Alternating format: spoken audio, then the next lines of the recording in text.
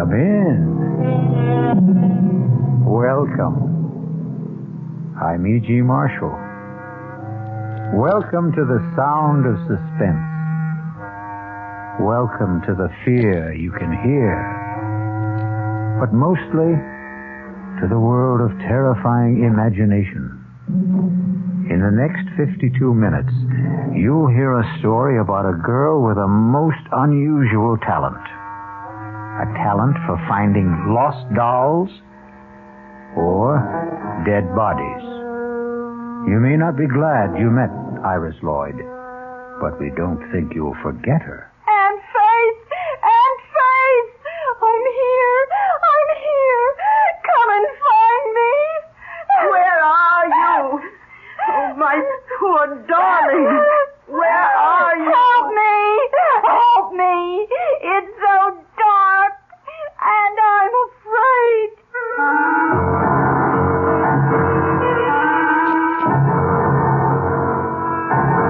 Our mystery drama, The Girl Who Found Things, was written especially for the Mystery Theater by Henry Slesser and stars Norman Rose. It is sponsored in part by the Kellogg Company, makers of Kellogg's Special K cereal, and by Anheuser-Busch Incorporated, brewers of Budweiser. I'll be back shortly with Act One.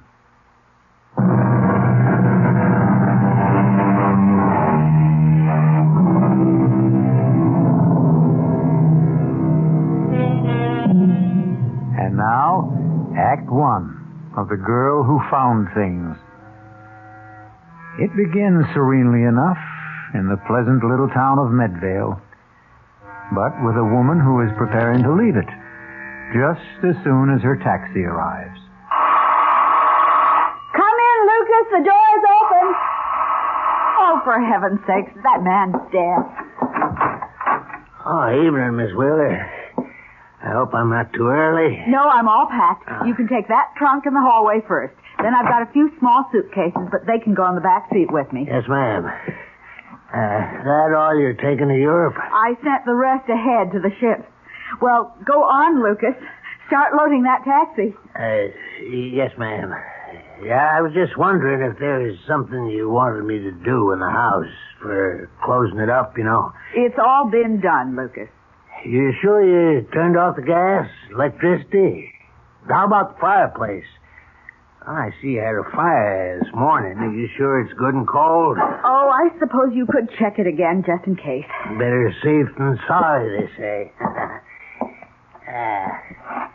Seems to me you've got a couple of embers burning there. Maybe I could put them out with a shovel. Please hurry, Lucas. Yes, ma'am. I'm going about this as fast as I can.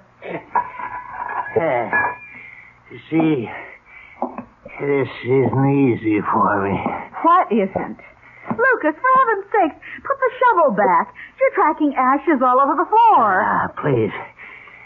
Please, turn around, Miss Wheeler. Don't look at me. Lucas, are you crazy? I can't do this if you're looking at me. Lucas, put that down! I'm sorry, Miss Wheeler.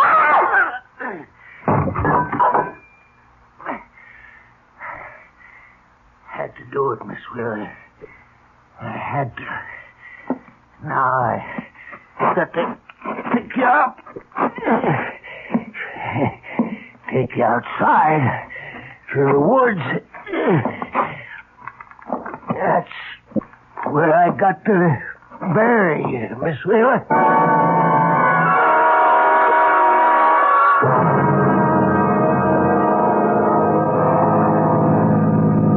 How much farther, David? We've been driving for hours. Almost there, darling. Just relax. Tell me more about your Aunt Faith. I don't really feel prepared to meet her. No one's ever fully prepared for Aunt Faith. I warn you that she's something of a character. Just waiting to be discovered by Monthly Digest. Anyway, after my mother died, she became less auntie and more motherly. That's why she was so upset when I got married and failed to do my filial duty. By bringing your bride home for approval. Something like that. I suppose she's going to resent me for being 2 years too late. So take my word for it. She'll be crazy about you. But remember what I said. She's an old gypsy. Don't be surprised if she drags out a crystal ball and starts predicting your future. Speaking of which, there's our future for the next few months straight ahead of us. The old homestead. David, is that you? It's us, Aunt Faith. Oh, David, my handsome boy. Hello, Auntie. Oh, I'm so glad to see you. It's wonderful seeing you. Aunt Faith, meet Rowena. Well, and it's about time. Hello, Mrs. Demarest. Nice to meet you at last. Oh, David, she's beautiful. Well, come inside. Come in. I've got a fire going. Let me take your coat, my dear. Oh, what a lovely fur. What is it, mink? Sable. I told Rowena she ought to wear the label on the outside so that people... Oh, well, I didn't know that you had company, Auntie. Oh, yes. David, this is Lieutenant Reese. Lieutenant, this is my nephew, David Wheeler, and his wife, Rowena. Ah, Lieutenant. That isn't a military title, is it? No, sir. I'm with the police. Oh, of course. Well, how do you do? I'm sorry we have to meet this way, but then I always seem to meet people when they're in trouble. Of course, I've known Mrs. Demarest for some time. Well, Lieutenant Reese has been a wonderful help with my charity work, David. And he's been such a comfort since this awful thing happened. Yes. Well, it's been years since I was in this room. I'd appreciate it if you and I could have a word alone. Oh? Oh, Rowena, I'll tell you what. Why don't you and I go upstairs and I'll show you your room? Yes, that would be fine. I can even show you the room where David was born and his old nursery. Well, how long's it been since you left Medvale, Mr. Wheeler? Oh, maybe 10 years. I've been back here on visits, of course. Once when my father died 4 years ago. As you know, our family business is down south. Yes, I know. You and your sister... My half-sister. Yes, you and your half-sister, Geraldine. You were the only proprietors of the mill, weren't you? Mm-hmm, that's right. But you did most of the managing, I gather. When your parents died, Miss Wheeler kept the estate and you went to Virginia to manage the mill. That's how it was, right? That's how it was. Successfully, would you say? Lieutenant, I'm going to save you a great deal of time. Geraldine and I didn't get along. We saw as little of each other as we both could arrange, and that was very little. Thank you for being frank. I can even guess your next question, Lieutenant. You'd like to know when I saw Geraldine last. When did you? 3 months ago in Virginia, on her semi-annual visit to the mill. But you were in Medvale after that, weren't you? Well, yes, I came up to see Geraldine in March on a business matter. As my aunt may have told you, Geraldine refused to see me. What sort of business matter was it? I wanted Geraldine to approve a bank loan I wished to make to purchase new equipment. She was against it, wouldn't even discuss it. So I went home. And you never saw her again? Never. And in case you're wondering, Lieutenant, I have no idea where she is. No idea at all.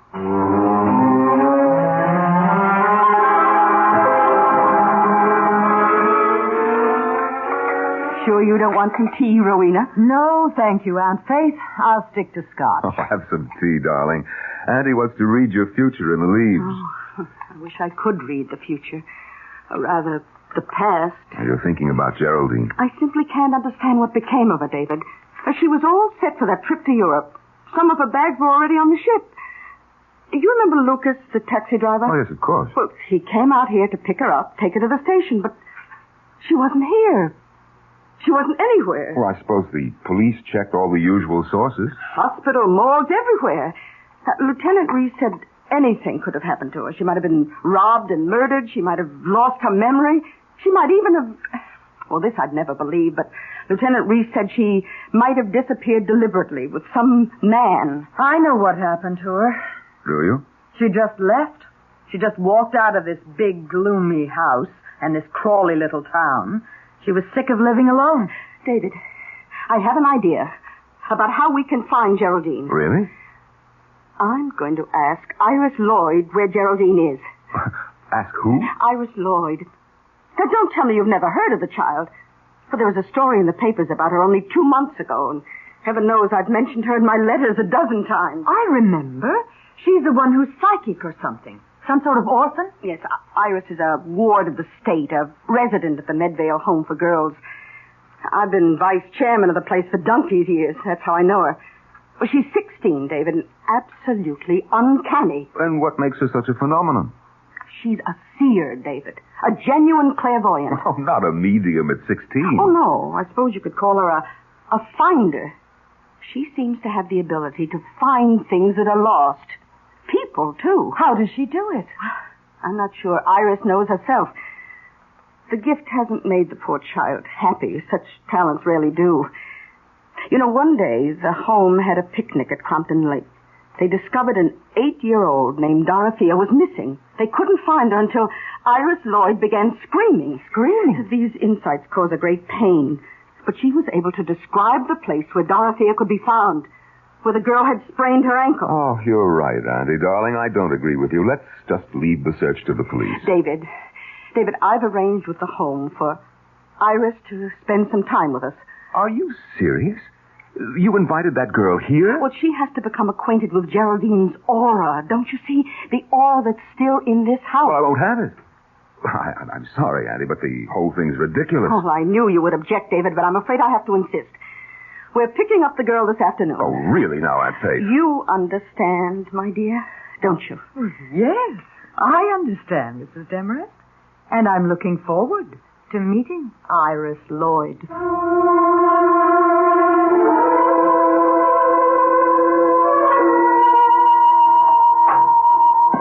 Please come in, Mrs. Demarest.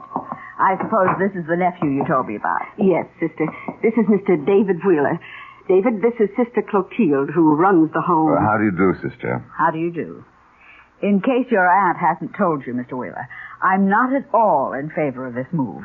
I think it's wrong to encourage Iris in this delusion of hers. Well, then you and I agree with each other, sister. Oh, it's not a delusion, Sister Clotilde. It's a gift from God. She's undisciplined. You might even say wild. But you are letting us have her, sister. She can come home with us. Did you think my poor objections carry any weight, Mrs. Demarest? One moment. Sister Pauline, would you send Iris Lloyd in now? Shall I come in? Yes, Iris, come in. Iris, you know Mrs. Demarest. This is her nephew, Mr. Wheeler. Hello. Hello. You remember me, Iris. I've been coming here at least 3 or 4 times a year to see all you girls. Yes, Mrs. Demarest. Now, the directors have been good enough to let us take you home with us for a while. We need your help, Iris. We want you to see if you can find someone who is lost. Yes, Mrs. Demarest. I'd like to come home with you. I'd like to help you find Mrs. Wheeler. Oh. Then you know about my poor niece, Iris? The Secret Service couldn't have secrets here, Mrs. Demarest. You know how girls are. Well, I guess we can get started any time if Miss Lloyd is ready. Please call her Iris, Mr. Wheeler. Remember that you're still dealing with a child.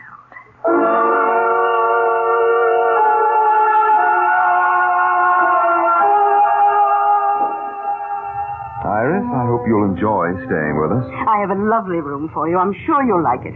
You know what I'd really like? What's that? A cigarette.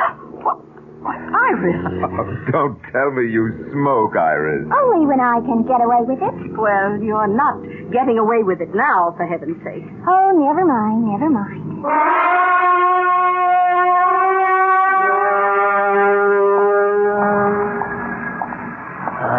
Hello there, Mr. Wheeler. Oh, Lucas.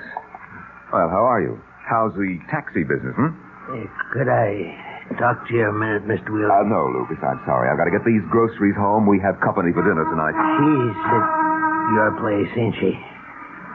That girl. What girl? That Iris Lloyd. The girl who finds things. I'm afraid of her, Mr. Wheeler.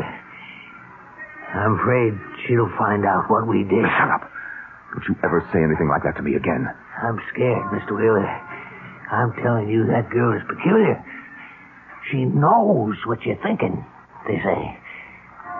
She knows where you can find anything, even dead bodies. Get away from me, Lucas. I told you to keep away from me when I came here.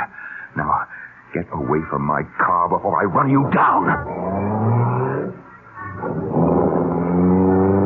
But I'm scared. I'm scared of that little girl.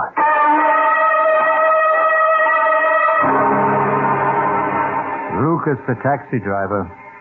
Lucas, the murderer, is scared. But David Wheeler seems to be frightened too. And maybe we'll learn if the fright is justified when we return shortly with Act 2.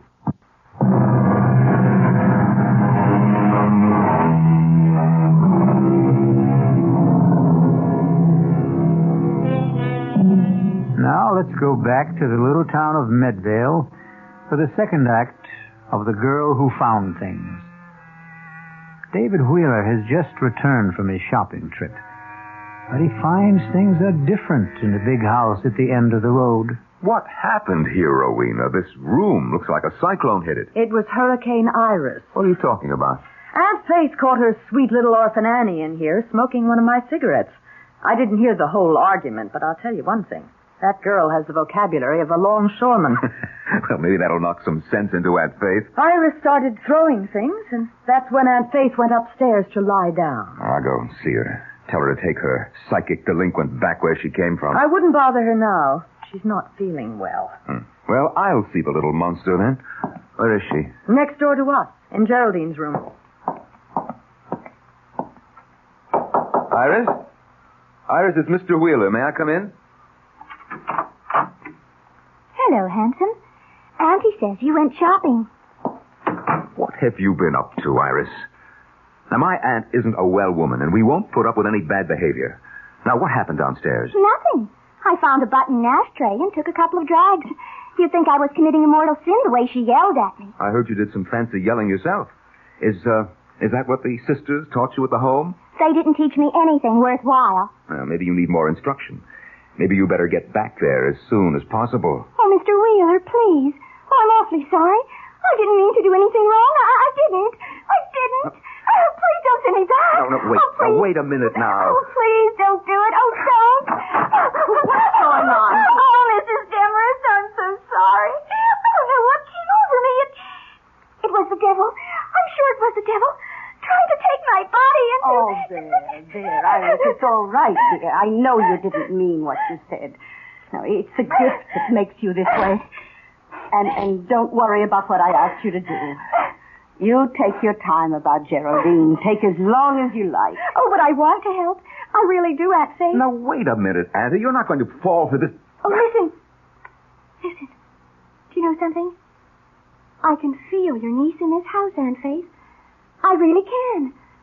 I can feel her in this room, whispering to me, trying to tell me where she is. Can you, Iris? Can you really? For heaven's sake, Auntie, can't you see that I can. I can feel her everywhere. I can almost touch Miss Wheeler. Oh, is this her closet? These are her clothes. Oh, they're so beautiful. She must have looked beautiful in them. Has Iris ever seen a photo of Geraldine? Oh, look at this one. It's all gold. All shiny gold. And it's so long. Was she very tall? It's an evening gown, Iris. Oh, I can sense her in this gown. I can. I just know I'm going to be able to find her for you, Aunt Faith. I know it. Yes. Yes, I believe that too, my child.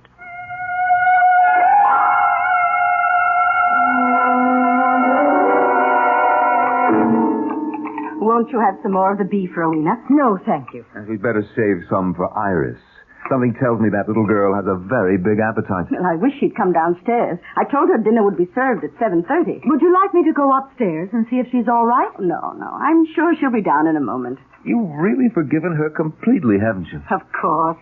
Oh, you don't understand psychic personality, David. It wasn't her swearing at me this afternoon. It was this demon which possesses her. The same spirit that gives her the gift of insight.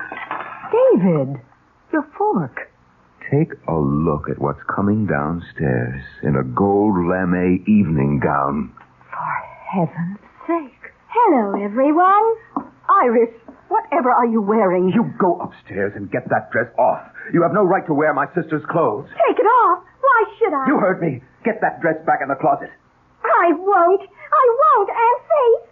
No, I won't take it off. You know what I told you? I have to wear your niece's clothes so I can feel her aura. You're going to feel my foot in about 5 seconds if you don't go upstairs. No, everybody in this house hates me. Iris, don't. No, please don't cry. David, you shouldn't talk that way to the poor girl. I won't stay here. I won't help you find your niece, that's all. You can't do anything of the kind, and you know it. Iris, listen to me. Yes. Iris, you remember those things you did at the home? The way you found things for Sister Therese? Yes. Do you think you could do something like that again, right now for us? I don't know. I could try. Would you let her try, David? I don't know what you mean. Now, I want you to hide something or name some object you've lost or misplaced, perhaps somewhere in this house. This is silly. It's a parlor game. The least you can do is try it. All right. How do we play this game of hide and seek? David, what about the cat? The cat? You remember, you once told me about a wool kitten you used to have as a child. You said you lost it somewhere in the house when you were 5, and you were so unhappy about it you wouldn't eat for days. Well, that's 30 years ago, Rowena. All the better. All the better, David. Iris, do you think you could find it? Could you find David's cloth kitten? Oh, I'm not sure. I'm never sure. Just try, Iris. We won't blame you if you fail. It might have been thrown out ages ago, but try anyway. All right. I will. But you'll have to shut off the lights. And then what? Burn incense and chant? David, please, turn off the room. I'll do it. There, Iris. The room is dark enough, isn't it? Yes. Yes. It's dark enough when I close my eyes. What's she doing? Breathing, obviously. I think she's going into a trance. It's so hard to know if she's faking or not, isn't it? Not for me, darling. She isn't, David. I know she isn't. She's in a genuine trance. Listen. Hot. Oh, it's so hot. She's sweating. So hot. She isn't faking that, David. Oh, so hot back here. Oh, please. Oh, please. Kitty is hot. Hot Kitty is hot. Kitty, she could be talking about the wool cat. Well, what if she is? Oh, please. Please, somebody. Help. Help Kitty. Help her. Please help Kitty. The girl is in pain. It's an act, I tell you. Hot. Behind the stove. So hot. Kitty, so hot. Behind the stove, is that what she said? Iris, darling, are you all right? David, turn on the lights quickly. Oh, Auntie, it was all gibberish. Rowena, it's just nonsense. You're so stubborn, David. Well, she said it clearly. The kitten's behind the stove. Well, you probably stopped it when you were a little brat of a boy. We could find out, couldn't we? Is the same stove still in the kitchen? I suppose so. There's a microwave oven, too, but they've never moved the old iron monster. Let's look, David, please. I can't feel anything behind here. Well, try the other side, David. Oh, this is ridiculous. Look, my hands are getting filthy. Here, use this ladle. But it's no use, Rowena. It simply can't. It can't. David, what is it? Did you touch something? Huh? Oh, yes. Something. I don't know what. Well, can you get it out? Yes, I think so. Oh, good Lord. David! It's a cat. A wool cat. Yes. It's so filthy and old, but it's still a cat, isn't it? Is it the one you lost? Is it? Yes, it's the one. David, you look so strange. You look frightened.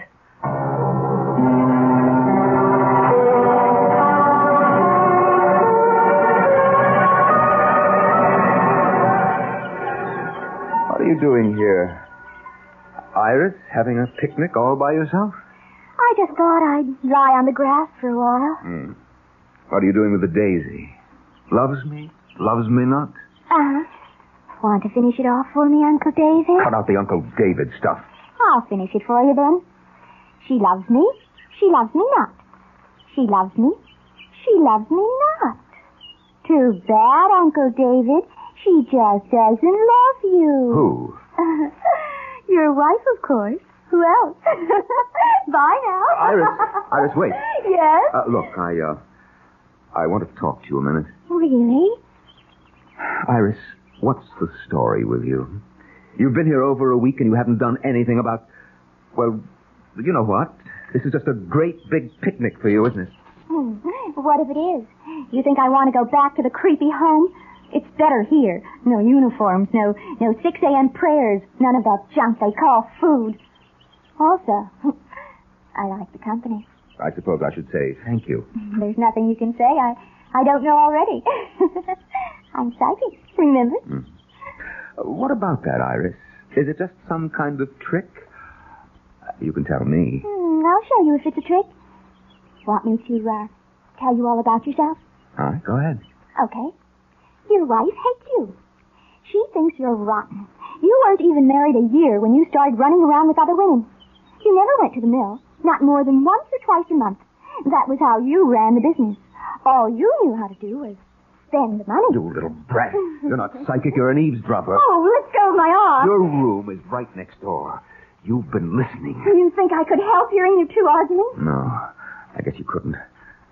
I'm sorry, Iris. I hope I didn't hurt you. I know a way you can make it up to me. Like this.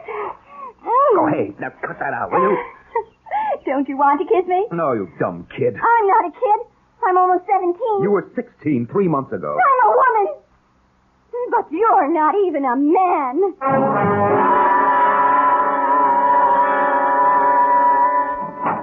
David? Yes, Auntie, it's me. Oh, did you call for a taxi? A taxi? No, why? Should I? Oh, I don't know, but Lucas's cab is in the driveway. He said he was waiting for you. Lucas? Well, I'd better go and see what he wants. Dinner will be ready around 7, David.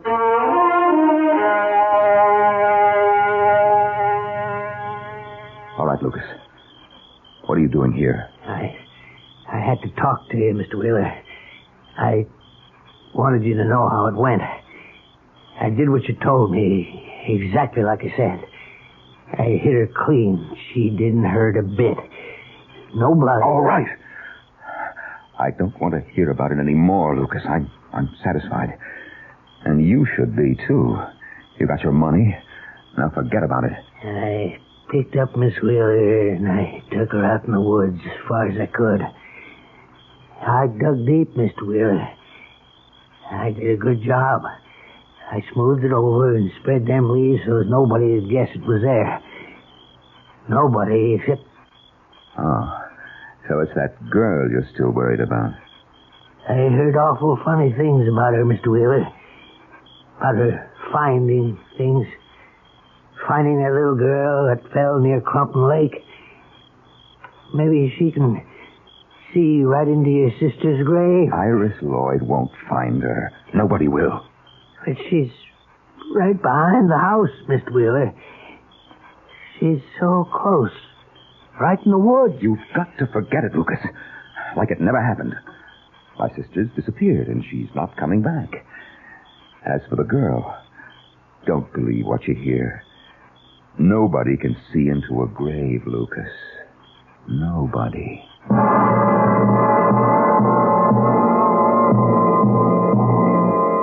Is David Wheeler really as convinced as he sounds? Or can Lucas detect the doubt in his voice and the fear in his eyes?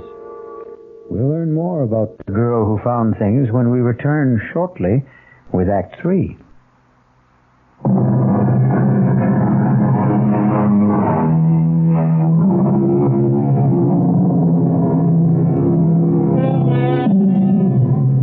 Now let's return to the Wheeler house in the town of Medvale. A house filled with people waiting for a psychic revelation from the girl who found things. But that revelation appears to be very slow in coming. That girl has been here for how long? 2 weeks? It seems like 2 months. And she hasn't done a thing but enjoy herself. David, what's the point of our staying on? You said you had some affairs to settle. You don't seem to be conducting any business at all. I hadn't been in the mood for business. That's nothing very new, is it? How long are you going to keep that light on? I'd like to get some sleep. If you think Iris Lloyd is indulging herself, what about you? Be quiet. I told you that she can hear every nasty little quarrel in this room. That's why I asked for a truce. Well, she doesn't have to eavesdrop, does she? Can't she read minds? Well, she's not the only clairvoyant around here. I can read her mind, too. Well, she's a child, for heaven's sake. She's in love with you. Of course, there's a minor obstruction in her plans, a small matter of your wife. But then I've never been much of a hindrance to your romances, have I? I thought you agreed to that truce. You are a pacifist, David. That's part of your charm. That's why you came up here in March, wasn't it? To make peace with Geraldine. I came here on business. You came to keep Geraldine from sending you to prison. That was the business. You know nothing about it. I have eyes, David. I know you were taking money from the mill. Too much money. Geraldine knew it, too. How much time did she give you to make up the loss? All right. If you won't let me get some sleep here, I'll sleep in the library. David! David, is that you? Yes, Aunt Faith. What are you doing up? Oh, I heard a noise. Oh, well, it was me, probably. I was just going down to the library to find a book to read. No, it wasn't you. David, look. What? Oh, it's Iris. Yes, in her nightgown. What's she doing in the front hall, dressed like that? David, she's sleepwalking. What? Look at her eyes. David, we have to follow her. No, let her alone, Annie. You're not supposed to disturb a sleepwalker, are you? I've got to follow her. All right, I'll come with you. David, she's talking to herself. Can you hear her? What did I forget? What did I forget? Did you hear that? Did you hear what she said? Yes, but I don't understand it. Why doesn't the taxi get here? Why doesn't it get here? Taxi. She said something about a taxi, David. Yes, I heard her. Oh, we have to be going to the station. I'm so nervous. I'm always so nervous when I go on a trip. Please get my luggage. My luggage. Oh, dear God, David. She's in a trance. She's talking the way... Oh, what did I forget? Gas, electricity, telephone. The fireplace. Is the fireplace cold? Oh, no! Not the fireplace! Not the fireplace! Oh, what does she mean? I don't know, but... Auntie, I think this is wrong. I think we should get her back to bed. No. Don't touch her, David. Don't. Look. She's heading for the back of the house. Come on. Yes, we've got to follow her. I think she means to go outside. We can't let her do that. Maybe it's important. Maybe it's something to do with Geraldine. Oh, don't be insane. She's just sleepwalking, that's all it is. Iris, wake up. David, don't. You mustn't. You want that girl to catch pneumonia? Iris. No! Iris. Don't! Please! Iris. Please don't! Iris, Don't. wake up. Don't! Oh, David, what have you done? You're not supposed to wake a sleepwalker. Everybody knows that. Let me go! Stop it. Oh, somebody! Stop it. Help me! Iris, Help me. Iris, it's only me, Iris. He's trying to kill me! He wants to kill me! No, darling, it's all right. It's only us. Wake up, I said, wake up. Oh, you poor child, you poor baby. Oh, David, that was a cruel thing to do. And Faye, yes. Iris, I'm here. Oh, are you all right? Oh, yes.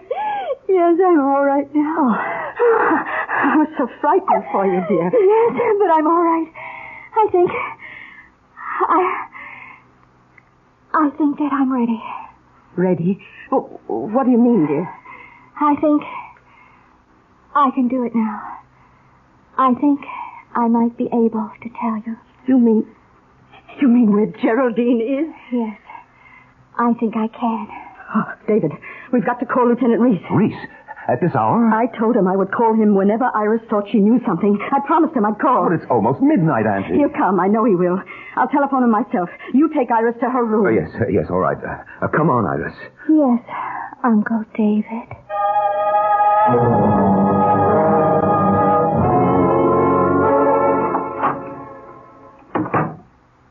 Well, Uncle David, are you scared? What are you talking about? You look scared. Scared of me? Shut up. I thought you would be. The minute you heard that I was ready. I'm sending you back. Iris, you're a fake. Even your sleepwalking act was a fake. Oh, David, you're so cute. You really are. But you know what? I don't have to be ready. I don't have to do anything at all when that policeman gets here.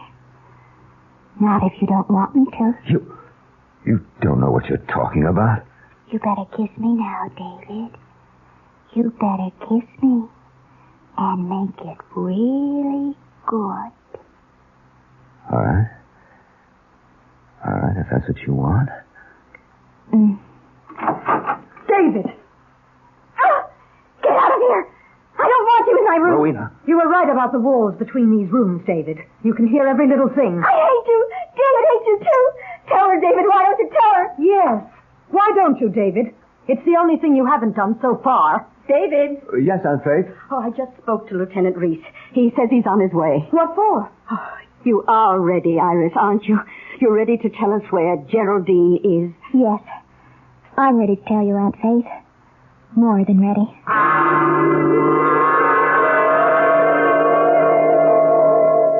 Are you sure she's all right, Mrs. Demarest? She looks awfully pale to me.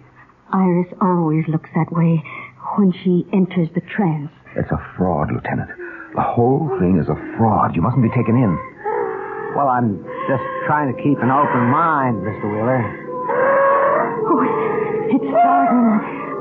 I think she's going to say something. Now, Iris, look, you've got to stop this. That girl is working herself into some kind of fit. It's all her own doing, isn't it? Well, maybe Mr. Wheeler's right. The girl might do herself some harm. No, you must wait. Listen. Aunt Faith! Aunt Faith, I'm here. Aunt Faith. Come and find me. Oh, help me. It's so dark. Oh, won't somebody help me? It's Geraldine. Oh, dear Lord, it's her. Oh, where are you? Oh, Geraldine, my poor darling. Where are you? Help me. It's so dark. And I'm afraid. Where, Geraldine, where? Tell us where you are. Someplace far away. A place with ships. The sun is shining. I saw hills and green trees. There are bells ringing in the street. She's out of her head completely. A place with ships, bells ringing in the streets. I see water. A bridge. Trolley cars in the street. Going up and down the hill. San Francisco. I'm sure she means San Francisco. Yes, it sounds like it. Iris, do you mean San Francisco? Is that where Geraldine is? Yes. That's where she is. Well, who knows? It's as good a guess as I've heard. Has Miss Wheeler ever been in San Francisco before? Never. Why would she go there? David? I really wouldn't know. But if that's where Iris says she is, I guess the spirits know what they're talking about. She's waking up. I want to go home. Oh, please, somebody take me home. To Sister Clotilda.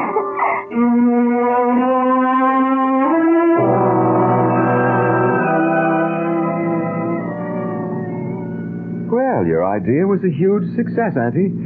But I can't say that I'm not glad to see little Iris back where she belongs. Yes, the poor child. It's the only home she knows. Now all the police have to do is find Geraldine in San Francisco, if she hasn't taken a boat to South America by now. I just don't understand it. It's not like Geraldine to run away without a word. Well, here we are, home again. Aren't you coming in, David? Oh, not just yet. I thought I'd go into town and pick up some champagne. I thought we'd celebrate a bit tonight.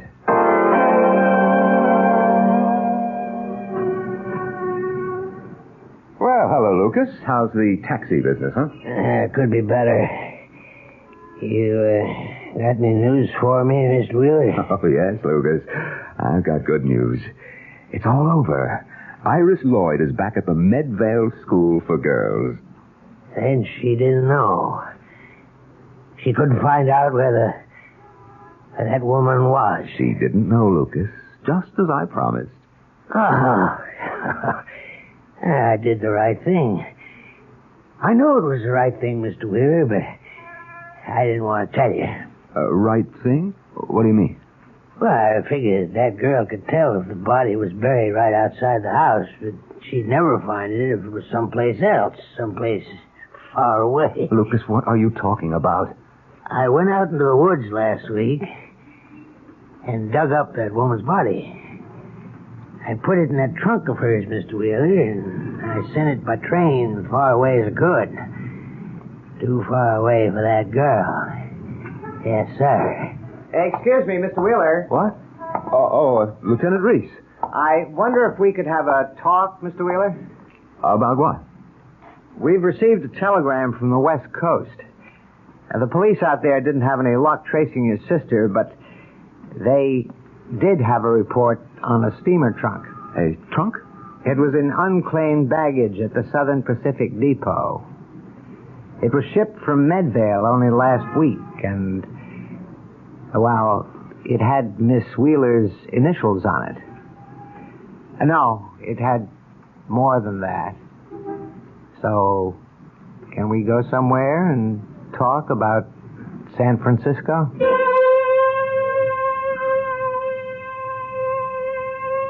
Well, Iris Lloyd is back in her own bed tonight, and her dreams will probably be peaceful. But David Wheeler is in for a nightmare that may last him for the rest of his life. I'll be back shortly.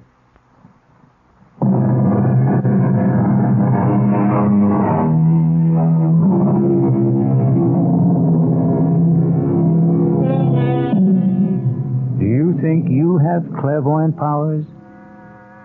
Have you ever had the experience of finding something that everyone else thought was lost? Actually, you've done exactly that. You found the magical world of radio drama.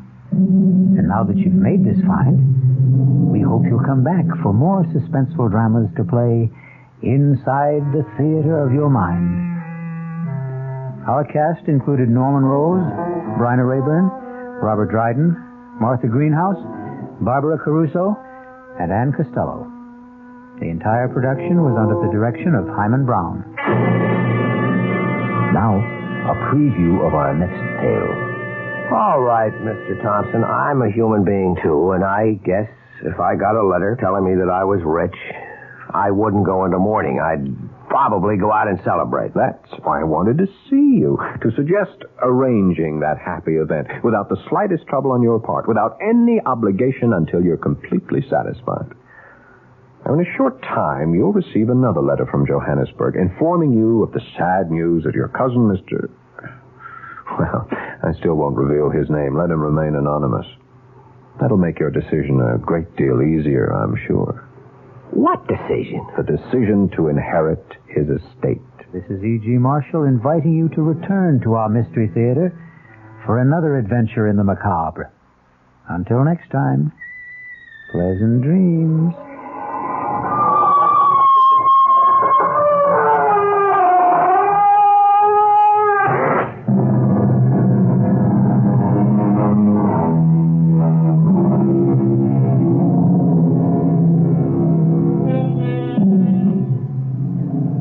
WOR Mystery Theater was brought to you by ShopRite Supermarkets, where you get a lot more for a little less, and by Suburban Savings, with offices throughout North Jersey.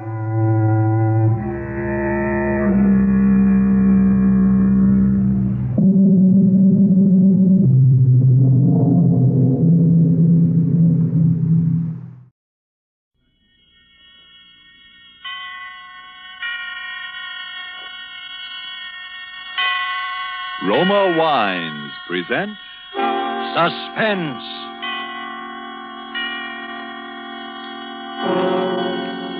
Roma Wines, made in California for enjoyment throughout the world. Salud. Your health, senor.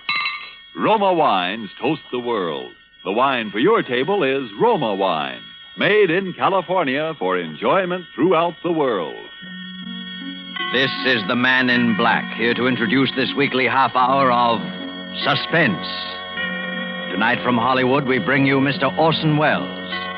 Mr. Welles will appear as star of the suspense drama called The Dark Tower, from the play by George S. Kaufman and the late Alexander Woollcott. But before we raise the curtain on this evening's tale of suspense, here is a message from your host, the Roma Wine Company of Fresno, California. Let us picture a scene in the fashionable restaurant El Patio in Havana, Cuba. From the next table, we hear a Cuban judge of fine wines describe in glowing terms the wonderful climate and soil of our own California. When his American guest points out that his Cuban host has never been to the United States, the Cuban answers, "Well, it's true I've never visited your California, but from only such perfect wine country could come sherry of such superb quality as that we have enjoyed, Roma California Sherry." Yes, by their example, wine connoisseurs of many other lands tell you that in Roma wines are all the great qualities that must be present in a wine for great enjoyment. It's for this reason these wine experts of other lands import Roma wines from great distances to be enjoyed as a rare luxury. But for you, this luxury of other lands becomes a daily pleasure, because you can enjoy any of Roma wine's many different taste-appealing wine types without additional charge for import duties and expensive shipment from great distance. These two great Roma wine features, superb quality and small cost, have made Roma wines America's largest selling wine. I'll spell out the name for you. R-O-M-A, Roma wines, made in California for enjoyment throughout the world. And now with The Dark Tower, and with the performance of our star, Orson Welles, as that noted actor, Damon Wellington, scion of the celebrated royal family of stage and screen, we again hope to keep you in suspense.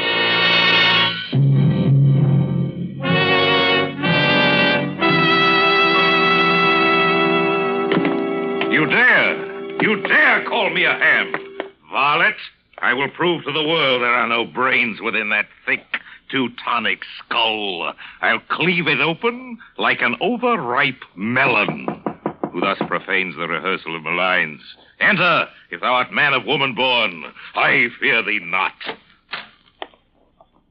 Hello, Damon. Ben Weston, you old son of a gun. I heard you were back from the coast. What news in the Rialto from that cesspool of the arts known as Hollywood? Have they turned my picture to the wall at the Brown Derby yet?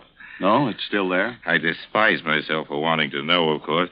It's marvelous to have you back, Ben, old boy. Seen Jessica yet? Yes, I've seen her. Isn't she looking fine? Feeling better than she has for years, I think. You got a great thing in this play, Ben. Changed quite a bit from the original, of course. Sort of a satire on the family. Perhaps it might be more dignified to say that the family is a satire on the play. Yes, I heard about it. For instance, those lines you heard me declaiming at the end, it actually happened to me once, you know. That German, what's his name, who directed Macbeth, he called me a ham. And I chased him out of the theater, and for 4 city blocks, in full costume, with a 2-edged sword. Damon. There's a little thing I like in the second act, too. Jessica asked me why I don't stop drinking, and I say, what? Would you have me subsist entirely on food and reach the gargantuan proportions of an Orson Welles? That ought to needle the boy wonder. Hey, Ben? Damon, can't you stop clowning for a minute? Of course I can. Oh, what a rogue and peasant slave. Damon, please. Please be serious. What's the matter, old man? You know as well as I do what's the matter. No, frankly, I can't say that I do. To me, the world looks rather well. Does it? And Jessica feeling better than she has for years. Is she? Well, isn't she? Of course not. How could she be? And why shouldn't she be? Damon, don't you realize there's been a murder? Well, to be sure, so there has, and a good thing, too, if you ask me. What of it? What of it? Can't you see the thing is hanging over this house like a curse? I hadn't noticed anything hanging over this house, profane or otherwise. And what about Jessica? Oh, I suppose it's bound to upset her a little, but she's really in fine shape, Ben. He's going to be marvelous in this play. There's more at stake in this than a play, Damon. The thing has never been solved. Perhaps it never will be. Perhaps that's just as well. But Jessica can't remember. Don't you understand, Damon? She can't remember. Well, then, Jessica can't remember. Listen to me, Damon. I wouldn't mind it if it was just that other people thought she might have done it. But they would do that anyway. But she does. Oh, come on, Ben. I don't believe it. I've talked to her, Damon. I know. Oh, I Damon, see. I love Jessica more than anything else in the world. You know that. Yes, Ben, I do. But this way, I couldn't. You couldn't marry a murderess? Huh? I just think it'd be rather exciting. Now that you mention it, I rather wish I had. Instead of some of those I did marry. Damon. I'm sorry. Pretty serious to you, isn't it, old man? Did you think it wouldn't be? Well, to tell you the truth, Ben, I hadn't thought about it at all. That's the trouble with being an actor. As long as your part's good, you don't give a hang about the rest of the play. Have you told Jessica? Yes, we had a long talk. How did she take it?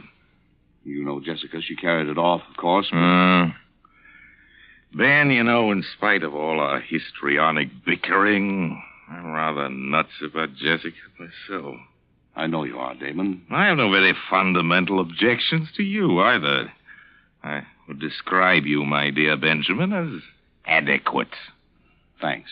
So I think perhaps you and I'd better have a nice, long, heart-to-heart talk. What good will talking do? I think if you'll do the listening and let me do the talking, you'll see.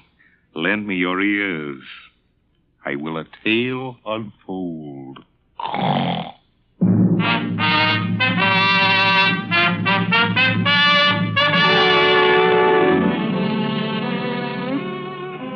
Well, Jessica, as you know, had been in a sanitarium for nearly a year. She hadn't been on the stage in more than 2 years. The Dark Tower was to be her first attempt to work again. All that time. I know it isn't the greatest play in the world, but it has a surefire box office appeal.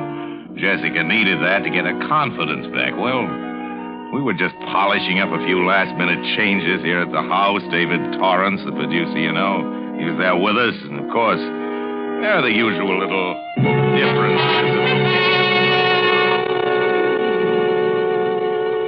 And another thing, Damon, when you kick me in the middle of the second act...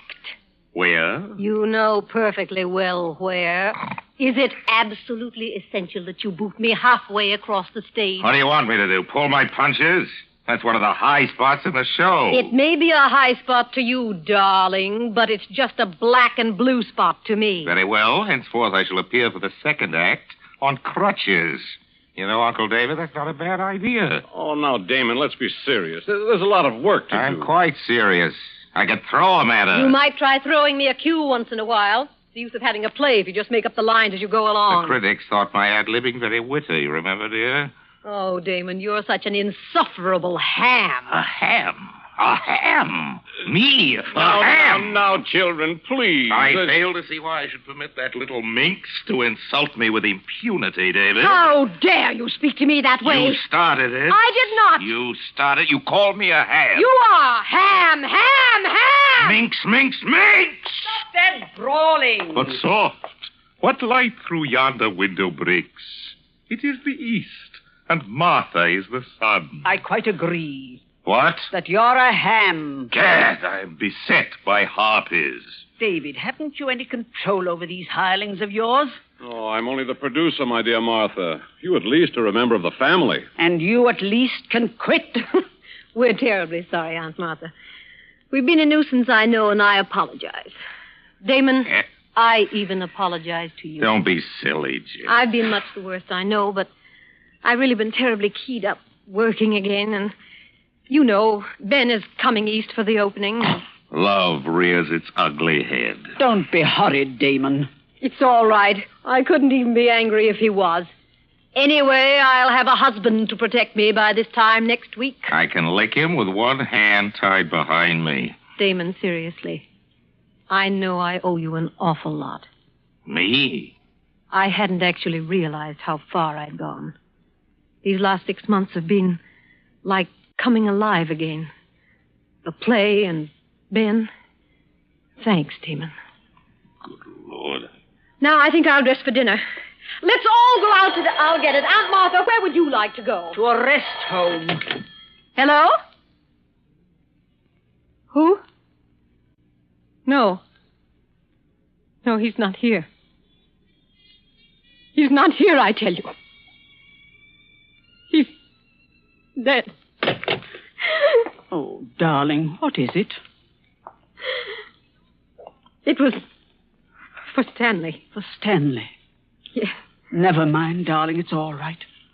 Just some fool who didn't know. Of course. Damon, you take David and Martha out to dinner, will you?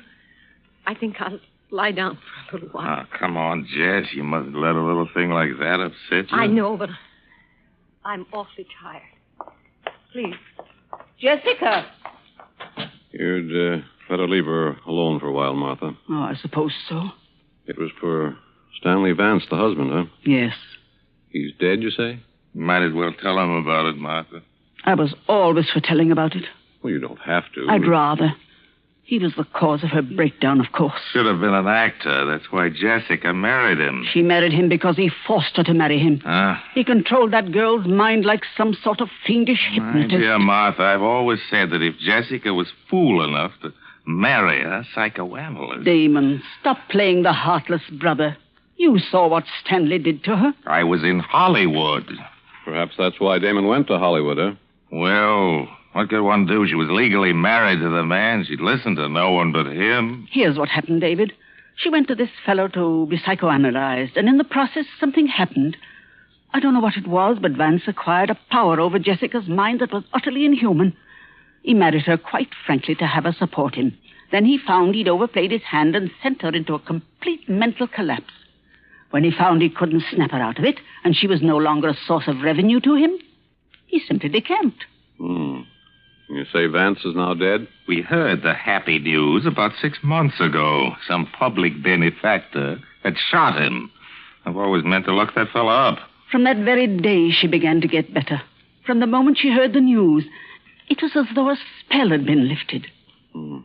Now she's practically all well. You know, it's odd at that, someone phoning for him after all these months. Probably the sheriff just catching up. Oh, I wonder who that could be. Damon. You don't suppose... I'll go. It may be a peasant with a petition. Good evening.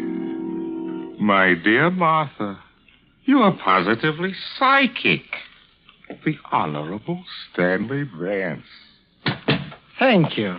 I trust the shock will not be too great. One knoweth not the place, nor the hour when the bridegroom cometh, does one? My luggage will be here shortly. Listen to me, Stanley Vance. Good evening, Martha. I regret to arrive so unceremoniously. I have been ill. So we have been told. We have been assured, however, that your illness was fatal. Damon, I thought Stanley. Jessica. My poor, poor darling. Stanley. Oh, but you're ill, my dear, aren't you? You're ill. You should be resting. You're tired and exhausted, aren't you? Terribly, terribly tired. Yes. I am tired. Oh, great. Terribly tired. I'll take you up to your room, darling. I take it we still have the same room, Martha. Listen to me, Stanley Vance. The poor girl, you can see how weak she is. If you think you're going to stay under this roof for a single minute, get out! Very well. Get out! Very well, if you insist on being inhospitable, Martha. You'll pack your things, Jessica. We'll go to an hotel. Yes. Yes, Stanley. Jessica. But I'm so tired. Will you help me, Stanley? Of course I will, my dear. Come along. Stanley. Yes, Martha? All right, Stanley. You win. You're asking us to avail ourselves of your hospitality, Martha. Yes. You can stay. That's very sweet of you, Martha. Isn't it, darling? Yes. Yes, Stanley. But somehow, someday, there'll be a time of reckoning for you, Stanley Vance. And until it comes, keep out of my sight. The pleasure will be all mine. Come, darling. We'll go to our room now. Yes, Stanley. Damon. Yes, my aged auntie. Damon, what are we going to do? I don't know what you're going to do, Ducky. But I'm going down to the Lambs Club and have a quadruple scotch and soda.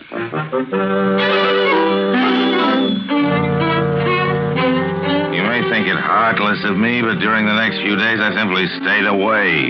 I think you'll understand my reasons later. As for Jessica, she was, of course, completely in his power again, and about a week later there appeared upon the scene a gentleman who was destined to play a very substantial role in our little drama. I think you've already met him, at least on one occasion. I'll get it, Jessica, darling. Hello? No, Mr. Damon Wellington isn't here. Can I take a message, please? Mr. Max Hartsfeld. Hartsfeld. I'll tell him you called, Mr. Hartsfeld. I really couldn't say. Well, you can come up and wait if you like, of course, but I can't promise he'll see you. Very well, goodbye. Jessica, Yes, Stanley. do you know any friend of Damon's named Max Hartsfeld? No, Stanley. He seemed extremely eager to see him. He said he'd come up here and wait. Oh, I see.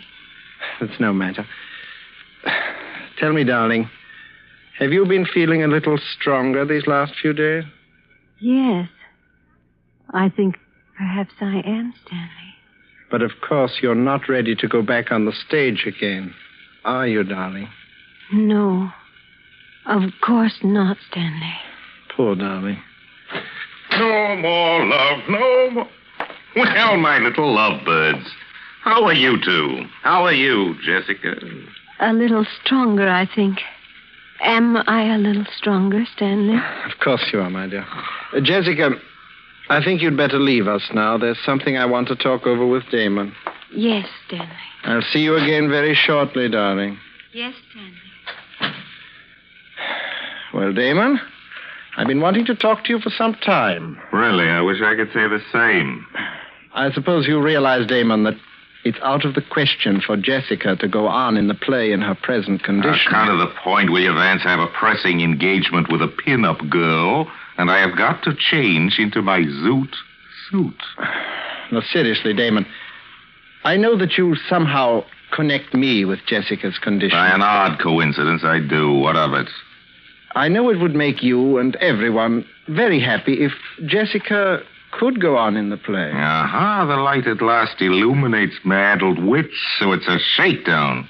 A shakedown, is it, Stanley? My dear Damon, I really don't know what you're talking about. Look here, my larcenous in-law. I've been shaken down by experts on every conceivable count, including the man act in my time, and I can smell 'em a mile away. What you propose is that for certain financial considerations, you will leave this happy home, Jessica will recover, and she can go on in the play. The answer is no. There won't be any play without her, Damon. Are you suggesting that my name is not sufficient to draw the suckers? I can get a dozen people to play Jessica's part. Margaret O'Brien, Marjorie Main, Daisy, Agnes Moorehead. Makes no difference to me. Anybody at all. Don't try to bluff me, Damon. After all this build-up, you won't dare go on without Jessica. You little know me, Stinky. You may consider your little farce as having closed on opening night. As for Jessica, I'm very much afraid that she's made her bed, and now she'll have to lie in it. There's no cure for her short of murder with yourself as victim, and I do not propose to put my neck in the hangman's noose. Good night. I think you'll see things my way a little later, Damon. Forbid. By the way, did I have any calls? Oh, yes. Max Hartsfeld called. Max Said he was coming up here to Hartsfeld. wait for you. Good heavens, when? He's on his way now, I imagine. Look, tell him I'm out. Will you go on to Hollywood or something? Fellow's been pestering me all week, wants to buy into the show, and I simply don't want to see him.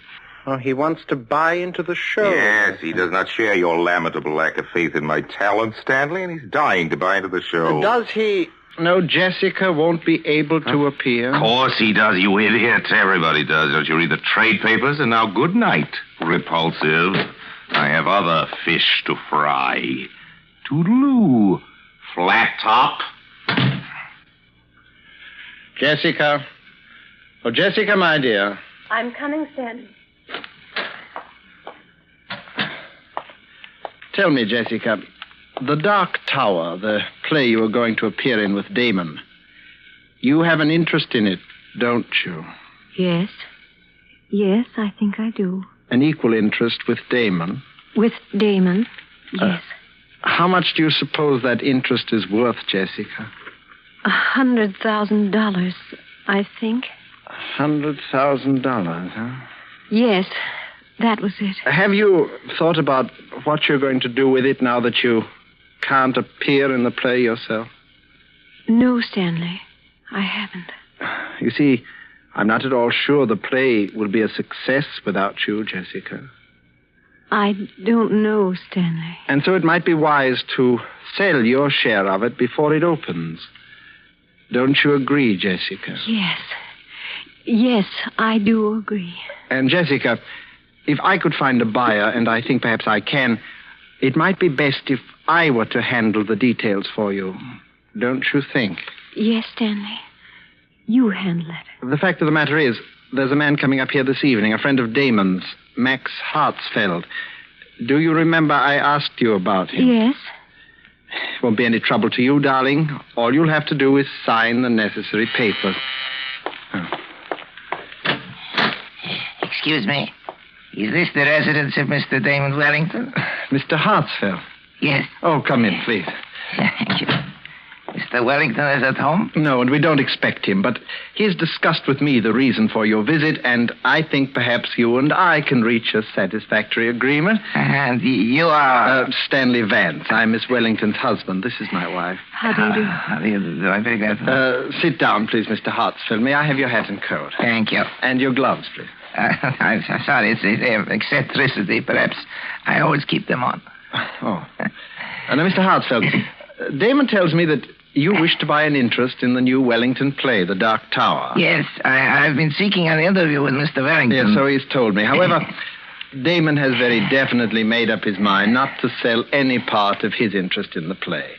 You are sure of this, Mr. Vance? Oh, yes, quite sure. I had a long talk with him about it only this evening. I see. I will not conceal from you that this is a source of great disappointment to me, Mr. Vance. I have such a deep admiration for the talents of Mr. Wellington. I've ventured in a few previous theatrical enterprises. Now, at last, I hope... I quite understand your feelings, Mr. Hartsfeld, and I think that I may be able to help you. Yes? Yes. You see... Damon owns only half of the Wellington interest in the play. My wife, Miss Jessica Wellington, owns the other half. And we, if the offer were sufficiently attractive... Indeed. You are willing to sell then, Miss Wellington? Yes, whatever Stanley says. Good. Then perhaps we should get down to details, huh? Yes, Mr. Vance. And Miss Wellington, I'm afraid you will think me very rude. Not at all. What is it? Since the talents of Miss Wellington's brother must be considered the very essence of our bargaining, and since you are acting as her agent in any event, I wonder if she would forgive me if I ask that you and I conclude this part of our business alone, Mr. Vance. Oh, of course. Jessica will understand perfectly. Won't you, my dear? Yes, Stanley. Run along then, darling. I'll call you when we need you. Yes, Stanley.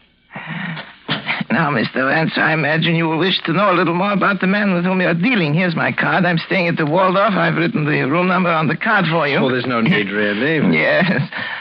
But before we discuss terms, there is one other thing.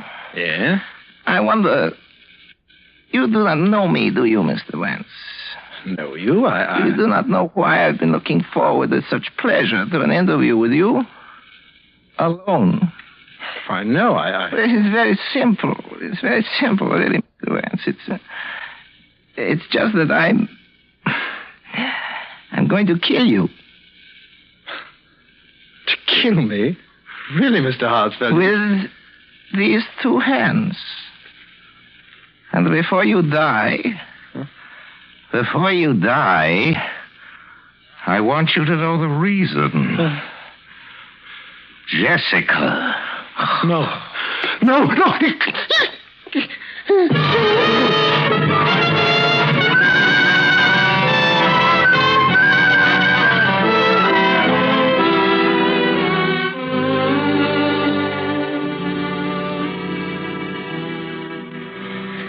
So you see, Ben, there is your murderer, Mr. Max Hartsfeld.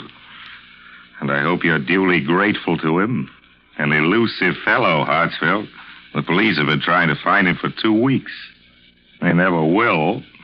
Left no fingerprints, you see. He always kept his gloves on. It's an eccentricity. Damon. An eccentricity. Wait a minute. Do you mean you? My dear Muttonhead. Listen, darling, the whole thing's perfectly clear. It's as plain as the putty nose on Max Hartsfeld's face. I still can't get it into my head. Benjamin, if you don't know who Max Hartsfeld is by now, you are the only person within the sound of my voice who does not. You mean you impersonated... Then it wasn't Jessica. Jessica? She never could have done it. The girl has talent, but no genius. But Damon, murder. Murder, he says. Dear friend, you share with me a guilty secret. Your lips are sealed. Come, In the words of Hamlet, never, so help you mercy, note that you know aught of me. Swear by my sword. What? Swear! I swear.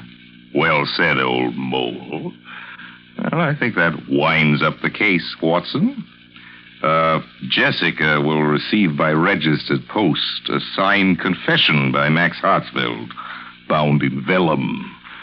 That should end her worries.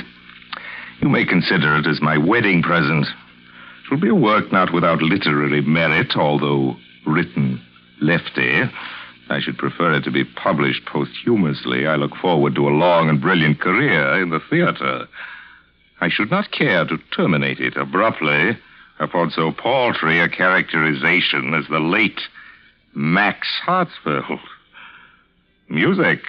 Curtain.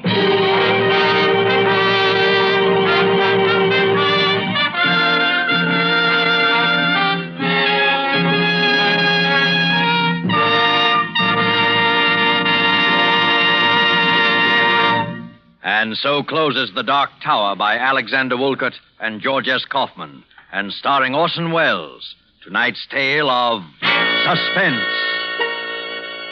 Suspense is produced and directed by William Spear. If we could bring to this microphone a man typical of all Roma wine dealers, this is what he might tell you. I sell a lot of the good Roma wines. They are, you know, America's largest selling wines. My Roma wine customers, I've noticed, are sociable people who enjoy entertaining friends. Talking with me, they give a lot of credit for the success of their entertaining to the enjoyable Roma wines they serve. They're thrifty people, too, these buyers of Roma wines. What else could offer so much enjoyment for so little cost? Only pennies a glass by actual check. Now, that doesn't leave much for me to add, except this, perhaps. If you are not already one of the millions enjoying Roma wines regularly, make your own taste test of any of Roma wine's many different taste-delighting California wine types, such as the delicious tangy Roma Sherry, or the hearty Roma Burgundy, or the sweeter, heavier Roma Port, and discover for yourself why Roma wines are winning international praise, voiced in this phrase: Roma wines are truly magnificent. Let me repeat the name: R-O-M-A, Roma wines, made in California for enjoyment throughout the world. This is Orson Welles, ladies and gentlemen. Next week's Suspense will, as is its policy from time to time, do the unexpected in the way of casting. Because you're going to hear the country's leading comic juvenile, Mr. Eddie Bracken, as a dramatic actor. I look forward to hearing that. I know you do, too. Insure your baby's future by insuring your country's future. Buy war bonds for your baby today. Don't forget, then, next Thursday, same time, you will hear Eddie Bracken in Suspense. Presented by Roma Wines, R-O-M-A, made in California for enjoyment throughout the world. This is CBS, the Columbia Broadcasting System.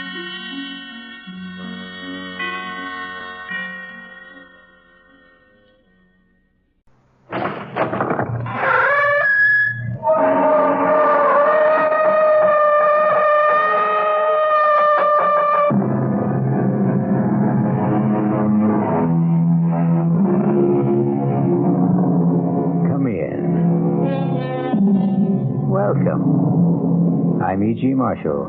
Welcome to the sound of suspense, to the fear you can hear. I have an unusual story about a father and son. You know, it is said that love and hate are two sides of the same coin. If this is so, Phil, the son, never believed it. His hatred blinded him to the extent that he lost all humanity and compassion for his father. This is Phil Coleman. It's not in the past. It's now. Every day of my life since I can remember. It was my mother's life. The life of my sister. It wasn't only his miserable life that was destroyed. It was all of us. My mother dead at 43. My sister, I don't even know where she is. Or what became of her. Now, look, Mr. Coleman, I can appreciate what you've been through, but if you won't take him, he'll die here in prison. Let him. let him die.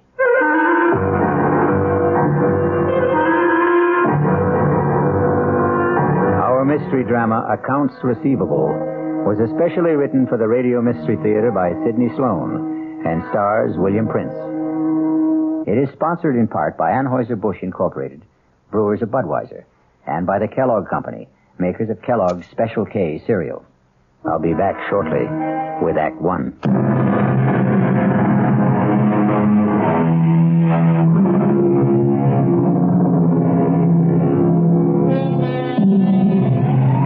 Bill Coleman parked his battered pickup truck in the prison compound marked for visitors.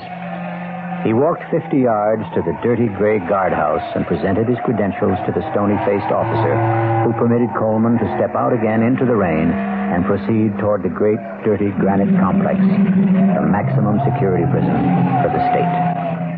Once inside, Coleman was ushered into the office of the chief prison doctor. Mr. Coleman, will you have a chair? I just want to get out the file on your father. I'm sorry I had to come out on such a nasty day. Let me see here. Coleman. Richard. Oh, here we are. I don't really need to look at the file on Rich Coleman. I almost know it by heart. Caught in a police trap after being at large for 12 days after the payroll robbery at the Sphinx Tool and Die Company plant. Both his accomplices, Buddy Mayer and Mickey Montross, killed running from the police, and their share of the robbery recovered. Only your father held out, denying that he had any part of the money. Please, Doctor. I know the story. Yeah, I suppose you do. Do you think he hid his share somewhere before the police got him? I don't know any more than you do. $106,000. Your father was quite a celebrity all over the papers, TV, radio. Nobody talked of anything else at the time. He was something of a folk hero. Gunman? Bank robber? A folk hero? Now, look, Mr. Coleman, the reason I asked you to come is that I couldn't write what I wanted to say. I discussed the matter with the warden, and he approved of my plan. He will cooperate, and with his help, it won't be too difficult to obtain a parole. Parole? He's coming out? He's had a serious heart attack. It's his third. Now, the parole can be arranged for humane reasons, etc. There's only one catch. The warden will go along with this if you will assume responsibility. No. He's a sick old man. No. What if you won't take him? He'll die here. Let him. Let him die. How long is it since you've seen him? I went to his trial. I took my mother. Over 9 years ago. You haven't seen him or written to him since? Well, he wrote to me when he was informed that my mother died. I didn't answer. He sent birthday cards to Harry, my son. I want you to do something for me. I want you to see him. No. No, I couldn't. I want you to do it for me. I won't ask anything else of you. Won't take long, Mr. Coleman.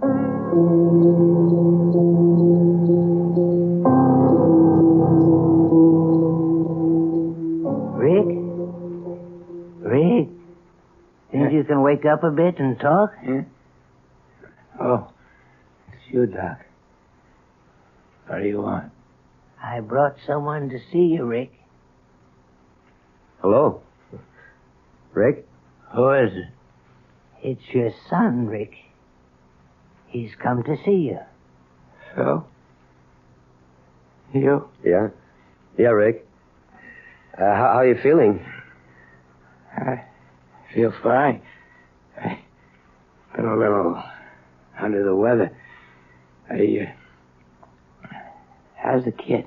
Oh, Harry's fine. He's going to school. Fine. Nina, how's she? I only saw her that one time at the trial. Oh, she's okay. She's getting on. If so, I wonder if, when you get back, would you send me a picture of Harry? Oh, yeah. I guess so. I'd appreciate that. Well, sure. Sure, I'll send you pictures. Well, only, Phil, if you don't mind, I'd like to have my grandson send it.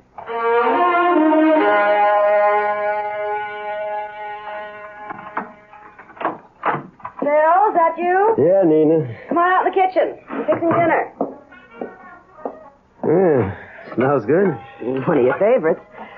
I thought I'd make you feel better with a good meal in you after a day of driving in the rain. Is it still raining? Oh, it stopped about an hour ago. Just about when I got to Glens Falls. That's good. We had enough rain. Yeah. Harry home? In his room doing his homework. But was that radio going? He says he concentrates better. Ames call? Yeah, twice. About 30 minutes ago. He seemed angry. That's too damn bad. I wish you and him got along. It'd make it so much easier. But he never does his share of the work at this station. If he has to go out and pump a tank of gas, you'd think the world was coming to an end. He hardly gets his hands dirty. Well, now, you knew he didn't know anything about the gas station business, Phil. Okay, I needed his money, but I can't carry him on my back. I gotta buy him out. Well, ain't you gonna ask me? I know you'll get around to it in your own time. I saw him. Talked to him. How is he? Hardly recognize him. Gotten so old. I don't think he knew me at first. He's been sick. Heart. Doc said it was his third, a bad one. That why they wanted you to come see him? Partly. They had something else up their sleeve. They're going to let him out. Out? Well, I thought he was in for life. That's right. 4-time loser, they call it. According to the state laws, that's life. But because of his health, the doc called it humane reasons or something, they'll parole him. And they have to get your approval, huh? That why they made you come? Something like that. They want me to be responsible for him. What? Want me to take him in, take care of him. Well, maybe he wouldn't want that, Phil. He's got nothing to say about it. It's either that or die in prison. Oh, Phil. I told him. No, I wouldn't have him. Now, Phil, you know you're going to take him in. No, I'll never have him in my house. Let that jailbird die where he belongs. Let him die in prison.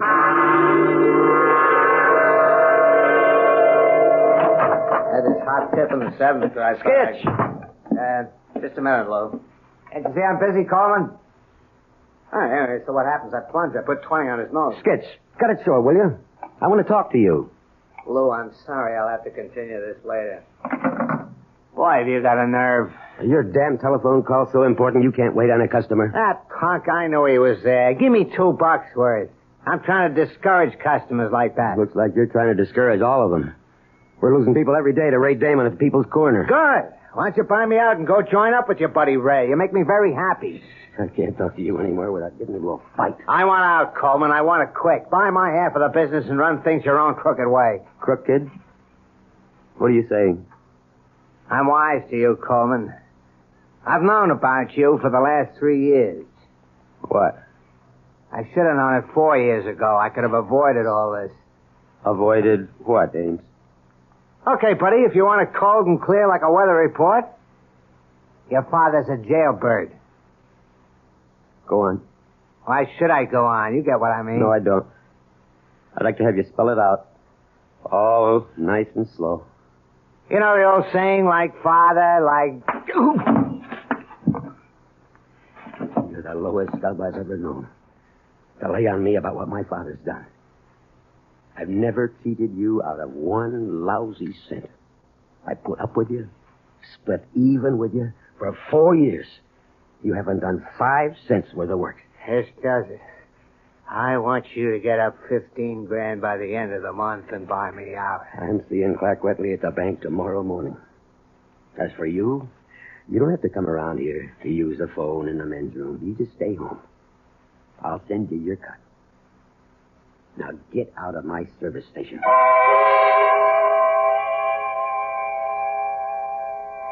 Hello, Mr. Wetley. I want you to excuse me for calling you at home after business hours. Well, you see, I can't make it down to the bank during the day. I've been trying for over a week. I'm kind of short-handed. Wayne's? Oh, well, that's why I'm calling you. I want to buy him out. You see, it's a good business for one owner, but when you divide it in two, what I'm trying to say is I'm going to need a big loan from the bank. 15. Yeah, that's what he wants for his share. Well, he won't take less than that. Yeah, I know it's tough trying to do this over the phone. Maybe tomorrow morning. Oh, thanks. I appreciate that. Well, how'd he sound? Oh, I don't know. No, that's a lot I'm asking for. Phil, suppose you can't get the money. What can Ames do?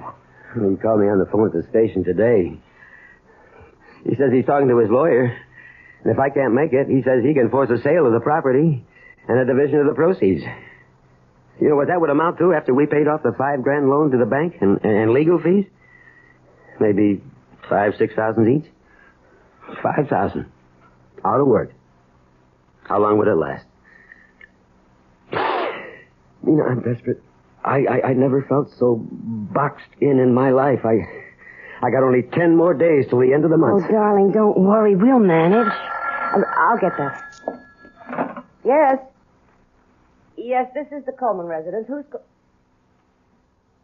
Well, yes, he's home, but I don't know... Who is it, Nina? Pardon me a minute. Phil, it's that doctor. The doctor from the prison? What do I need this for? At this time. I know what he wants, and he knows how I feel. Tell him to... No, give me that phone. Look, Doctor, why can't you leave me alone? You know, I don't want him now or ever. That's final. Goodbye. I can remember wanting a father so much it had hurt. I'd cry at night in my bed and quiet so my mother wouldn't hear. I'd pray. Please, God, let me have him around for a week, huh? A whole day. An hour. That's when I really believed in a God. I swore that if I ever had a kid, I'd love him, take care of him. Clean and honest like his father. I've never taken a cent that didn't belong to me, Nina. I know that, dear, and I love you for it. You're a good man. That wasn't the first time the doctor has called, was it? No, he's called at least 5 times in the last few days. Call him. Tell him that the old man can come. Oh, Phil. I don't know how we're going to manage. And so Phil Coleman yields to the pressure around him to accept his father into his home. The barrier of hate he has built up, however, will not dissolve. We'll return shortly with Act 2.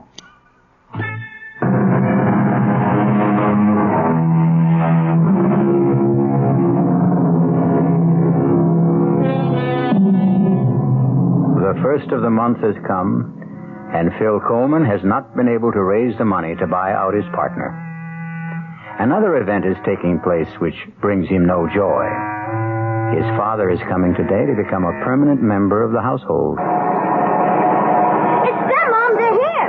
It's Dad's pickup truck for Grandpa. Harry, take it easy. You know how excited you get about things. Now remember, he's an old man and he's been very sick. I know. Mom, I'm really glad to see him. Well, go open the door. Dad's carrying the suitcase. Welcome, Grandpa. Here, let me take this suitcase.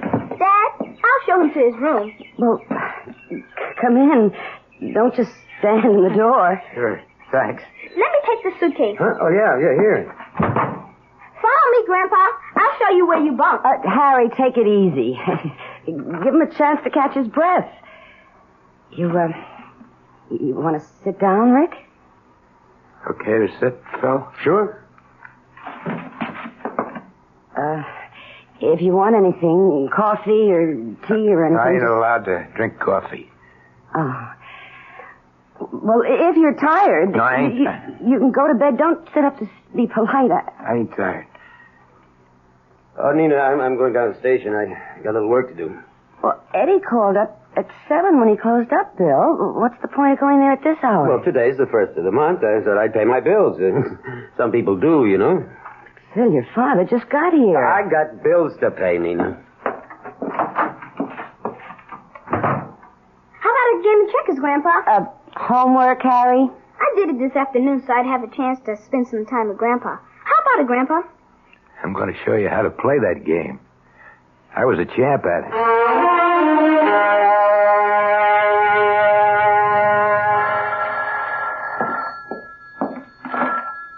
Coleman Service Station. Oh, Mr. Wetley. Yeah, I called the bank earlier, but they said you was busy. Yeah. Well, it's getting kind of urgent. You see, I told Ames I'd be able to settle matters with him around the 1st of the month. It's the 11th already. He calls me every day. Mr. Wetley, I'm desperate. I gotta get that loan. What? Well, when can you let me know? Well, couldn't you make it sooner? Okay, Mr. Wetley. I know you're doing your best for me. Pardon me, Mr. Wetley. Someone wants gas. Please call me as soon as you know. Thanks. Goodbye. Coming. Oh, I'm sorry to keep you... This the way you do business, Coleman? You're going to run this joint into the ground in 3 months. Well, I'm sorry, but Eddie's out to lunch. Or something, Skitch. Mr. Ames to you, Coleman. Fill her up. Sure. Reason I dropped by, Coleman, my lawyer's drawing up papers to dissolve our partnership and... Well, I was just talking to the bank when you drove in. Good. When are you getting the cash? Soon. What does that mean? Either you're going to get it or you ain't. Don't try stalling me with soon. You said you'd have it before the end of last month. You know what the date is today? I'm doing my best. It ain't good enough. Give me a little time. But you'll get your 15 grand. I'll give you another week. Thanks, Ames. You know why I think you're going to be able to come up with the money? Your old man is living with you now. What the hell are you driving at? Everybody knows he's got over 100,000 stashed away from that job he did about 10 years ago. You fat pig! I'll pull you out of that car. Oh, my God, you're choking me! Okay. Now get out of here.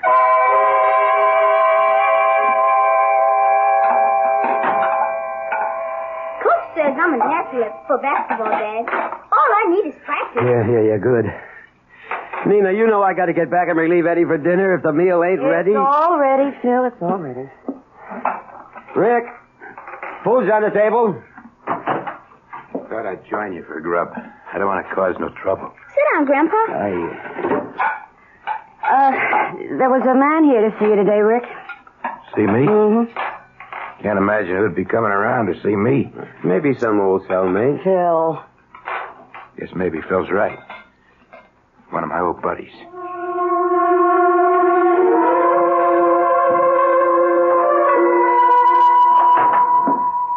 Yes, sir. What can I do for you? Mr. Coleman. Yeah. Sorry to bother you during business hours, but seemed like the best time to talk to you alone. Oh, my card. Herbert, McCauley, Crandler, Nepping. International Insurance. I'm an insurance detective. Let me explain. When a big job is pulled, maybe 100, 200 grand, even bigger, the insurance companies have to fork over the money to the people who have insurance to cover such things. The money that isn't recovered, that is. You get me? Yeah. But what you don't know is the insurance companies never give up. They'll follow a man right into his grave to get back the stolen cash. Take your father's case, for example. I don't want to go into it. I know all about it. It might be worth your while to talk to me. 10% of $106,000 is a lot of green. 106,000 was your father's cut of the heist. And that's the amount still missing from the Sphinx Tool and Die Company hold-up 10 years ago. But on trial, he said he never got his share, that his buddies cheated him. Ah, bunk. The jury didn't believe him then, and I don't believe him now. He's got it. But he'll never be able to spend a buck of it. We've been after him for 10 years already, and that ain't nothing. We kept after a guy for 20 years and finally got the money back. Happened before I got in the company. They caught the guy digging up a big glass bottle stuffed with moldy old bills. And here's the laugh. The bills were the big old size, printed before they changed over to the small ones. He couldn't have spent the money. Was that a date? Yeah, I'm a busy man, Mr. Yeah, Macaulay. I was over to your house yesterday to talk to Rick, but I figured it'd be better talking to you. Oh, so that was you. Look, I'm short-handed here. You're keeping me I guess you didn't hear what I said a moment ago. You could get 10% of $106,000 just for helping me get the money back from your father.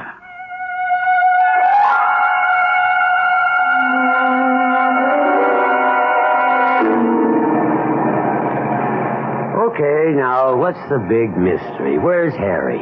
Didn't go to church last Sunday either. No big mystery, Phil. He's out with the boys practicing basketball. So you have to practice today? It's the only time the basketball field or court or whatever they call it is available. So the little stinker thought he was going to get away with it, did he? Oh, well, now, don't be too hard on him. He's a good boy, and he works very hard at his schoolwork. Oh, I know. I used to go AWOL Sundays whenever I could as a kid, play basketball. Used to make my mother sore. Once she came right out to the lot where I was playing and grabbed my ear and walked me 3 blocks like that to school. No, I ain't mad at him, but I got to make a little fuss to show him mechanics. Okay, Nina. Now, don't make a big thing out of it, huh? Think he's home yet? Well, he wouldn't be this early. Got your key? Well, the door isn't locked. Your father's home. Well, Harry, you're home. Hello, Mom. Hi, Dad. This is Mr. Kanaki, my gym teacher. Hello, Mr. How do you Coleman. do? I'm sorry to bother you, especially on a Sunday, but... Anything wrong? Well, Mr. Coleman, let me tell you that I know Harry's a good boy and an excellent student, and nothing is going to be done to spoil his record. Well, what are you driving at, Now, Mr. don't lose your temper, Mr. Coleman.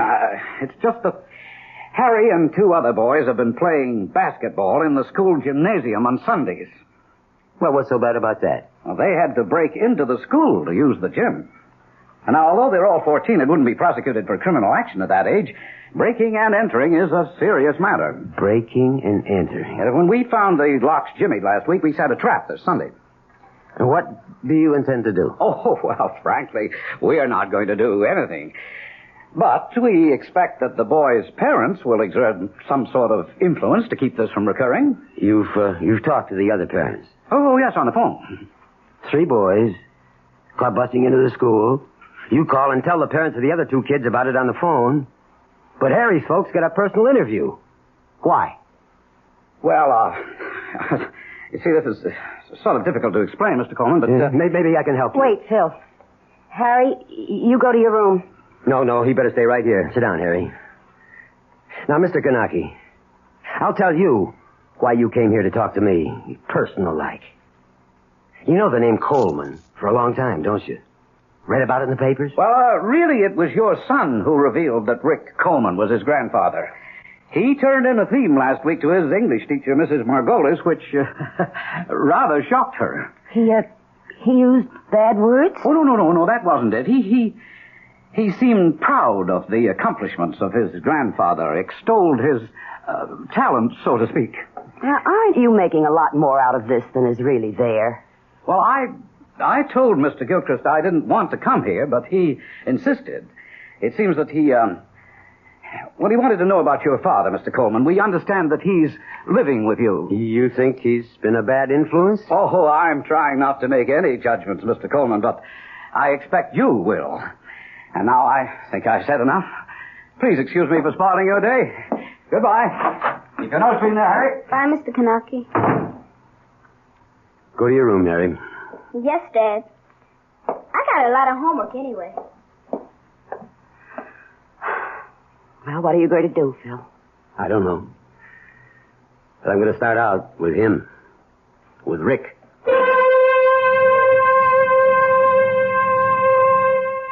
In Phil's mind, his father's influence was spreading like some evil disease.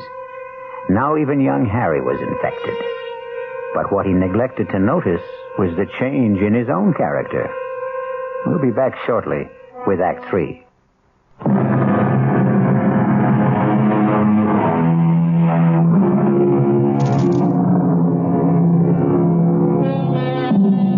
Despite Phil's resolve to speak to his father immediately, so many other matters converged on him It was several days before he had time to get Rick alone for the soul-searching talk that he envisioned. Strangely enough, the conversation, when he finally got around to it, took an entirely different course. Come. Rick, you busy? Doing what? I've been expecting you for the last couple of days. Harry said you wanted to talk to me. Yeah, but I've been busy. I've got lots of troubles. I'm only one, huh? Well, you want I should pack up and... What are you talking about? Only place I gotta go is back to Stir. Now that the kid gets rapped with a charge of breaking and entering. Figure this is it. Time for me to pack Well, up. why did you give him all this stuff on you? The story he wrote for his teacher about your life. He told me he was going to write it. He asked me for help. I told him don't do it. It'll get you in trouble. So he goes down to the library. And they let him see the old newspapers and microfilms. Oh, so that's how he got it. Ask him. No, I believe you. First time in your life, I felt. What? That you believe me. Yeah, maybe. Rick, you know Macaulay, insurance detective? Him. That old troublemaker. First couple of years I was in Stir, he was practically my only visitor. Yeah, well, he came to see me with something on his mind. Don't tell me, I know. That old story, huh? That dough was supposed to be my cut. They want it. They're willing to pay me to help them get it. He offered you 10%, right? That's right. What'd you tell him? Listen, I got to explain something to you. You told him you'd go along. You'd get the money, didn't you? Look, Rick. You'll never be able to spend it. I'm desperate for cash. I need $15,000 to pay off my partner, to get him out of the business. I know. Harry gave me all the details. And if he forces a sale to dissolve the partnership, I'm done for. We both won't get what the place is worth. And I'll be out of work. What can I do? Look, the bank is holding back on lending me 15. But I could get 5. Give me the money, Rick. Oh, boy. That's a laugh. You've never done anything for me in my whole life. Now's your chance to pay me back for the kind of childhood and life I've had because of you. Hold on. I'd like to help you if I could, but I can't. Why not? Because you want to hog the whole $106,000 for yourself? You think that? Yeah, Macaulay does too. I haven't got the money. You know where it is? No. I said at the trial I didn't get my cut. They cheated me. Yeah, they said you were lying then. I told the truth. You're lying now. Okay. Suppose I'm lying.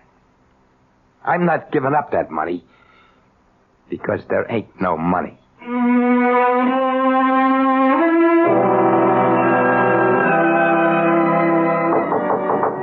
Yeah? Busy? Dad? Come on in. I didn't want to bother you, Harry, if you're doing your homework. Nearly finished. You want to talk to me? Yeah. Yeah, Mom's in the kitchen doing the dishes. I thought this would be the best time to talk to you alone. If it's about that trouble. You know the Sunday basketball business? Don't worry. I had a long talk with Mr. Gilchrist, and he's going to forget the whole matter. Also, in spite of the fact that Mrs. Margolis didn't like the subject matter of the theme, she gave me an A- for effort and research. Yeah? Yeah, that's good. I won't make stupid mistakes like that again, Dad. You can bet on it. Yeah. Look, what about Rick? What do you mean? Well, where does he go when he goes out? He hardly ever goes out. He sits around in his room most of the time. I asked him about it. You know something? He's been locked up for so long in a jail cell that he isn't used to having any freedom. He told me he doesn't feel safe outside. How do you like that? But when he does go out, where does he go? Once a month. He has to report to his parole officer.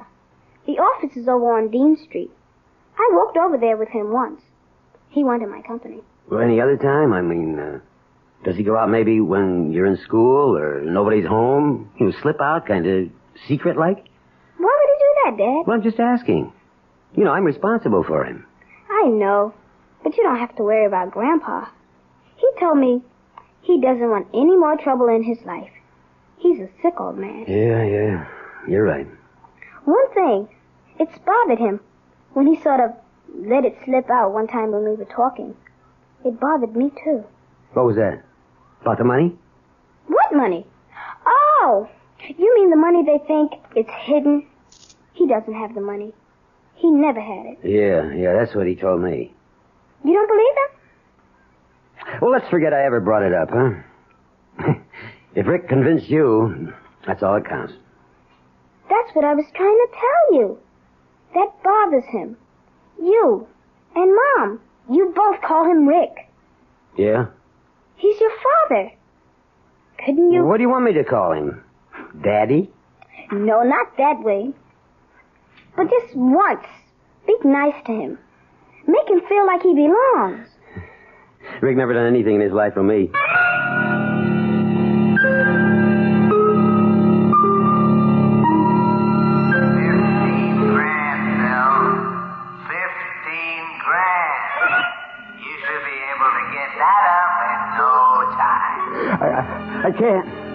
I can't.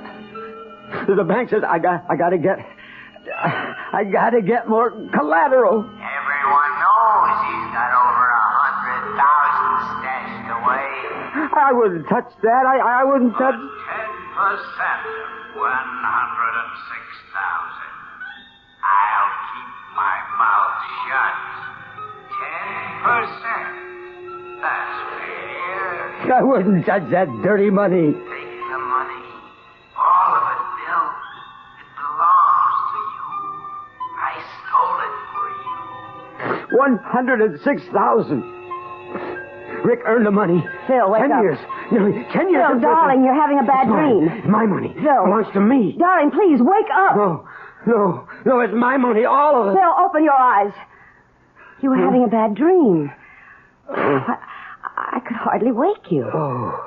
Are you all right? Oh, yeah, I'm all right.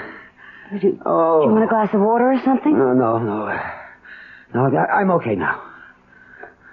You were dreaming about that money, weren't you? You kept saying something about 106,000. And then you said, it's mine, it belongs to me. Oh, that's just a dream, Did you forget it? I'm getting up. Phil, it's 1 o'clock in the morning. You've only been asleep 2 hours. I'm getting up. Mind if I switch on the light? No. I'm going out, Nina. Out? At this hour? When will you be back? Later. I don't know. I don't want you to say anything to Harry about this. Or to anyone. Understand? No. But I won't say anything if you don't want me to. Well, I'd like to explain, but there's no time.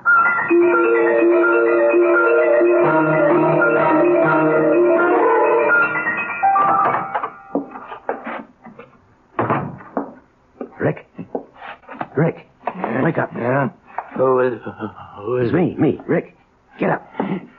What's the matter? I'll turn the light on. What's going on? Get your clothes on, Rick. What time is it? It's the middle of the night. Get your clothes on. Yeah, sure, fellas. Sure, if you say so. Come on, hurry up. Get dressed. Sure. But I don't get it. But I do. What? What you owe me. Oh. Oh, you mean for room and board? Oh, sure. Look, Rick, I don't want to play games with you. I want the money that you hid away for 10 years. You owe it to me, and I need it. You really think I got it? You really think I got it? I will... Get up! Don't you laugh at me. Don't you ever laugh at me. I wasn't. It just struck me that you believe I got that loot stashed away someplace. Just like everybody else. That's right. And I want it. Now, you and me are going to go where that money is. Phil, tonight. I swear I ain't got it. I never had it. Get up. Come on, get up. I told you the truth, Phil. You never told the truth in your whole rotten life. But you're going to come clean with me now, Rick. We're going out tonight, and we're going to get that money. All of it. Phil, you're acting crazy. It's mine. That money. You owe it to me. It's kind of like what they call accounts receivable. It can't work, Phil. It can't work. Why not? Because there ain't no money. There never was. I never got any. Rick, you all right? Yeah, just fine. Well? Okay. Let's go. You win.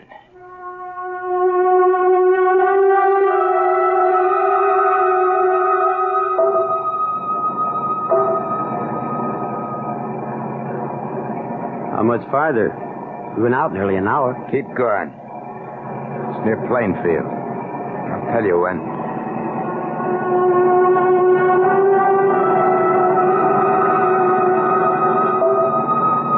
We're 5 miles past Plainfield.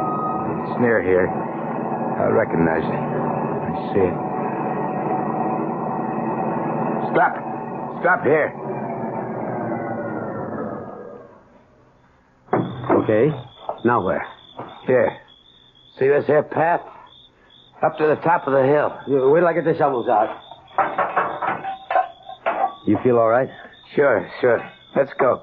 It's not easy climbing up ahead. Keep going.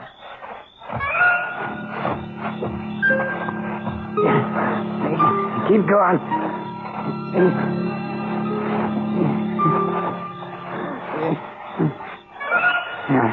Here. This is it. Here, start digging.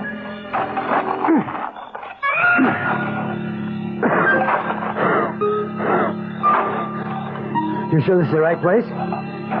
Rick, you hear me? You all right? I was asking you if you could have been mistaken about the spot. The spot where you hid the money. Oh, no mistake. No. Down over 3 feet now. Deeper. Okay. I'm getting pushed. Give me a shovel. I'll help. No. I'm okay. Give me a shovel. Give me. Sure. I don't know why you want to. You're too weak to do much. Here. Want to know why I want to dig? Why? So, sorry for what I done to you. Why you want to dig? Didn't give you nothing in your whole life. I'm really sorry for what. I was rotten to you. You know why I want to dig? No, why? Because I'm digging my own grave. Hey, Rick! Rick, what is it? Put me down. Put me down.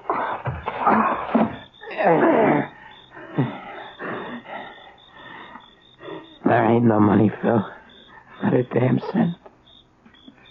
No dough. I was telling the truth once in my life, and nobody believed me. Okay. I believe you. No, take it easy. You're going to be okay. No, never. So, why'd you want to go through with this whole digging business if you knew it wasn't there? I wanted to show you what wanting money can do even to an honest Joe like you. Now maybe you can understand the kind of mug your father was. Oh, Rick, listen. Everything's going to be all right between us from now on. Sure. Only one thing. Yeah? Call me something besides Rick. Yeah. I've been wanting to. I've been wanting to. That easy for me to say it. Pa? Get well. Don't die, Pa. Thanks, Phil. Thanks, son. Pa! Phil Coleman searched for a father all his life and lost him at the moment of finding him. I'll be back shortly.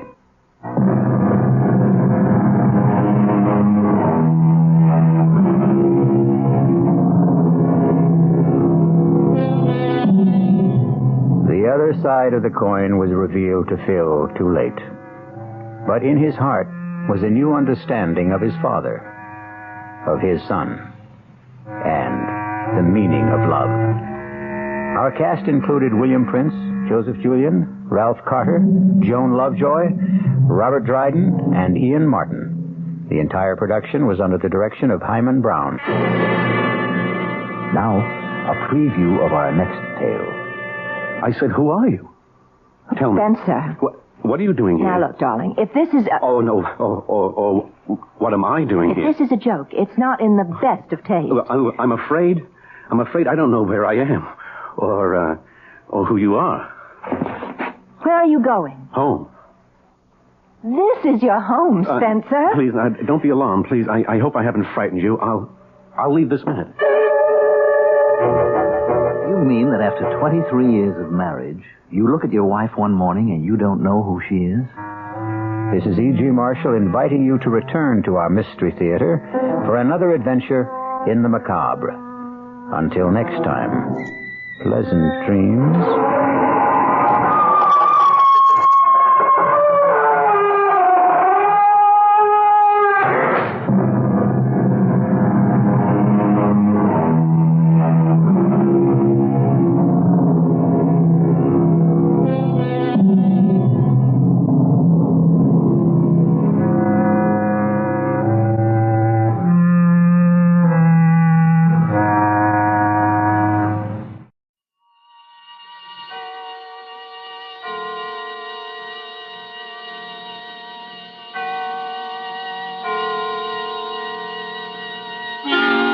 Suspense.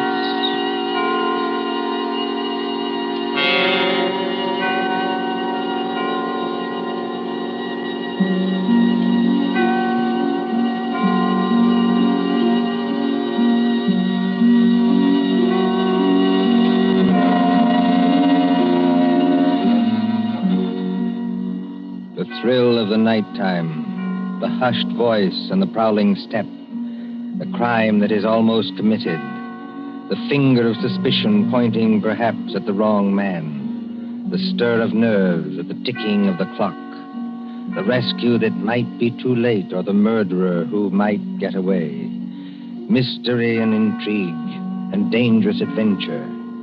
We invite you to enjoy stories that keep you in suspense.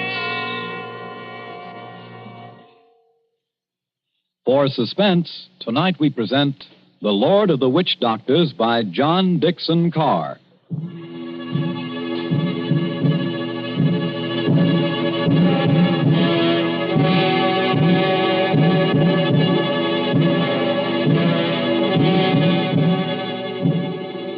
The drums were beating that night. The Lord of the Witch Doctors was on his way. 20 miles off the East African coast, fanned by the blistering heat of the Indian Ocean, lies the island of Zanzibar. Here, many years ago, To be exact, in the year 1889. 3 nations were rivals for imperial German eagle. At Mogadishu were the Italians. A mixed population boiled along that coast, Portuguese, Arabs, Swahili. On the island itself, Sayed Khalif, Sultan of Zanzibar, ruled the remains of a once mighty empire. Mohammedan Bantus of the tribe of Zeng. Look over there, in the moonlight. That white building, patched and rotted, was the palace where Sayed Khalif lived with his fat wives and his captive lion. Not far away on the hill overlooking the harbor stood the British Residency. The British resident, or crown official, held uneasy sway against German and Italian influence. And at the Residency on that hot night long... Martha. Yes, Father? Come away from the windows, please. But, Father, those drums are on the mainland. Never mind. 20 miles from here. I'd rather you stood back. It's the fires I don't like, sir. You can see the red light all this distance. They're having a beano of some kind. You'd better stand back, too, Mr. Harris. Look here, sir. Yes, Mr. Harris? I've been your diplomatic attaché in this place for 3 years. Couldn't you call me by my first name in private? Just as you please. Lower the sun blinds and turn down the wick of that lamp. You don't think there's any danger? There's no danger whatever, but... Nero seems terribly restless tonight. Only natural, my dear, with the drums going. Everybody seems restless. This has been going on for days. You begin to get in your nerves. So you feel it too, eh? And I do wish Sayed Khalif wouldn't tease Nero. Jab at him with the meat fork and that kind of thing. If that lion ever got loose... Nerves, my dear, nothing but nerves. Let's face it, sir. There's something very queer going on over on that mainland. Well, suppose there is. All we know is what Nyoka knows. This great witch doctor, whoever he is, been making a triumphal progress to the coast. The whole bush is afraid of him. You alarm me. Nyoka says he's got horns. He can make himself 7 feet tall, like stretching an accordion. Oh, really, Bill Harris? Well, I don't say I believe it. I say it might be dangerous. Now, for instance, could this be one of Dr. Schmidt's tricks? Dr. Schmidt is a friend of ours. Yes, he's also head of the German East Africa Company. Dr. Schmidt is a gentleman. Look at that coast over there. He's got every native chief in his pocket. Dr. Schmidt assured me that the German emperor has no more territorial claims in East Africa. We get our trade concessions from Said Khalif. Said's our only friend, but we can't even be sure of him. The Germans give him trade gin and a grand piano. The Italians give him 3 new wives for his harem. What do we give him? I have no instructions from London about the situation in this island. No. Somebody in Whitehall probably forgot to post them. For the last time, Mr. Harris, I will not hear His Majesty's government criticized like that. Sorry. These things take time. If there's any danger, we'll be notified in due course. Listen. Well, they're only our own natives. They beat their own drums, you know. Somebody went past that window. That's probably only Nyoka, my dear. Surely you're not afraid of our own servant. No, but Master! Nyoka, listen to me. Don't hang on to that big curtain. You'll pull it down. Now stand up straight and tell me. What is it? He here, Bwana. He here, yes, please. Who's here? Big witch doctor here, yes, please. He come up past in moonlight. He walk slow, boom, boom. He got big teeth eat with me outside front door now. What was that? the drums have stopped. Nyoka's right, sir. We have got a visitor. There's somebody coming down the hall. Better turn down that lamp, Martha. I can't seem to find the lamp. My fingers are all thumbs. There's a revolver in the table drawer behind you, sir. I don't need it. Stand perfectly still, all of you. Now, please, friends all, don't be alarmed. Are you English? That's right, miss. Born and bred in Streatham. Which of you is the British consul? I am the British resident, sir. My name is Richardson. May I ask the meaning of this tomfoolery? Well, that's just what I'm here to tell you. Or maybe I'd better show you. Now, observe me right hand. I hold it up so, and as I live, a lighted cigar. But perhaps the lady doesn't like smoking in the drawing room. Now, look here. There's nothing up my sleeves. I wouldn't deceive you for the world. I turn over my hand, and would you believe it? A glass of water. Is this man insane? Father, I think he's trying to tell you he's a magician. That's right, miss. Direct from the Egyptian Hall, Piccadilly. Animal taming and magic. That's my line. Then you're the famous witch doctor that's got all the natives in an uproar? Nobody else, young fella. Yes, well, you tell us what you mean by this nonsense. Scaring everybody when there's no danger. No danger? I suppose you haven't heard about Said Caliph and his Gatling guns? Gatling guns? Kindly presented by Dr. Otto Schmidt. And believe me, all you've got is an appointment with a Gatling gun, unless my nonsense steps in. Here, take a look at this. But you can't be from the British Foreign Office. Well, that's just what I am, Governor, and going up in the world, don't you think? By the way, I'd better give you your instructions. The envelope's pretty dirty and a little bit smelly from being under my furs and devil pink, but... Read it, sir. Go on and read it. Foreign Office, Whitehall. British Consul, Zanzibar. Bearer of this letter, the Great Mephisto. That's me. Real name, Barney Hicks. They must be out of their minds. Are they? Listen, old man. I've been 3 weeks in that jungle with a Swahili interpreter. I've been bitten and stung and fried to death. But Schmidt or no Schmidt, I've got those native chiefs just where I want them. You see what happens when I announce I'm a friend of the Great White Queen? Why, you'll have them eaten out of your hand. Well, that's true. And all we've got to do is get around Said Caliph here on this island. But do we need to get around him? The young lady, be good enough not to speak until you're spoken to. Oh, I'm sorry, Father. Sayed may be lazy and as fat as a hippopotamus. He's rather a fine old boy. Is he? You said something about Gatling guns. Now, listen. Here's the game. Father, I don't like this. I've never heard Nero as restless as that. Never mind, Nero. Go on. Well, I came over here tonight in a steam launch. Tomorrow I'm paying my state visit to the great Sultan Said Caliph. Now, you present me as your friend and a friend of the Great White Queen. And I do my best tricks at it. Is anything wrong with your native boy? Nyoka, be still. You're not afraid of our witch doctor friend, are you? No, I good Christian.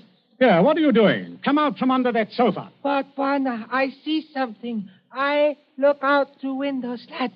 See Bwana bald head coming apart. Well, a bald head? That's Dr. Schmidt. Dr. Schmidt. Well, he mustn't find me here. Yes, I quite agree. This is most irregular. Is there a back way out of here? Yes, through that arch. Stay in the back room. Naoka will show you. Me go with witch doctor. Yes, hurry, please. I know like. Never mind what you like. You go. All right, master.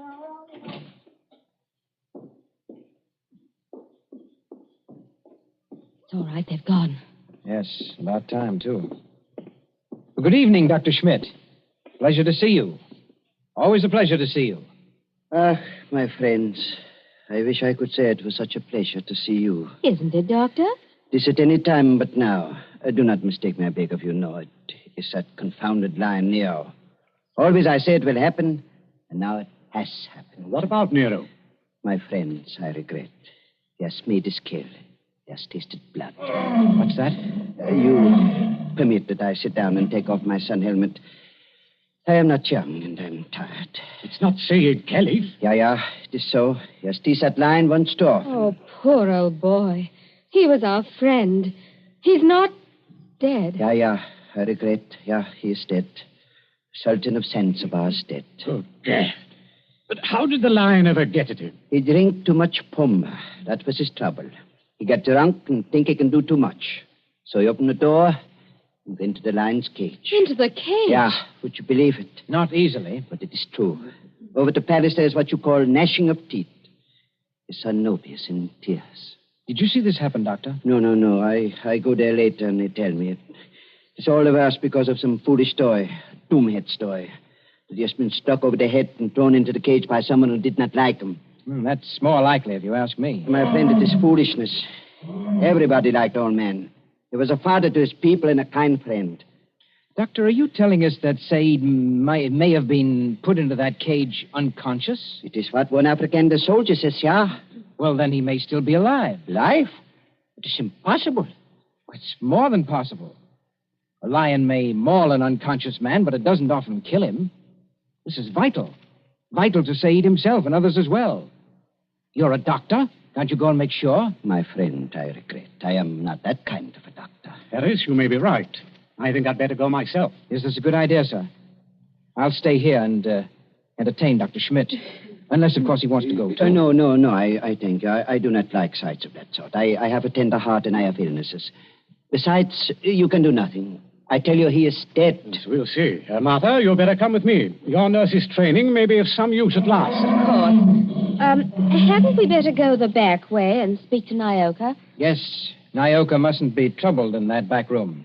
A very good evening to you, Dr. Schmidt. Ah, Mr. Harris, they have good hearts, but they're so foolish. I would give my own right arm to that poor man. But, well, we must have philosophy. We must cheer up, bear it. Yes. Now, Doctor, we're all alone. So we are. We must sit down and have a nice, comfortable chat. Yes? Definitely, yes. Oh. I wanted to have a word with you anyway. Ah, so?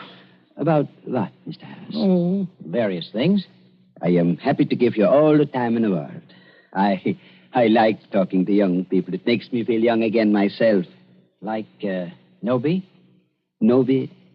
Said Caliph's eldest son, the new Sultan. Ah, one fine young man. Or a savage. Yes, but weak, easy to manage. And very fond of his father, too. It's a wonder he didn't have the lion shot after they got the body away. Shot with what, my friend? I beg your pardon, Himmel. I do not consider the matters funny. No. But shot with what? These brutes, they have nothing but loading muskets. Kill Nero with those? No. Suppose they had Gatling guns. Pardon? Just suppose that, of course. Of course. Well? Ah, my friend. Gatlings would be of no better use. You only wound. To kill a lion, you must reach the eye or heart with a high-power bullet. What is the matter with us? Why are we talking of these things? Talking of death, you mean? Of Said Khalif, who gave all the trade concessions on Zanzibar to the British? My friend, I was talking about express rifles. Look here, don't you find it warm in here? Yeah, a little. Yes, it smells of animal's fur, doesn't it?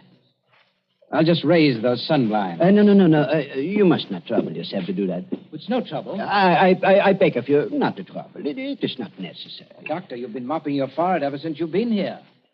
Little fresh air never hurt anybody. Here. Isn't that better? Much. Why not sit down, my boy, and we have a nice chat?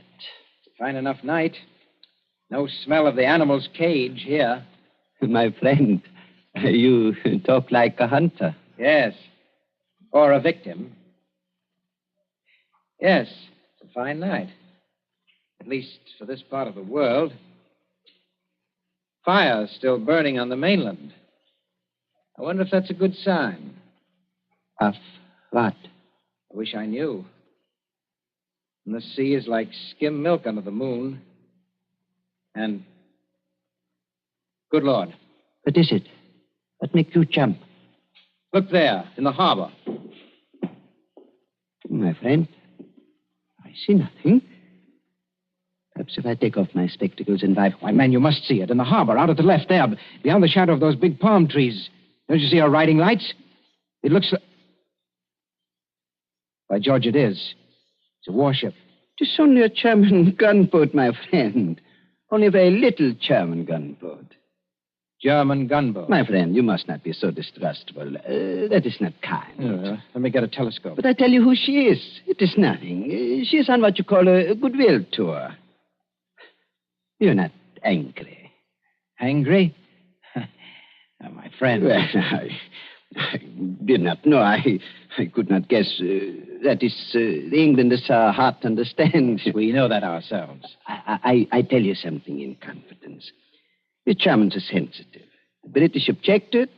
The natives feel too strong. I tell the gunboat to go away. I fire an express rifle. It has a sound. Boom! You cannot mistake one another. That is why I think of an express rifle.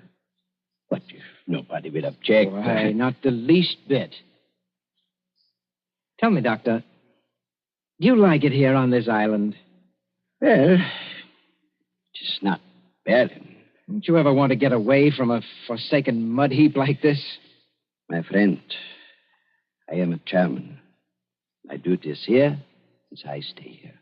Yes, I know.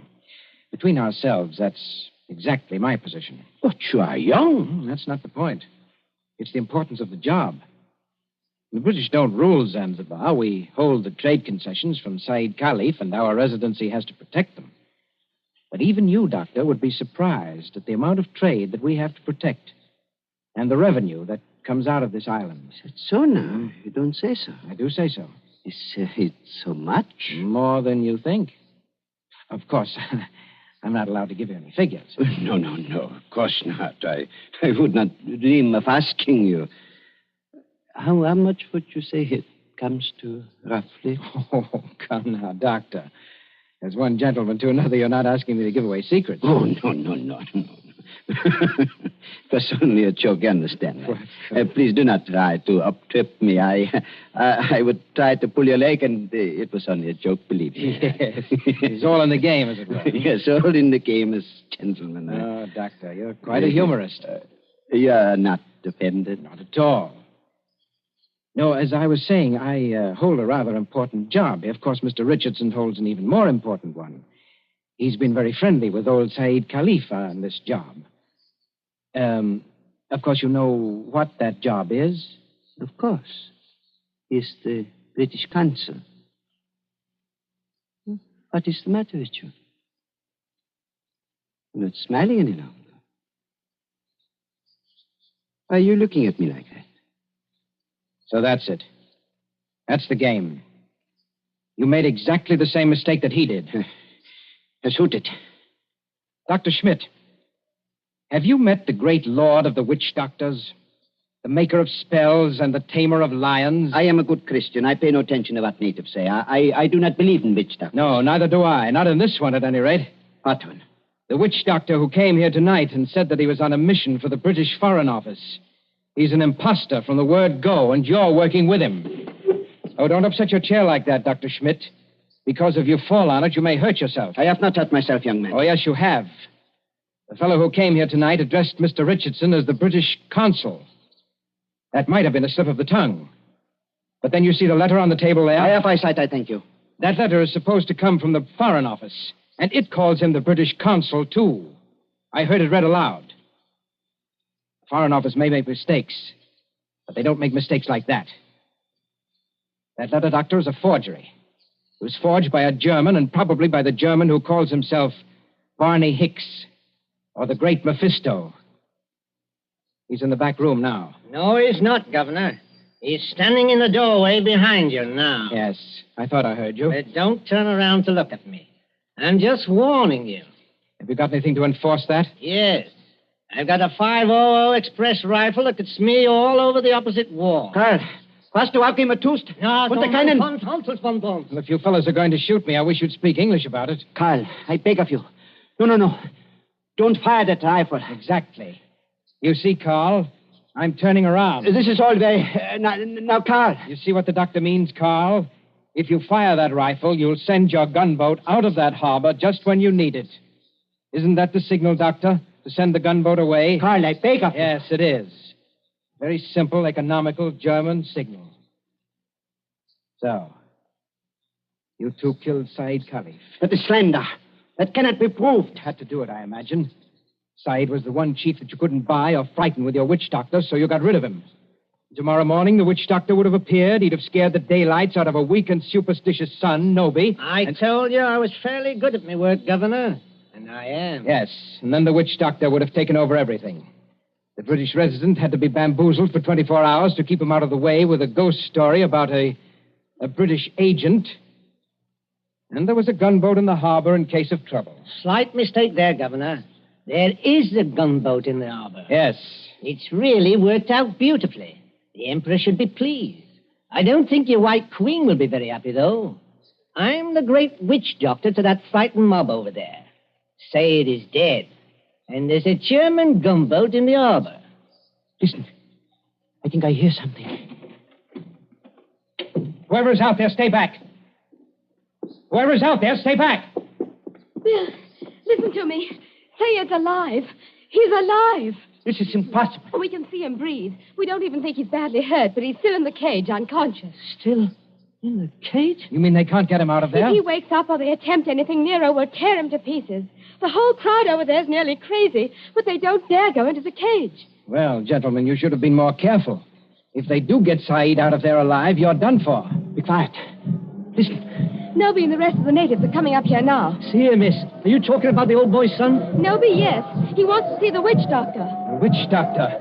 This puts you in some slight trouble, Carl. Listen to me, miss. I couldn't get that old buzzard away from him, that line, even if I've got to get out of here. Too late now, my dear witch doctor. The natives have surrounded the house.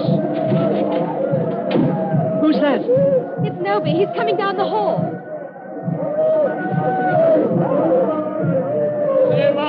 Abu du Saveh. I Noby. Speak white language. Carry Sultan's wand. Witch doctor? Much respect. Fall on floor. Go ahead. Play your part, Carl. Play your ruddy part. Get up again. Great medicine man. Father Herd. Encaged with lion. You come. Say something, Carl. You can't be a dumb wizard. You come. My dear Noby, my friend. The witch doctor can't understand you. Hey, witch doctor. Not speak everything. But, witch doctor. No, it is not that. He does not hear you. He's in another world. See how his eyes close. See how he sway. I know this. He saved my father. Or maybe all of you. We will kill all white people here. Witch doctor saved my father from lion. You come. Noby, listen to me. You needn't worry. The great witch doctor can save your father. Go in cage? No, not go in cage. Strike with fire? Yes, that's it. Strike with wizard fire. Open heaven. Flash great light. Nero scream and die. Father saved. You must not save him. If he remain alive, he will talk. Then the natives will know. You not want to save father? The witch doctor does want to save your father, Nobi. You see that gun under his arm? Gun? Gun no good. Not use gun. Only wound lion. Lion in pain kill father. No, that's not like your muskets, Nobi. It's an express gun. It's a magic gun. Magic gun? Listen, Nobi. Magic gun save your father with one shot. Just like that. Lion fall over dead. Your father well again. And our friend. We use gun. Give me gun. No, you could not use it, Nobi. Witch doctor can use it best. Tell him to use it. Tell him to be sure that he hits the lion. Now, look here, Harris. I've had enough of this. Yes, Nobi. If he wants to hit Nero with that white fire, he can strike the lion dead before you could wink your eyes. Then do. You'd better try it, Carl. And you'd better not miss him, or you know what'll happen to every white person in this room. My hands are shaking. Magician with shaky hands? That won't do. I take your shoulder. You follow. Yalla, Ngamba. All come.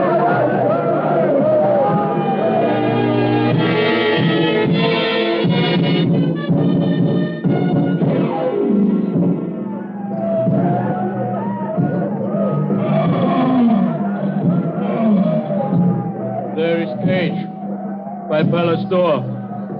All court over river, bright as day. 1,000 torches, all make light. Now do. Now do. See how quiet they get when Nobi raises his hands. They're praying. So are we. Won't do it. You better. I told you that. They're out of hand now. If you miss, you're no witch doctor. And if you had any thought of hitting Saeed instead, just imagine what they do to you. I can't see. These torches blind me. You do. I think the old man's moving. If he stirs, the lion will kill him. You know what that means. That's right. Up with a rifle. My hands are shaking. Be careful of your sights. It's a point-blank shot.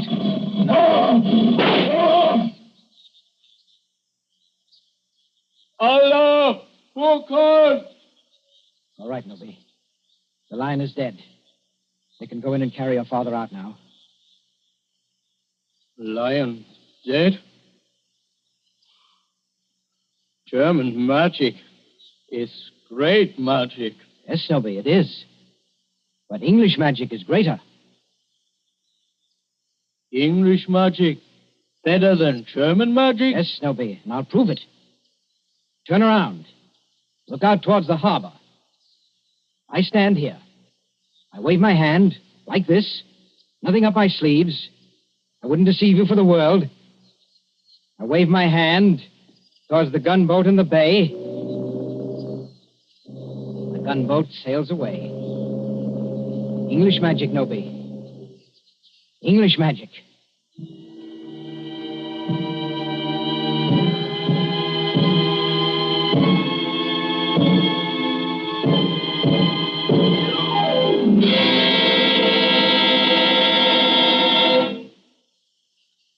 And so ends The Lord of the Witch Doctors. Tonight's story of Suspense.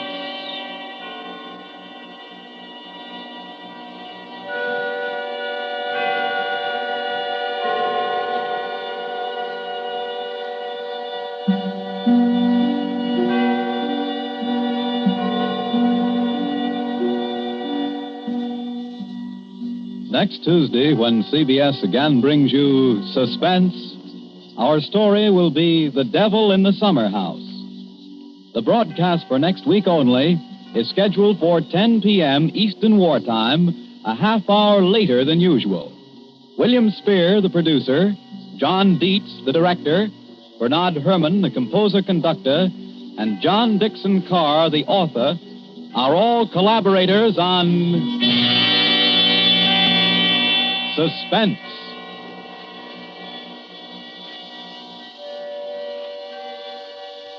This is the Columbia Broadcasting System.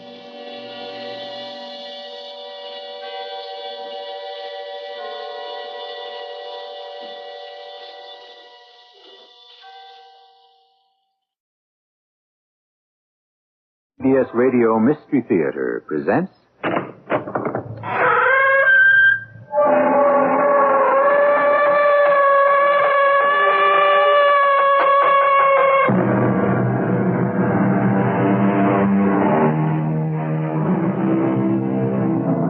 Come in. Welcome. I'm E.G. Marshall. How great is our capacity for belief?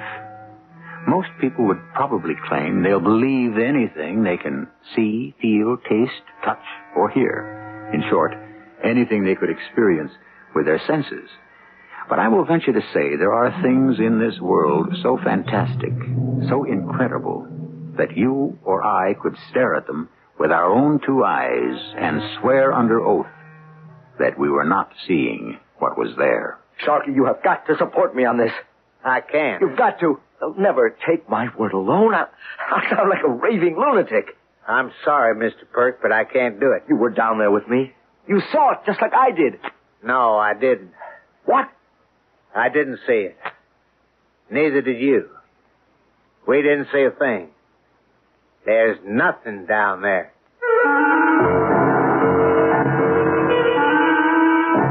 Our mystery drama, the 9th volume, was written especially for the Mystery Theater by Percy Granger and stars Michael Wager. It is sponsored in part by Contact, the 12-hour cold capsule, and True Value hardware stores. I'll be back shortly with Act One.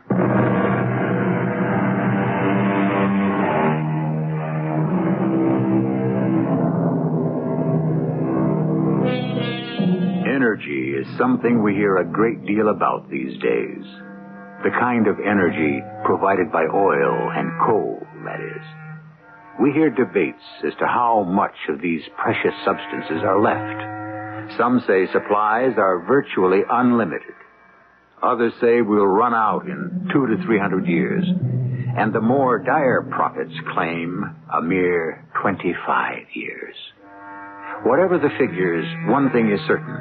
As the situation becomes more urgent, some of those looking for new reserves are not going to let anything stand in their way.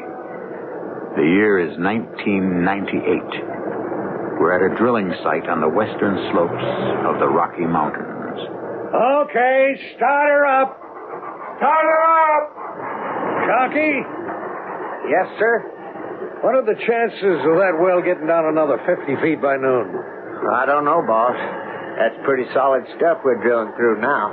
I don't understand this. Not in all my 42 years in this business as a company geologist told me to drill halfway up a mountain instead of on the low ground. He seems pretty confident.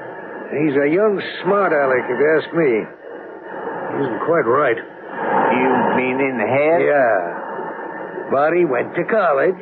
All right, get on the back of that rig, Sharky, and take it as fast as you can. But remember, under no circumstances do I want any more delays.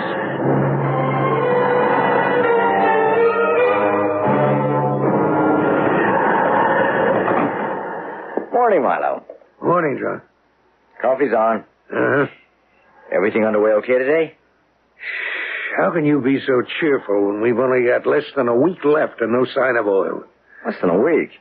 5 days, to be exact. I got a call from headquarters last night. They've decided against renewing the lease on this land. Oh, they're crazy. They know how much oil there is under that mountain. Well, John, forgive me, but you seem to be the only one still under the illusion that there's anything at all down there. We've drilled 10 dry holes over the past 2 years, 10 dusters. And all of them have been based on your so-called calculation. That's right, because headquarters always pulled a pipe before we got down far enough. Do you have any idea how much drilling costs go up when you get down past the second mile? Milo, I'm going to make you a little wager. How many feet do you think the boys can take it down today? I asked Sharky for 50 by noon. Then I will bet you $100 that by noon we've struck oil. $100. How far down are we now?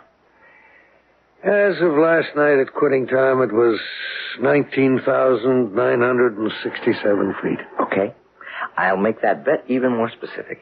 I say that by the time we reach 19,980 feet, we'll be into the biggest pool of oil you ever saw. Well, it's only 13 more feet. That's right.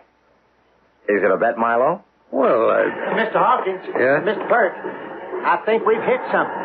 What? We've hit an air pocket. Are you sure? I think that's what it is. The rock bit's not meeting any resistance. None at all? No, sir. Are you holding in position? Yes, sir. Good. Get ready to cap. Keep the rig going, but wait till I give you a signal. I want to get company headquarters on the phone. Yes, sir. Oh, Milo, I think you just saved yourself $100. I want headquarters to put this over the intercom. When this geyser goes, everybody in that whole building is going to hear it. What? What was that? Sounded like the rig. The rig! It stopped. What's the matter? What's happened?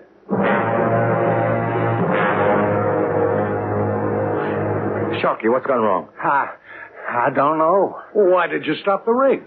Something weird is happening, boss. What?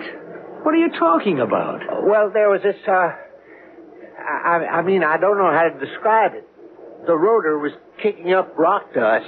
You know, that yellowish granite we've been drilling through, and then all of a sudden, well, it changed color. Changed color? Yeah. And for that, you stopped the rig? Well... Oh, now, wait a minute, Milo. Shocky, you said the dust changed color to what? Well, I think it was kind of reddish. Ah, well, it sounds like we may have hit a stratum of clay. So where is this red dust? Let me see it. Well, now that's what I'm trying to tell you. It isn't here anymore. It was in my hands. I was holding it in my hands, looking at it, and it just disappeared. You mean the wind blew it away? No. My hands were cupped. There wasn't any wind. It just evaporated. It just evaporated? Disappeared? Yes, sir. Now I've got two nuts to deal with. As a scientist, I'd be rather curious to have a look at some of this dust.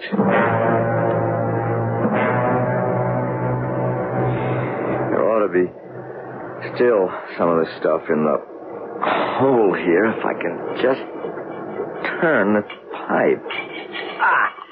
Here we are. No, I don't know if I'd touch it, Mr. Perk. What if it's not safe? That looks harmless enough to me. Yeah, but you don't know. That's from nearly 4 miles down in the earth. It could be almost anything. That's why I had him stop the rig. I think my first guess was right. It seems to be clay of some sort. It's very odd, though. What would it? There'd be a seam of clay that deep in the earth. And the kind of rock formation we've been cutting through. Look there. See what I mean? Hey, what happened to it? It just vanishes. That's what I was telling you. Sharky, bring me some kind of small container, will you? A plastic bag, anything, so long as it's airtight. Okay. Why airtight? I think it must be the fresh air that's causing this stuff, whatever it is, to disintegrate. I want to get a sample of it down at Boulder to the university there and have it analyzed. This is the only airtight bag I could find, Mr. Perk. What is it? Well, it's from my lunch pail. Wife put my sandwich in it this morning. Well, I guess it'll have to do. Milo, will you give me a ride? Well, what about the well? I think we'd better leave the rig off until we find out what this stuff is.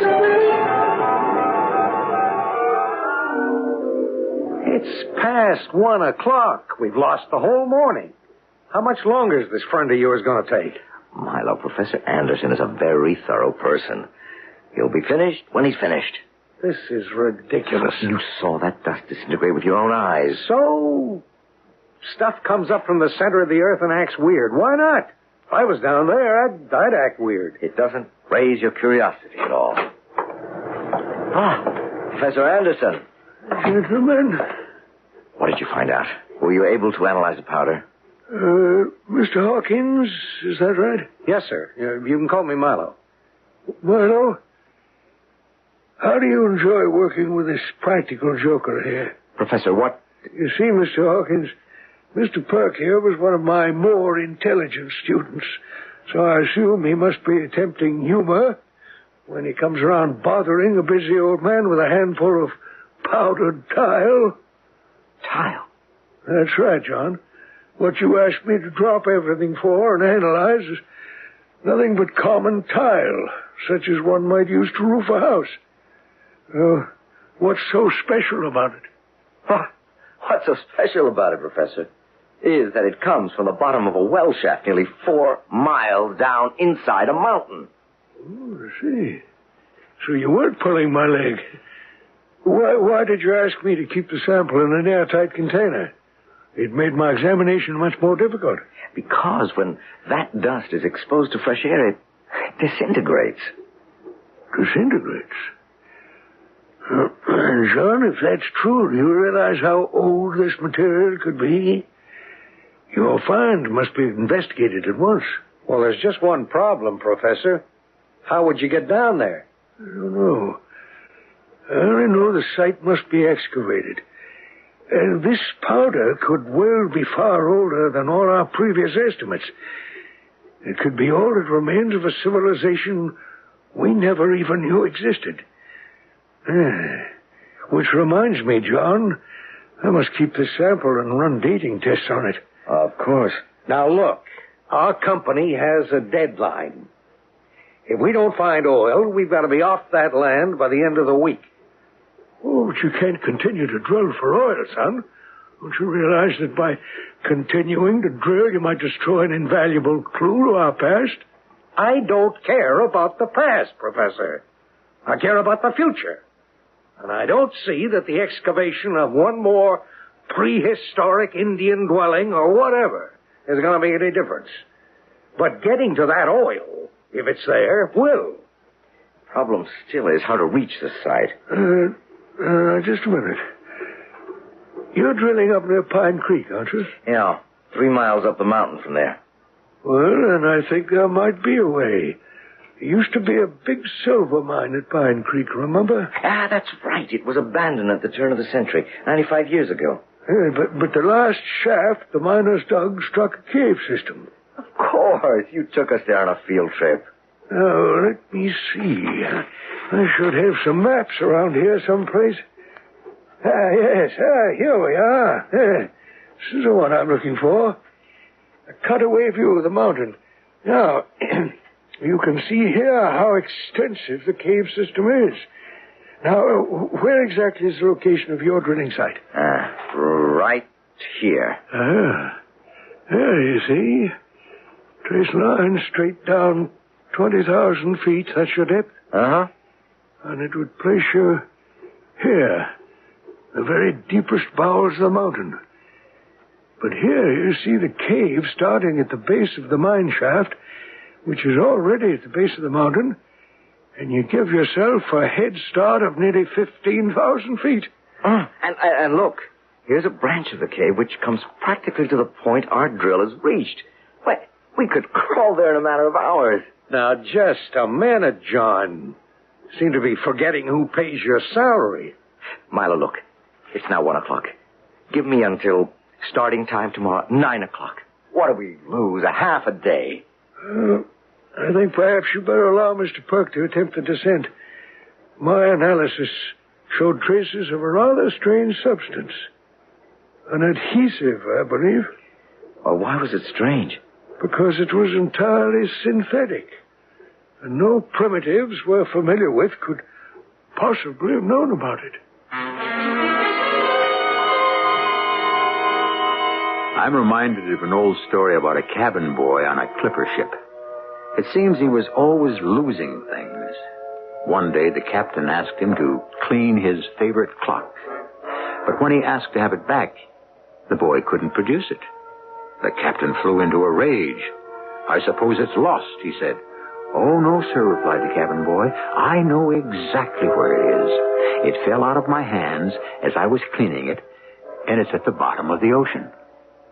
The characters in our story know where something is, too. And like the captain's clock, the only problem is how to get to it. We shall dig deeper into all of this when I return with Act 2.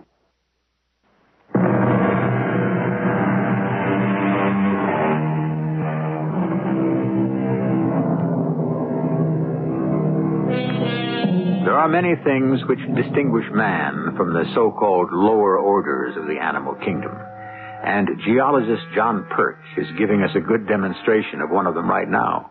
For man is the only animal who will deliberately set off to confront the unknown.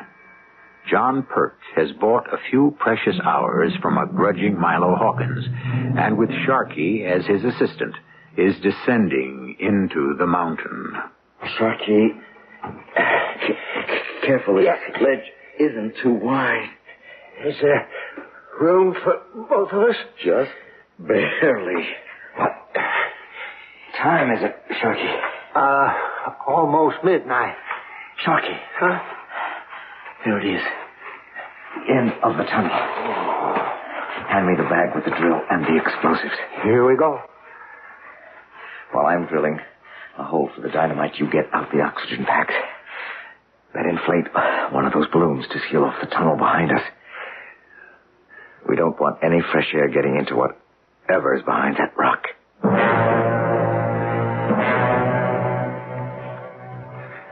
The tunnel's all sealed off, Mr. Perk. Good. Charge is ready. Now let's just back up around this corner here. Yeah. Okay. It'll just take a second to hook up the wires. Mr. Perk. Yeah? Are we sure we want to do this? I mean, are we sure we want to know what's back there? I'm a scientist, Sharky. Yes, sir. It's all wired. Push the plunger. Okay.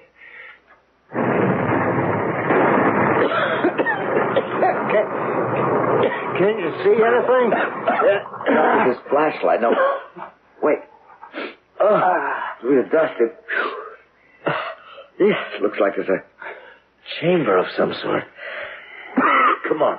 Let's get back in there and set up the light. Here. Give me the light. You crank up the generator. Okay. Okay, turn her on. Good Lord. I don't get it, Mr. Perk. We must have taken the wrong turn. This isn't a prehistoric dwelling. It's somebody's house. We didn't take any wrong turns, Sharky. Well, look. See in the ceiling there? The nose of our rock bit from the drilling rig. Yeah, but look at this. A stove, a sink, even a dishwasher. And look in here. A dining room, rugs, a table, chairs. They look like they came right out of a department store. I don't like this. I wish we'd brought guns or something. What if this is some kind of criminal hideout? 4 miles underground? Well, we don't know. Maybe it's a secret government project, a bomb shelter or something. But how was it built? I don't know. But there's got to be a reason why it's here. Let's have a look around. Maybe there's another way in which the survey charts don't show.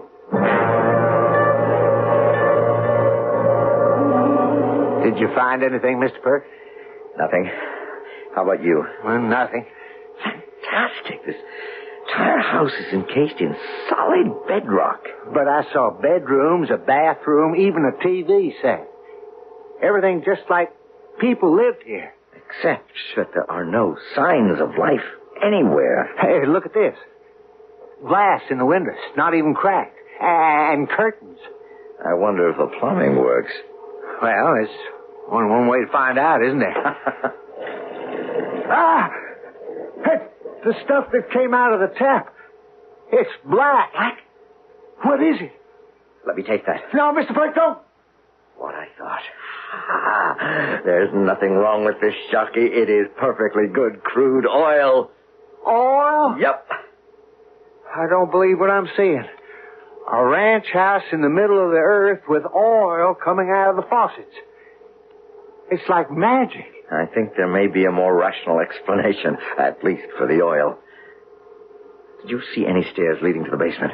I saw some stairs down the hallway. Come on, then. Let's follow these pipes. Pipes should be over on that far wall. What's that? No, I stepped in something. The whole basement floor seems to be covered with it. Shine your lights out. Hey, look. It's oil. The whole floor is 3 inches deep in oil. You see, I was right all along. There is oil in this mountain. We were right on target. The only thing that stands between us and a gold mine is this house. This solves everything. At last, we have proof that the oil exists. The company can go ahead and take a new lease on the land, and we'll have the time to try to find an answer to the mystery of this house.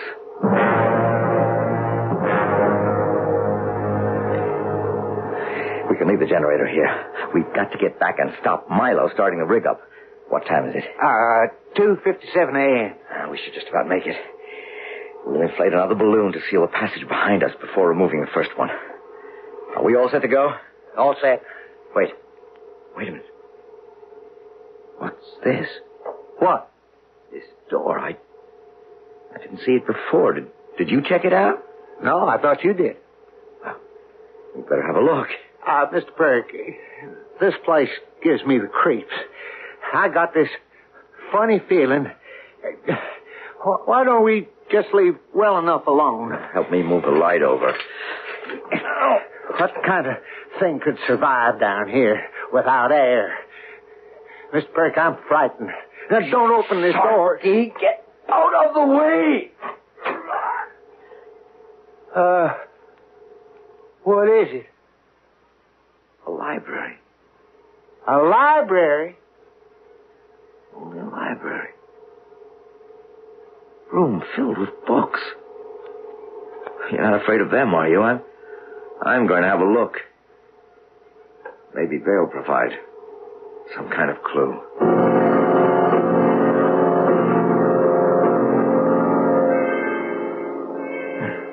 The owner is obviously a man of refinement and culture. Look at this. Complete works of Shakespeare, Milton, Plato's dialogues, Aristotle, Dante, Plutarch. Here are the more recent authors, Faulkner, Fitzgerald, Hemingway. This isn't offering us much in the way of clues. Huh. Did you find something? This reclining chair. My father-in-law's got one just like it in his den. Oh. Exactly like it. It's a different color, but it's the same model. Now, here's something. Whoever owns these books is obviously interested in history. Here's an entire case devoted to it. Herodotus, Tacitus, Livy. They're arranged in chronological order. Holinshed's Chronicles, Gibbon's French Revolution. Who's this? Who? Someone named D.V. Davis wrote A History of the World. I thought. I never heard of him, Sharkey. Well, don't look at me. I never heard of half those other guys you mentioned. Davis. Strange.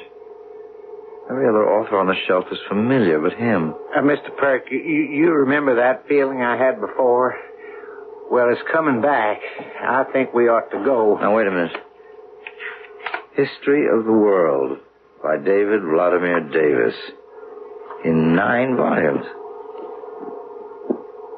There are only 8 volumes here. Well, there's a space. The 9th volume is missing, and the 8th volume covers...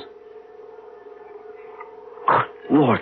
Sharkey, you don't see the 9th volume of this set lying around anywhere, do you? No, why? Did you see it anywhere lying around the house? I don't know. I just... Try to remember. Well, there were some books on a table in the living room. I've got to find it. Yeah, but the time, it's after 3. Forget the time. We've got to find the 9th volume to this set. Why? Because I am holding the 8th volume in my hand. I can feel its weight. I know it's real. It's not an illusion. The 8th volume of a 9-volume set of books on the history of the world. Our world as we know it and have lived it. And this 8th volume goes from the year 1815, the Battle of Waterloo, to the year 2000.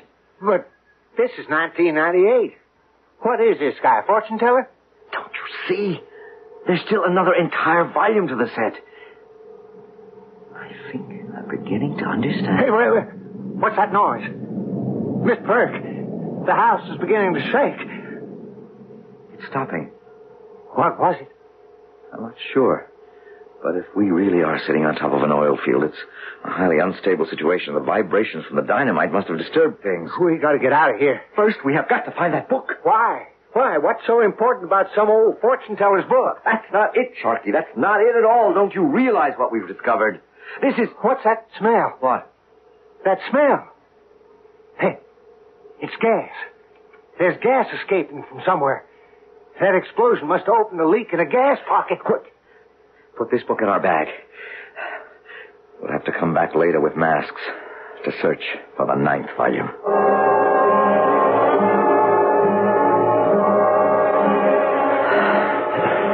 Hi, Mr. Perk. There's daylight. At last. There's someone there at the mine entrance. Huh?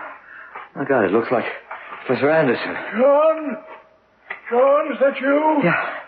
We're coming, Professor. What are you doing here? I must know what you found down there. I've been up the entire night running dating tests on that tile sample. At first, I couldn't believe it. But now I know there can be no doubt. That powder you brought me is over 12 billion years old. But we know the world's only 4.5 billion years old. Well, I mean, that's what I heard Mr. Hawkins say once. Yes, that's what we've always thought, Mr. Sharkey, but evidently we've been wrong. Now tell me what you found. At the bottom of our well hole is a house. Even more perfectly preserved than the ruins of Pompeii. It has every modern appliance we're familiar with, from electric can openers to reclining chairs. It's just like the houses in the suburb where I live. The only difference is it is from a civilization so far in the past. Because until now, not even a trace of it's been known. But what about all those books, Mr. Perk? The Shakespeare and all. How'd they get there? Shakespeare? That's the most incredible thing of all, Professor. That 12 billion year old civilization was ours. Same names, same events, same people fighting the same wars, making the same inventions, creating the same masterpieces. Probably making the same mistakes. Oh, so that's why you wanted the 9th volume of that history. That's right, Sharky, because whatever fatal mistake they made, whatever happened to cause their extinction, it's going to happen to us, unless we can discover what it was and avoid it. The 9th volume? There isn't time to explain now, Professor. We've got to get back to camp and stop Milo before he turns on that rig.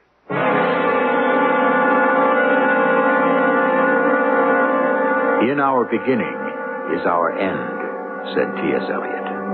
All living things duplicate themselves in reproduction with a phenomenal precision. So is it not at least possible, then, that nature repeats itself on a larger scale, too? In fact, on the largest scale of all. I shall return shortly with our final act.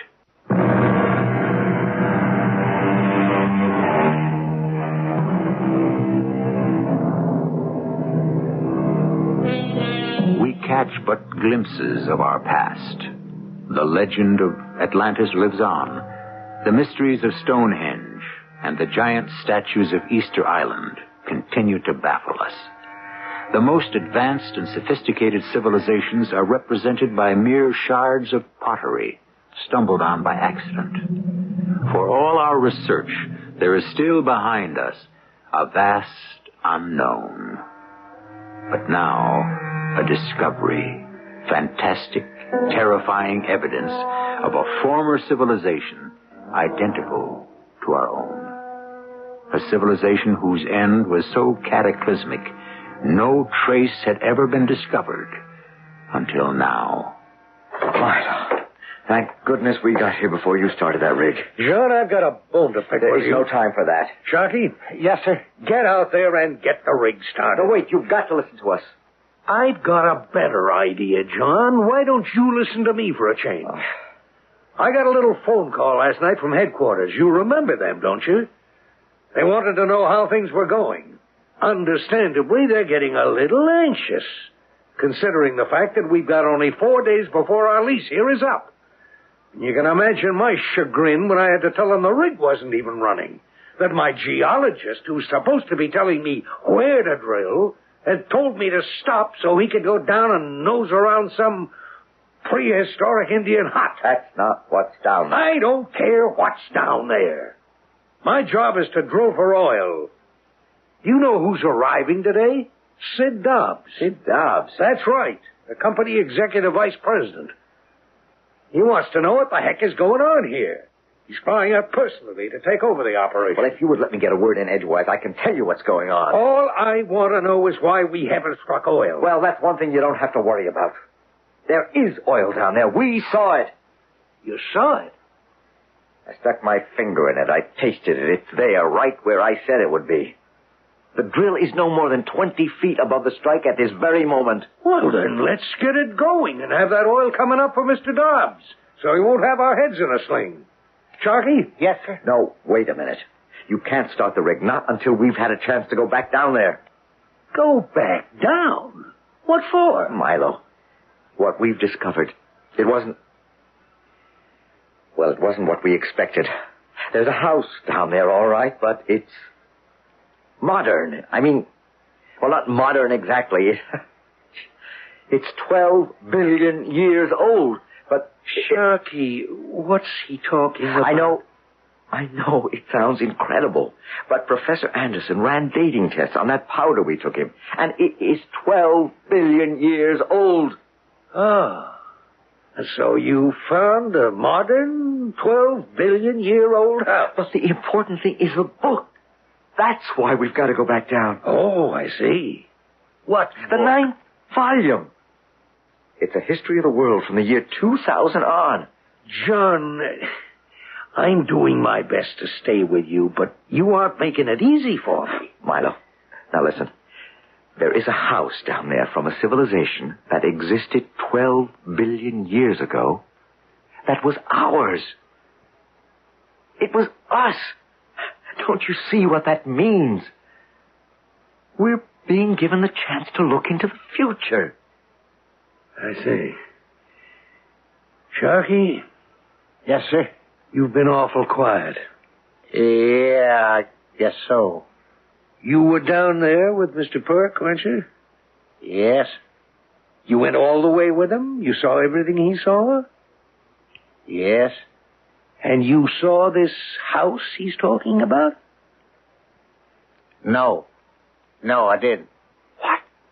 Sharky, you didn't see a 12 billion year old house that looks just like ours, that has a set of books?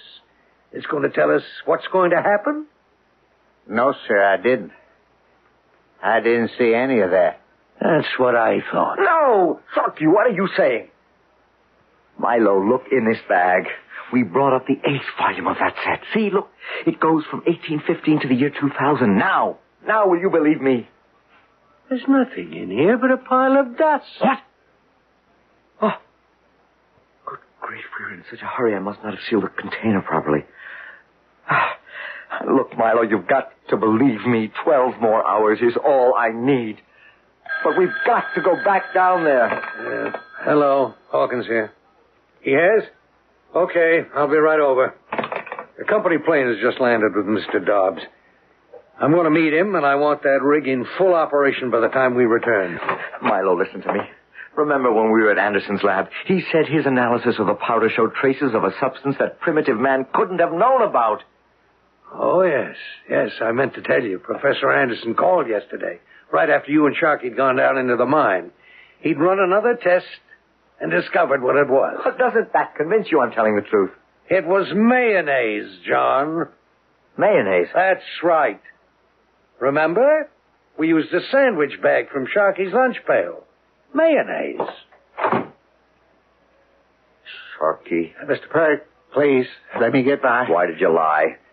I got to get the rig started. Are you crazy? Do you realize what we'll be destroying? Mr. Perk, I don't want to talk about it. What are you afraid of? Going back down there, we'll run hoses down to pump out the gas. Anyway, you don't have to go if you don't want to. I can find somebody else. I know it's risky, but it's too important not to take the chance. Mr. Perk, please let me go. Not until you tell me why you lied to Milo. Don't you see what this discovery could mean? The chance to look into the future, the chance to avoid making the same mistake twice. How? What? How are we going to avoid it? Don't you want to know your own fate? No. I don't want to know. An entire civilization may perish because of your cowardice. Why won't you support me? Didn't you see that house? Of course I saw it. Did you take a good look at it? What are you getting at, Sharky? What's the matter? It's a modern house. So? It's not ultra-modern. It's not some weird, futuristic contraption filled with gadgets we've never seen. It's modern. It's contemporary. Don't you see what that means? This is as far as we're coming. This is the end of the line. Whatever's going to happen is going to happen soon. And it's probably too late to stop it. But we can try if we know what it is. I don't want to know what it is. I don't want to know.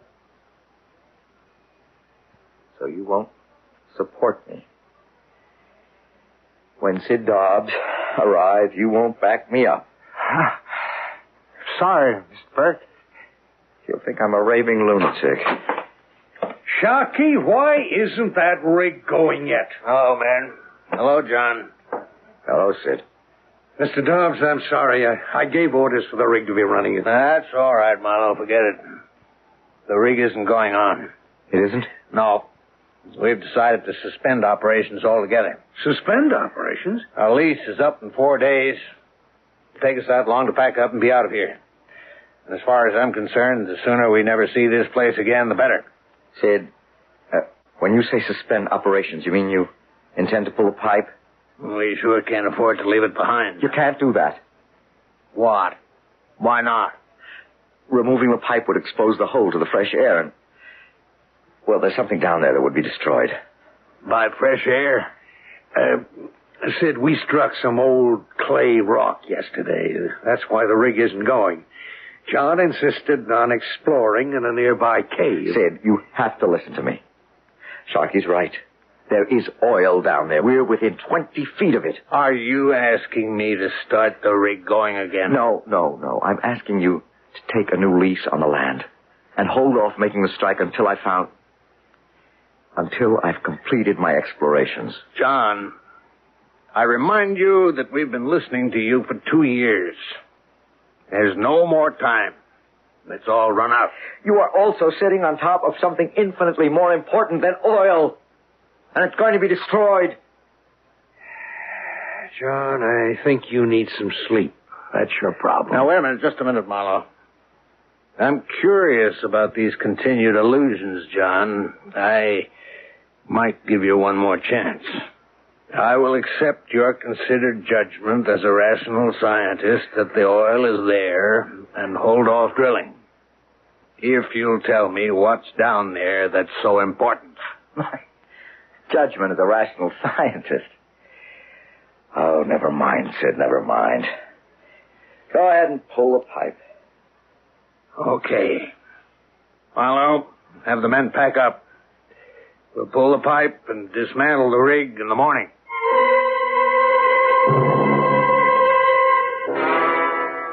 John, why didn't you just tell Mr. Dobbs what it was you'd seen? He wouldn't have believed me, Professor Anderson, not without Sharky's corroboration. So? You're going to start pulling the pipe in the morning in a golden opportunity and we'll be lost forever. No, not exactly. Oh? What chance remains? Surely you don't intend to stop them at gunpoint? No. I'm going to try going down again. You said there was gas leaking, that the ground was beginning to shift. We can wear masks against the gas, and as for the shifting, well, we'll just have to take that risk. You said we. That's why I came to you, Professor. I need someone to go with me. It's a two-man job. I don't know who else to turn to. I know you're... I mean... Oh, I know what you're trying to say. But on a mission of such importance, I wouldn't hesitate. Not for 1 minute. Then you'll come with me. Yes, of course I will. Good. We've got to start at once. There's barely enough time as it is.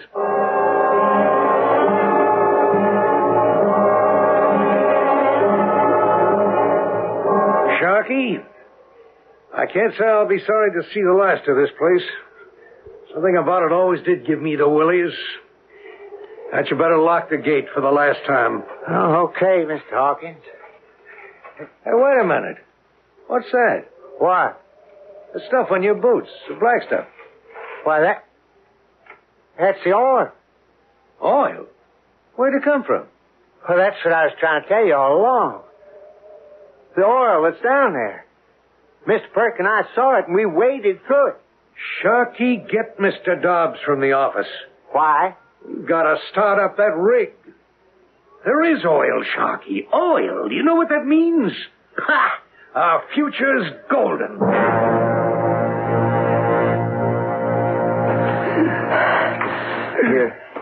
Here it is, Professor. This is amazing. A house in every detail, exactly like our own.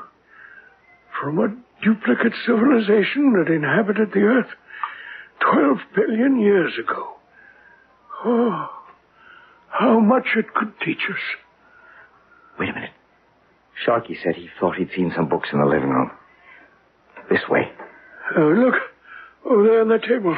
Yeah, this is it. The History of the World by D.V. Davis. Volume 9. Do you realize what this will mean, Professor, when we open this book? Yes.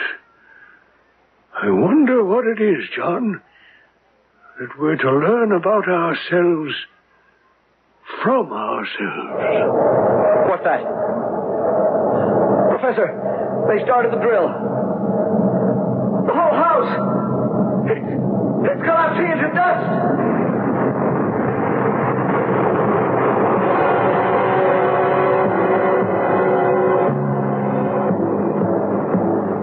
There is a legend in classical mythology about the Sibyl, a prophetess who lived appropriately enough to our story in a cave.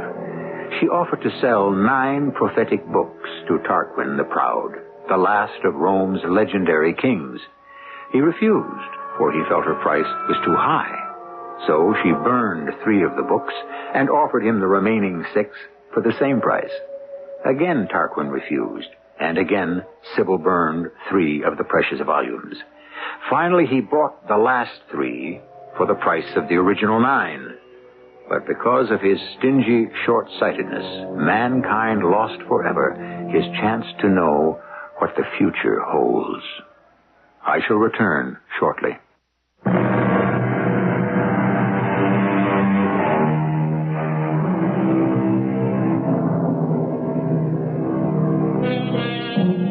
Really want to know what fate has in store for us? That would probably depend on whether or not we had the ability to act on that knowledge and to alter the impending course of events. But would it be a simple matter of avoiding a single fatal mistake? Or would we discover a future as complex as human nature itself and as unchangeable? Our cast included Michael Wager, Court Benson, and Robert Dryden. The entire production was under the direction of Hyman Brown. This is E.G. Marshall inviting you to return to our Mystery Theater for another adventure in the macabre. Until next time, pleasant dreams.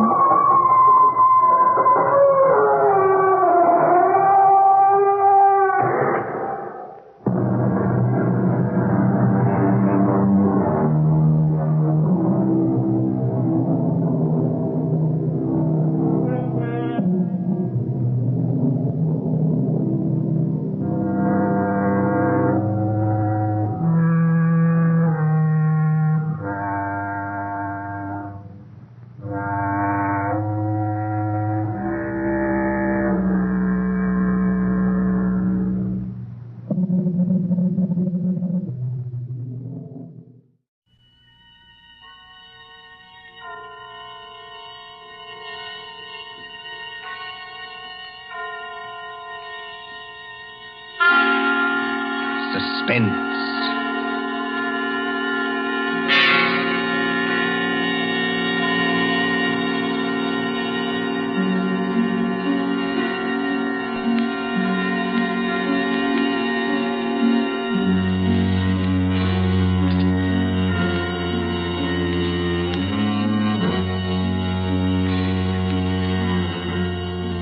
thrill of the nighttime, the hushed voice and the prowling step, the stir of nerves at the ticking of the clock, the rescue that might be too late, the crime that is almost committed, mystery and intrigue and dangerous adventures. We invite you to enjoy stories that keep you in suspense.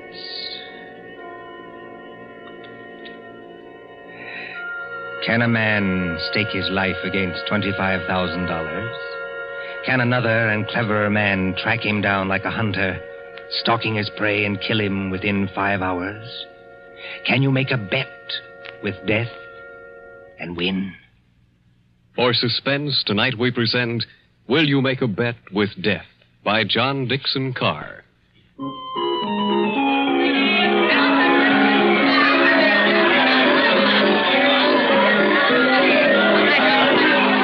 Coney Island on a summer day. There's the beach, bright colored with bathing suits. There's the boardwalk, all straw hats and summer dressing. There's the Ferris wheel and the roller coasters. There is all humanity eating hot dogs and having a good time. And over there, beyond that souvenir shop, is the haunted mill. You get into a little boat. You float through a narrow tunnel into the dark while witches scream. But that fools nobody, does it? There couldn't be any real terror, could there? While the bands are playing and the crowd goes by and... Ladies and gentlemen, a unique attraction. It hurts me to see you stand there and miss this. Only 10 cents, 1 dime, the 10th part of $1 to go through the old haunted mill and get the thrill of your lives. An overstatement, if you ask me. 1 ticket, please. Did you say 1 ticket, lady? That's right, 1 ticket. What's the thrill? Beg pardon, lady? I said, what's the thrill? Lady, the gals who come here with their boyfriends don't have to ask that. 10 cents, please. This way and mind the gate. Thank you. Step right up, ladies and gentlemen. Get your ticket for the old haunted mill, where ghosts will walk and corpses... Give me some tickets. Hurry. Just a minute, young fella. I know you want to get into the old haunted mill, but there's plenty of time. How many tickets? I don't know. Better give me 10. 10 tickets.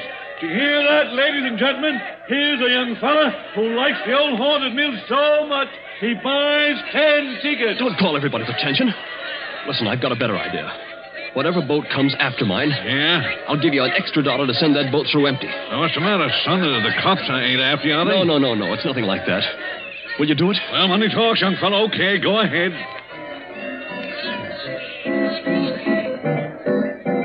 Isn't there an empty boat here? Well, really? You've got such a great objection to riding in the same boat with me? Oh, I'm sorry. I didn't mean that at all. Don't misunderstand. Then you'd better get in if you want to go. This boat's starting to move. Yeah, I better sit down. You certainly had. Look here, I want to apologize. That's quite unnecessary. This place is rather childish anyway, isn't it? Yes, isn't it? But I've seen everything else, so I may as well see this. Here we go in the dark. What was that? One of the ghosts, I imagine, from a machine. It sounded like him laughing. There isn't anybody in the boat behind us, is there? Oh, I can't see. It's pitch dark. Listen, Miss... My name is Andrews, Betty Andrews, if it's customary to exchange names in a place like this. Mine's Pendrell. Bob Pendrell. Did you say Pendrell? Yes. Do you know it? Oh, no, not exactly. It's an unusual name, that's all. I don't want you to think I'm out of my mind, though I very nearly am. But I've got 5 hours to go. Just 5 hours. At the end of that time, either I'll have won $25,000 or else... Or else? Or else I'll be dead. You know, I wish I'd kept you away from this boat. Well, there's nothing to get alarmed about. For you. I can't tell you much, but I had to tell somebody that or I'd have started yelling. There's just one other thing. Is there? In these places, they've usually got little dim-lighted rooms along the way. Yes, exhibits. Ghosts and things. Yes. Well, when we come to one, I'm going to get out of this boat and hide there. Just don't get alarmed, and don't tell anybody when you go out. But why should you do that? I think I see a light ahead. There is a light, but... Dim, too. That's all to the good. It's... Yes? We're coming around the corner. Look, I'm going to have company when I get off. A waxed dead man on a pile of straw. Oh, I hope I can stand these noises. Goodbye, Betty Andrews. I wish we'd met at a different time. Mind the boat! Here, what are you doing? Getting out, too? Don't be an idiot. What's the idea? You need looking after, Mr. Pendrell. And if we must hide, I suppose this is as good a place as any. I won't have it. Quick. There'll be more boats along. Over behind that dead man on the straw. He'll hide us. Hurry. Well... Now, Mr. Pendrell, in the queerest place I ever get into, please tell me what this is all about.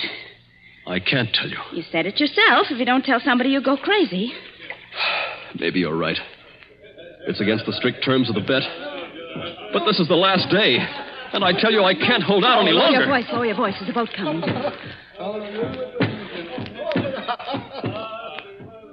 I wonder if you ever heard of my stepfather, John Destry. Yes. I imagine everybody has. He's a millionaire, and I'm not. I'm just a chemist. An analytical chemist. Not very successful. So if I'd had time, if I'd had money, I might have worked out a process that would have... Well, I think it would have helped in the war. But he's got money. Yes, he's got money. Well, my mother died years ago. This Destry's a big, white-haired, fine-looking fella. You'd think butter wouldn't melt in his mouth. He's got an apartment in the East 60s, secretary, I never met her, valet, cook, that kind of thing. Well, he used to invite me there. I wouldn't go. Then he got hold of a book I had to have, a German work on chemicals. So I went. After dinner, in that study of his, over the brandy...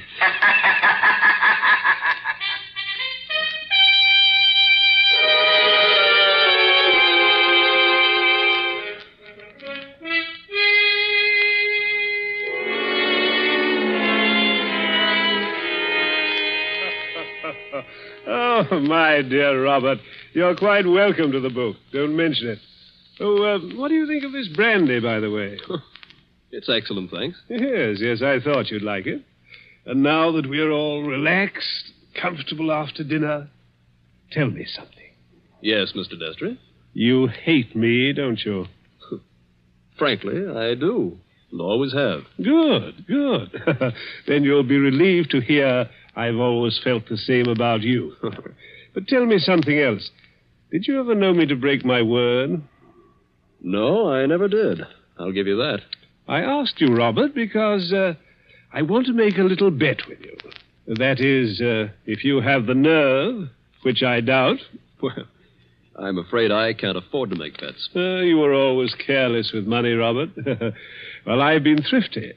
I saw that when your mother was alive. But you can afford to make this bet. Look here, in my desk. Well? $25,000, Robert. $25,000 in 5 $100 bills. And what would I have to bet against that? Your life. What? My life? There's the money in the drawer. Look at it. What wouldn't you give for that money? What wouldn't you give to have it for this precious work of yours that you're so fond of and that you've failed in miserably? So far I've failed, yes. Oh, I've had a fairly good life as lives go. My heart isn't as good as it might be, but the doctors say I'll last a little while yet. But before I go, there's one pleasure, one little exquisite thrill for me to experience. I want to commit a murder. Yes, I said a murder. My bet is that I can kill you within 6 months, and that you can't stop me, and that I'll never be punished for it. What do you say? Yes or no? I believe you mean that. Of course I mean it. And just how would you propose to kill me? That would be telling. You know, if I had time to think this thing over... There's no thinking it over. Now. Yes or no? Yes. You must need the money badly, Robert. I do need it. But oddly enough, Mr. Destry, that isn't why I'm doing this. No? No. I want to show you can't play the Lord Almighty and get away with it. Are you challenging me? Yes. You don't think I can do it? I know you can't. We mustn't get excited, Robert. There will be conditions to the bet, you understand? What conditions? First of all, you'll never mention this matter to anyone. All right. That seems fair enough. You'll remain within the city limits of New York for 6 months. You'll spend at least 1 hour of every day walking the open streets alone. All right. You'll spend at least 1 hour every evening in your own room alone. I may come to see you, or I may not. Trying to scare me already, are you? Finally, you'll write out a little note and give it to me. There's pen and paper on the desk in front of you. Write it now. Let's hear what I have to write before I do anything like that. You will write, I am a failure. You can't stop harping on that, can you? I am a failure, and this was the only way out. I wouldn't have done it otherwise. A suicide note? Yes. I intend to use it when I, operate. And if I won't write it? Ooh, then there's no bet. All right, I'll do it. It's now, 9 o'clock on the night of January the 10th. If you're alive and not in a madhouse... Does that go into the bargain, too? Yes. At 9 o'clock on the night of June 10th, given those conditions, you will receive $25,000. Can't you hear the dice rattle, Robert? You're playing with death now. I know it. Aren't you going to finish your brandy? No, thank you. Oh, then pour it back into the decanter. You heard me. Pour it back into the decanter. If you were as careful as I am, you wouldn't be where you are now. That's right. Always be thrifty. I can promise you, by the way, that you'll always be perfectly safe as long as you're in this apartment. But that's the only concession I make. I notice your hands are steady at the moment. I wonder what they'll be like a month from now.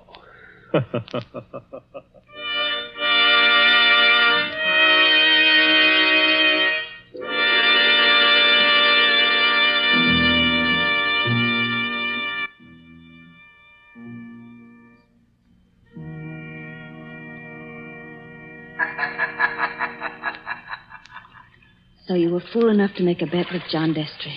Listen, Betty. I want to tell you what else happened the same night. I got on a Fifth Avenue bus and started to look through that book that Destry gave me.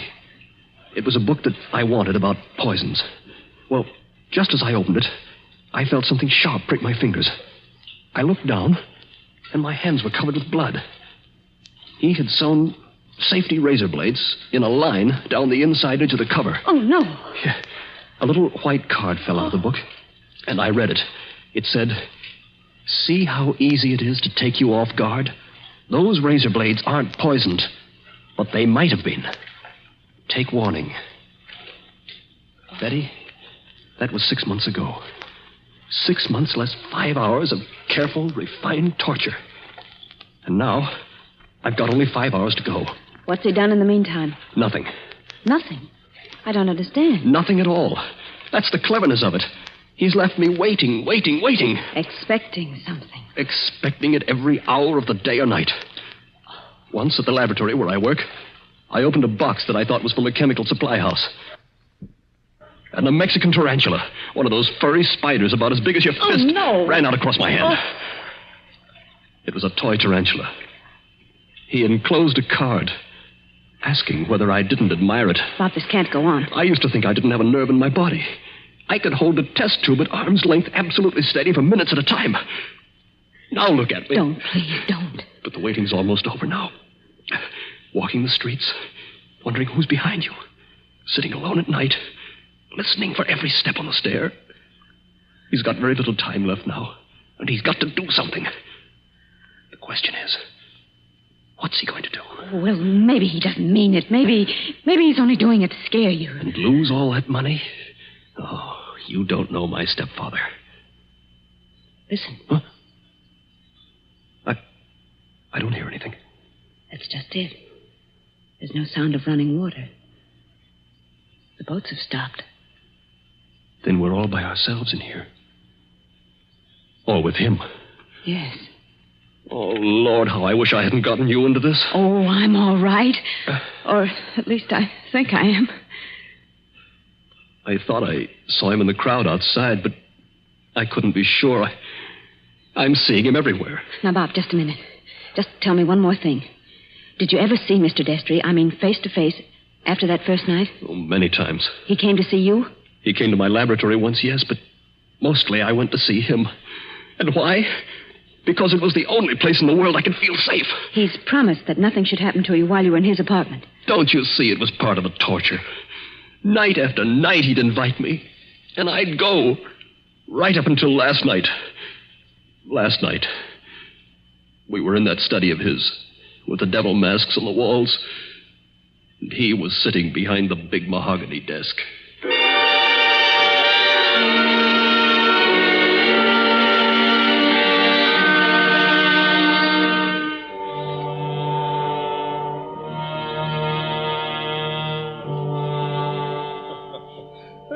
My dear Robert, I'm pleased and even touched to have you here on the last night before you... Why don't you say die and get it over with? Oh, well, let's not say die. No? The clergy contend that we never die. We only change. No. Now let that be a consolation for you. Must you be going so early? There's that 1 hour at home rule to our bet, if you remember. I remember. You're keeping to the rule. Yes, and I mean to beat you at this if it's the last thing I ever do. The last thing I ever do? That's an unfortunate choice of phrase, Robert. My boy, you haven't a chance. Something's going to happen to you within the next 24 hours when you least expect it. Will you answer me one question? If I choose. Have you decided how you mean to kill me? I decided that 6 months ago. And you still think you can get away with it? It's a method which has never been known to fail. I give you my word of honor on that. Is it sudden? Yes, and no. Wouldn't you like to know what it is? Good night, Mr. Destry. I think I'd better be leaving. No, my dear boy, you mustn't go yet. Sit down. Pour yourself a glass of brandy. No, thanks. Then perhaps you wouldn't mind pouring me a little. My doctor allows brandy, though I'm forbidden spirits. I notice your hands are shaking quite a good deal. They weren't like that 6 months ago, were they? No. You were full of confidence then. Oh. And it grieves me to see you waste tobacco by lighting a cigarette and putting it out immediately. Oh, it's no use lying to you. But I'm going to beat you just the same. You wouldn't like to back out now? After what I've been through? You'd still have your life. I'll keep it, thanks. That's very unwise of you, Robert. Still, you must decide. Oh, I was expecting my secretary a little later to dictate some letters. But now, I think I'll leave her a message that I've gone to bed and turn in myself. Tomorrow is likely to prove an interesting day for both of us. Here's your hat, here's your briefcase, and let me wish you a fond, peaceful, and happy good night.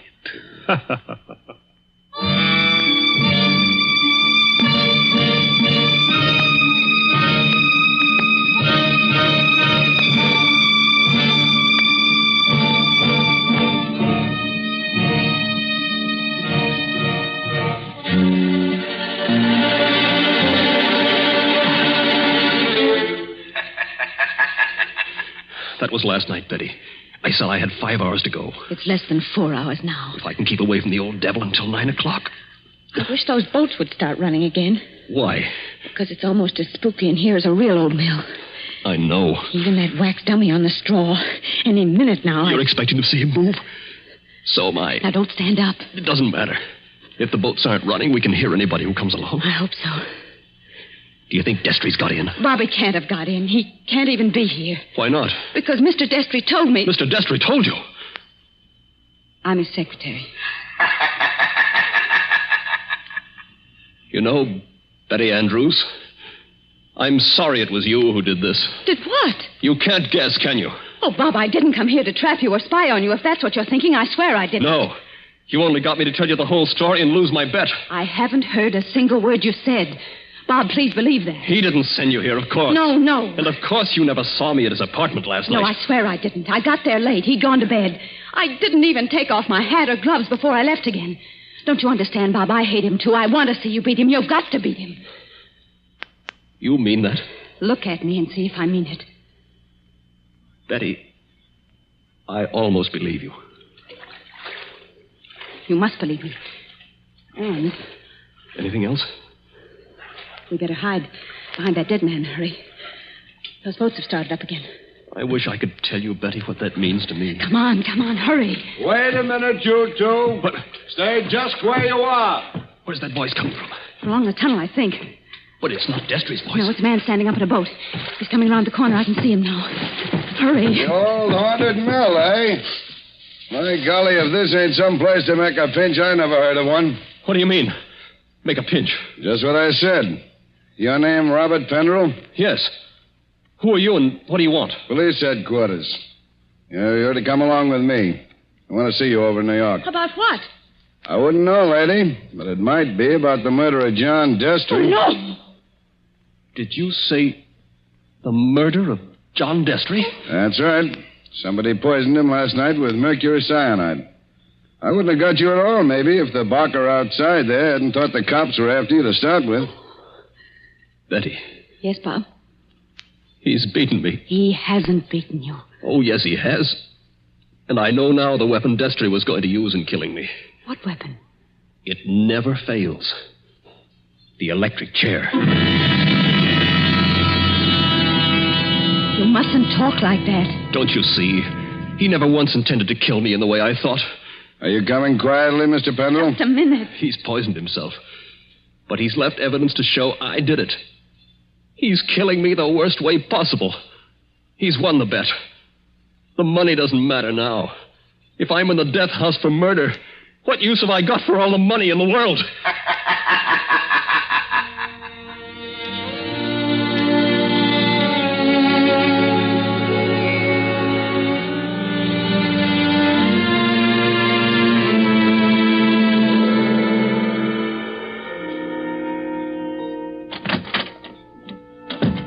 Pendrell, let me introduce myself. My name's Mullen, Inspector Mullen. It's a pleasure to meet you, Inspector. It's a pleasure to be safe again. I've had you brought here to my office for a little quiet talk. You're in a jam, son, and I want you to realize how bad it is. You think I don't realize it? John Destry was poisoned with mercury cyanide administered in a glass of brandy. And only my fingerprints were on the glass besides his own. I can guess. Mr. Destry's body was found this morning lying behind the desk in the study. There was an empty glass with traces of brandy and cyanide. Now, we haven't had the full autopsy report, but the smell of that stuff is pretty distinctive. They tell me you're a chemist, Mr. Pendrell. That's right. The boys find that 8 grains of mercury cyanide are missing from your laboratory. Where he visited me a month ago. And in your briefcase, which you took away from his apartment last night... He handed it to me. I remember. We found over $1,000 in cash. Now, take a look at this note. Did you ever see it before? Well, yes. I wrote it.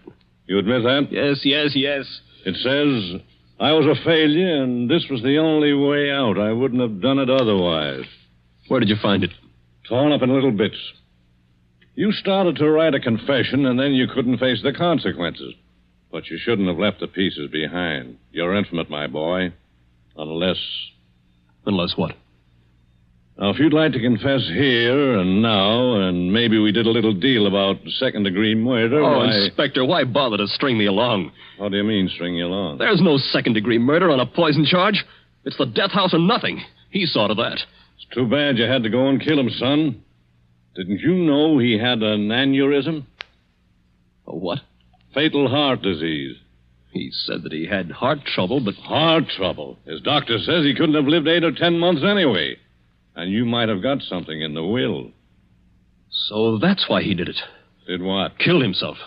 You still stick to that crazy story you told the boy? He's going to kill me, isn't he? With 3,000 volts of electricity.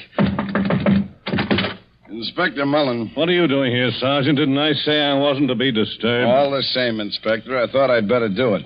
There's a young lady here, a Miss Betty Andrews. I think you'd better see her. I'll see her when I'm good and ready. And I think you'd better see her, Inspector. We've just heard from Mr. Destry's lawyer. Well?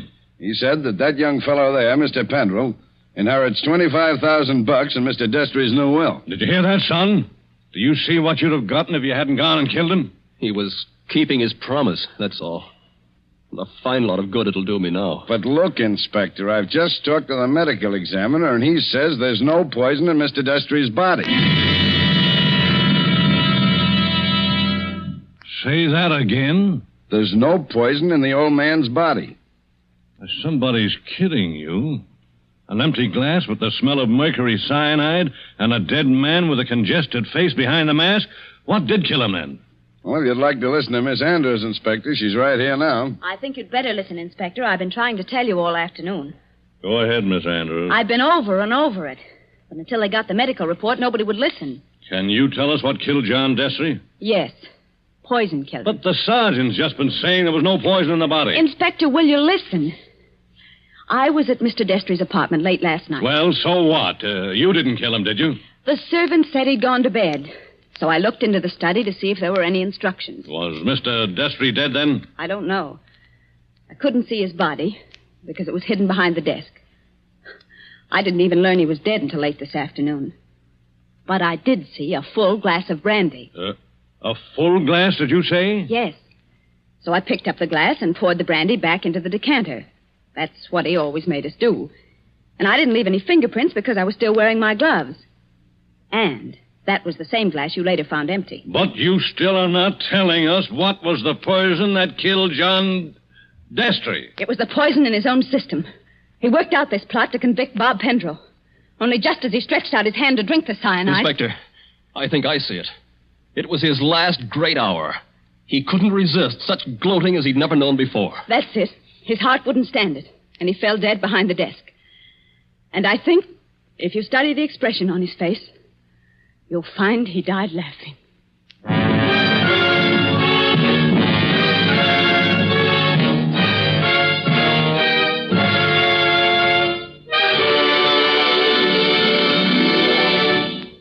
And so ends Will You Make a Bet with Death? Tonight's story of Suspense. The part of Bob Pendrell was played by Michael Fitzmaurice. Betty was played by Leslie Woods. John Destry was played by Nicholas Joy. And in supporting roles were Ted DeCorsia and Charles Slattery. Again next Tuesday at 9:30 p.m. Eastern Wartime. A story dedicated to the thrill of the nighttime, the hushed voice, and the prowling step. Another adventure in Suspense. William Spear, the producer, Mark Slobe, the director in the absence of John Dietz, and John Dixon Carr, the author, are collaborators on Suspense.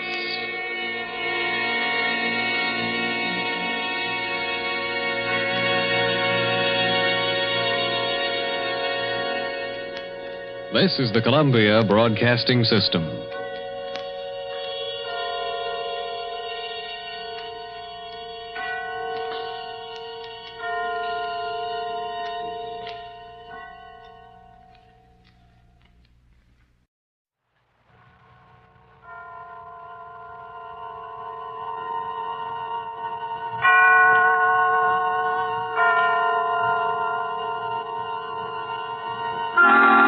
Suspense.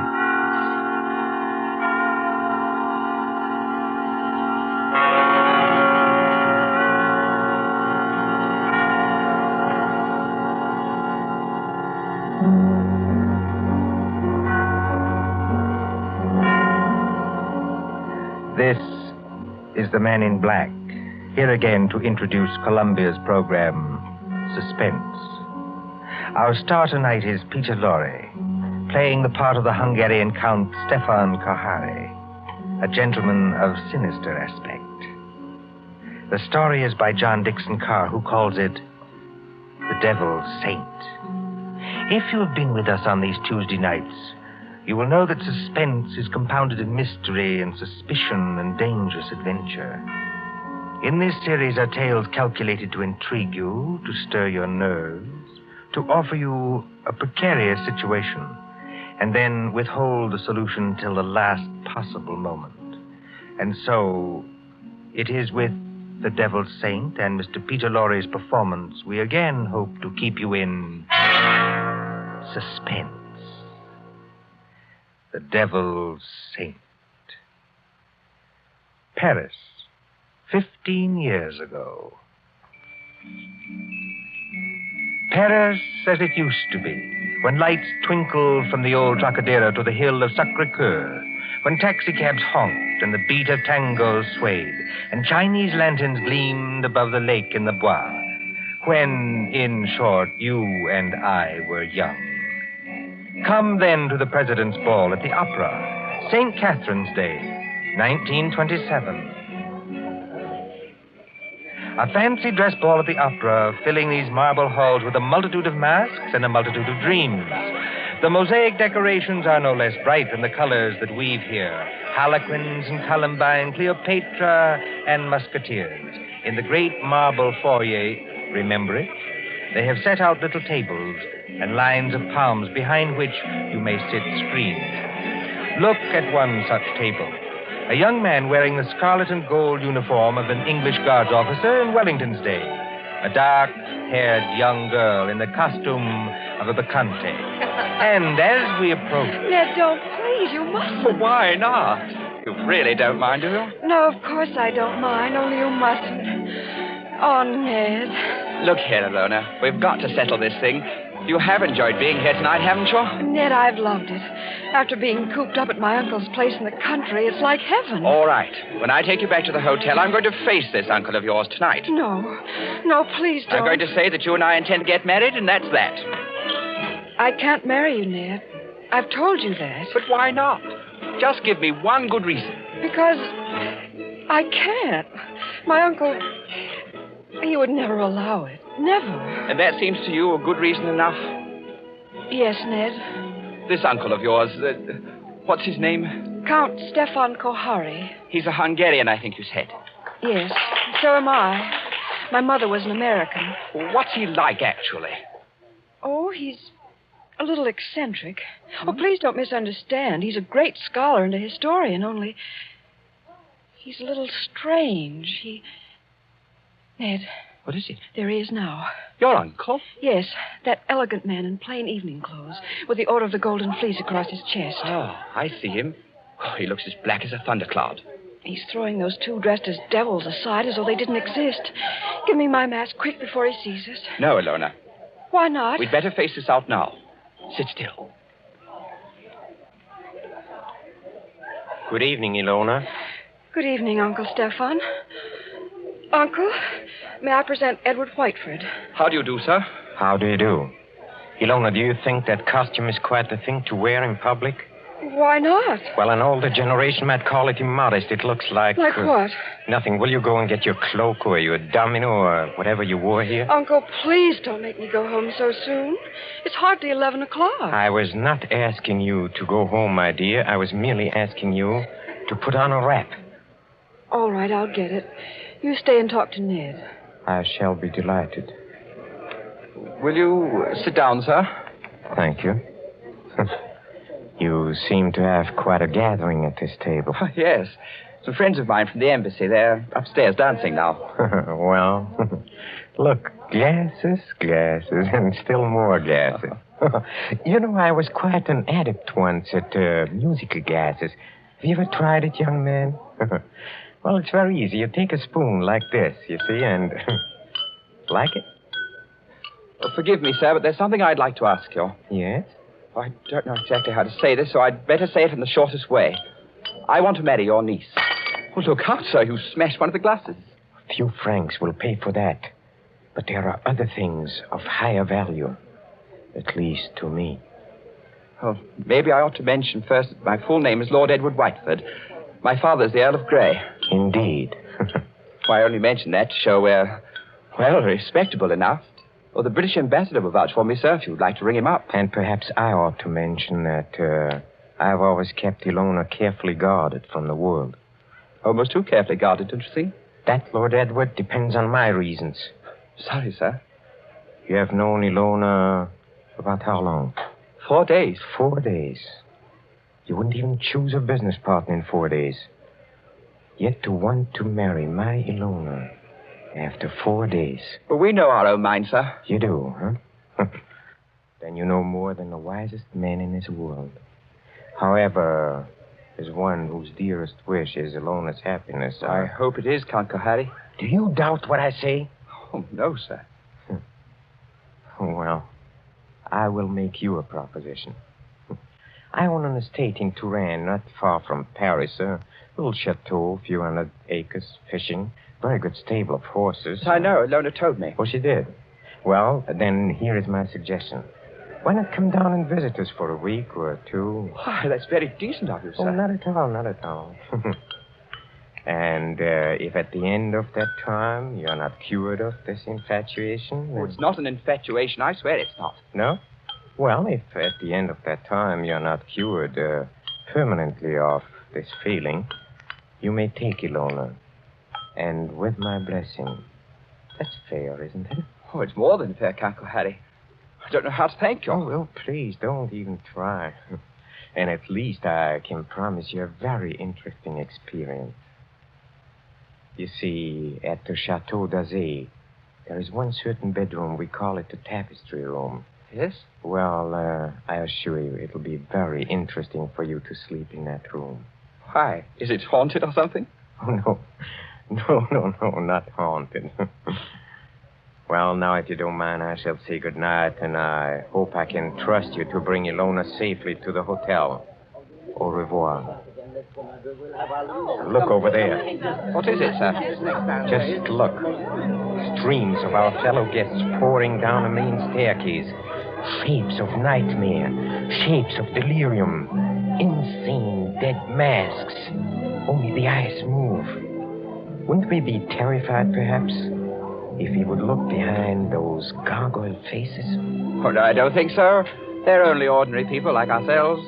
That, sir, is where you make your mistake. Well, I shall expect you for the weekend, and encore une fois, au revoir. Ned. It's all right, Ilona. You can come out from behind those palms. What was he saying? I couldn't hear. Ilona, it couldn't be better. Well, he's a very decent old boy, actually. And he's invited me to the Chateau d'Azay. Did he say anything about the tapestry room? Yes. He invited me to sleep there. And you said? I said I would, naturally. You mustn't do it, Ned. I won't let you do it. But why the devil not? Because everybody who sleeps in that room dies. Dies? Are you serious? Oh, Ned, please don't do it. Oh, nonsense. There are a lot of superstitions about every old house. This isn't a superstition, Ned. It happened once when I was a little girl. A man insisted on sleeping there. They found him dead in the morning. So? How did he die? They don't know. There wasn't a mark on his body. He wasn't shot or stabbed or strangled or poisoned or hurt in any way. He was just dead.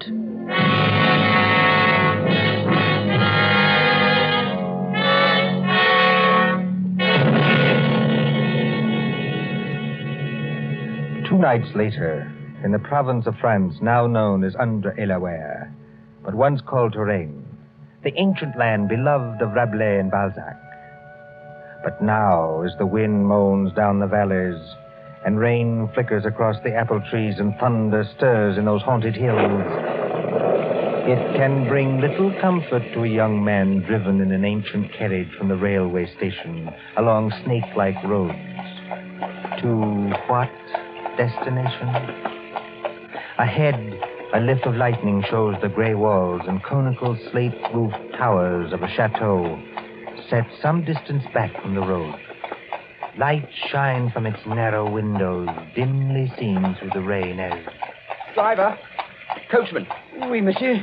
Is that the Chateau d'Azay up ahead? Oui, monsieur.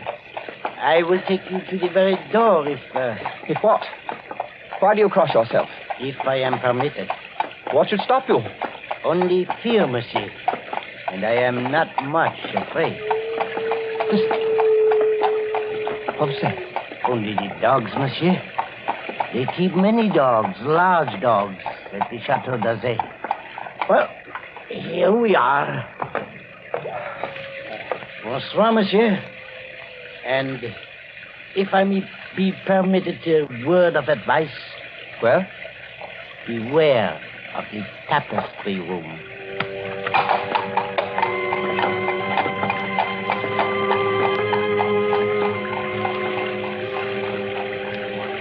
There isn't a bell on this door. There might at least be a knocker.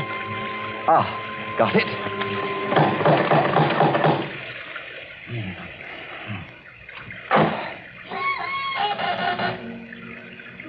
Et alors, monsieur? Vous cherchez? Je cherche le Château d'Azay et je... Perhaps it would be better if monsieur spoke English, yes? You are Lord Edward Whiteford. Yes. Monsieur is expected. Please to enter. Monsieur's hat and coat. Thank you. Ned. Hello, Elona. Oh, La breath pas ma petite, votre uncle. Oh, you'd better not kiss me, Ned. Madame Flay says to look out for my uncle. Madame Flay is our housekeeper. Oh. Well, where's your uncle now? In the drawing room. He's playing the piano. Come along. Elona, is anything wrong? Oh, everything's wrong. 2 of my dogs were in horrible pain this afternoon. Dr. Solomon had to put them out with chloroform. You don't think that... I hope nobody's practicing, that's all. Well, here we are. Oh, nice tiger skins on the floor. I say, who's the little old man with the grey beard sitting over there by the fire? That's Dr. Solomon. Oh, hasn't he funny-looking eyes? He watches and watches and watches. He's an old friend of the family. Shh, come along. Let's get this over with.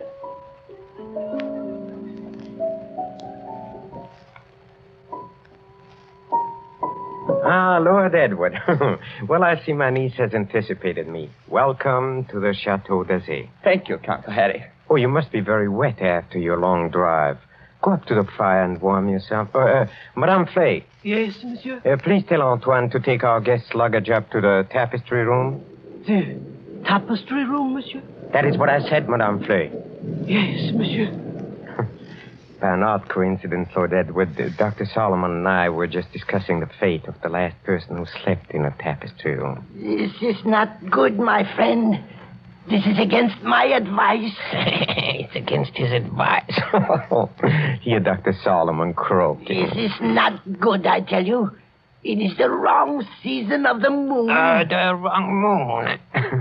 But there is no moon tonight. It's raining cats and dogs. Don't talk about dogs. Nevertheless, it is the wrong season of the moon. I say no more. Cheerful blunder, that doctor. Don't do it, Ned. I won't be responsible if they make you do it. But look here, Count Harry. What did happen to the last bloke who slept in the tapestry room? You mustn't call him a bloke, sir. He was a very saintly gentleman. The Bishop of Tours. That was some time ago when Ilona was only 15 years old, but surely she must remember it. I remember it. The church, said our bishop, has no use for superstitions. Well, he insisted on sleeping there. I made it as comfortable for him as possible, but he was found dead next morning with a crucifix still in his hand. Was it poison? There was no poison, monsieur. No. Here, Dr. Solomon. It's true, Ned. Well, there were just 2 very curious things. You see, in connection with that death, on a mantelpiece there was found burning a stick of incense. Just ordinary incense, nothing wrong with it. Yes, sir? And under the dressing table, the police found it was an empty jar of ointment. Now, here's your wits. A dead man, some burning incense, and an empty jar of ointment. What do you make of that? Oh, I don't make anything of it. It's crazy. Please do not speak like that. I'm sorry. It is still the wrong season of the moon. Well, what I really meant, sir, was this. Is there any reason for this story of death? Reason? Any legend attached to the room or anything like that? Yes, there is. Well, sir? Well, we are a very old family, Lord Edward. Old and perhaps accursed. When my ancestors moved from Hungary to France in the 17th century, they brought certain beliefs with them. The old religion. The old religion? Yes, the cult of Diana, the cult of Janus, the cult of freedom and fertility. The witch cult, if you prefer. Oh, now look here, sir. Must we talk about this? Well, you smile, but when I say the word witch, you think of some humorous picture on a Halloween's card. It was very different in the Middle Ages, believe me. Then, my friend, there existed an organized religion which rivaled the church. There were many to worship unashamed at the grand Sabbath. Many to receive all favors from Saturn, their master, and to dance forever, joyously in the red, flaming quadrants of hell. Some 200 years ago, an ancestress of mine, Katerina Kohari, was tortured to death in a tapestry room for professing the old religion. Many persons have not thought it safe to sleep there since. Are you answered? Oh, come, sir. This is some kind of elaborate joke. Joke? The Bishop of Tours did not find it a joke. Not a mark on his body. I assure you as a physician, not a mark on his body. No, not a mark on his body. Hear Dr. Solomon. Yes, I hear him. Well, understand me, Lord Edward, there's no compulsion in this. If you do wish to sleep in that room, all right. If you ridiculous. don't... I'm not afraid to sleep there, sir. Well, I thought perhaps you wanted to change your mind. Oh, never. Would you like me to make a wager on that? What sort of wager? Well, if I spend the night in this famous room and come out of it alive... Yes? Will you give your consent to the marriage immediately? Tomorrow morning? Tomorrow morning? Why? Because I don't think the atmosphere of this house is good for a loner. What do you say? Will you do it?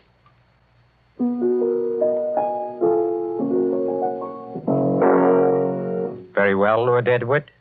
I accept the terms of your wager. Don't do it, Ned. For the love of heaven, don't do it.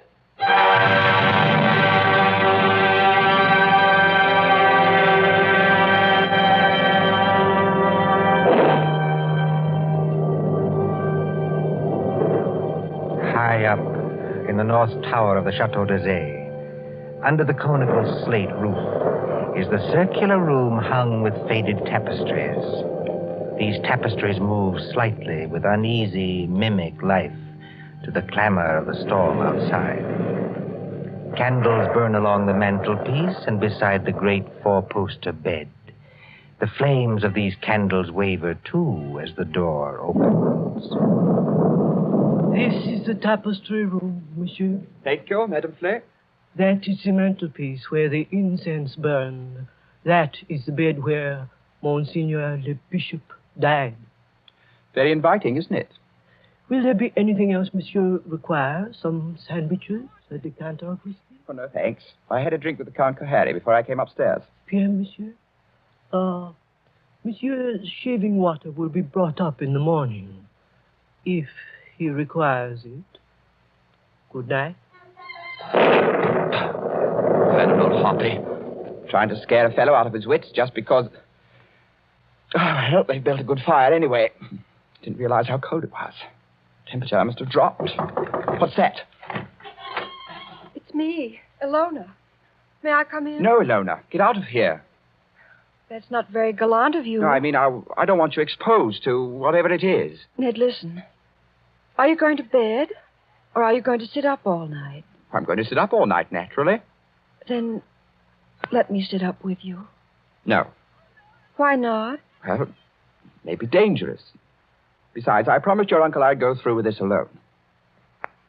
I wish you hadn't had that drink with him. Why? He couldn't have done anything to it. It was you who poured it. Yes, that's true, only...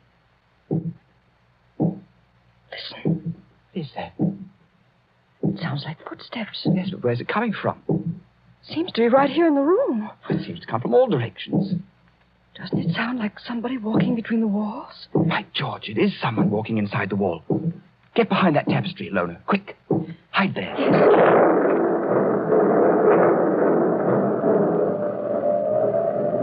Count Kohari, where did you come from? Oh, forgive me, Lord Edward, for seeming to appear out of the wall and between the tapestries. Like Mephisto appearing to Faust, huh? And this red dressing gown perhaps adds to the effect, too. How'd you get here? A passage between the walls? Yes, exactly. Little device my ancestors for visiting this room. You know, they invented that when its occupant was so unmannerly as to bolt the door. Door's not bolted. You could have walked straight in. But I couldn't have done it unobserved. No. Maybe not. Have you had any other visitors, Lord Edward? No. Are you quite sure of that? Quite sure. Well, then, since nobody saw me come here, I'll just sit down by the fire. Please sit opposite me. Is this the showdown, sir? I don't understand. Well, there's got to be a showdown between us.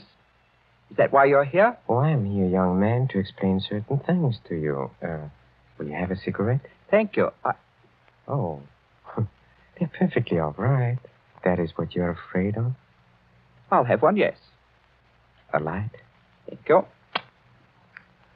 Well, when I was discussing the witch cult a while ago, you didn't appear to think I meant what I said. Do you want a perfectly frank answer to that? Yes. I think you're mad enough to mean anything. What you say, in a sense, is quite true. Seeing an old and inbred family like ours, the mind can crack and the fantasies of witchcraft become as real, well, more real than the living world. Let me give you an example. Go on. The saucer on a table beside you is Ming porcelain.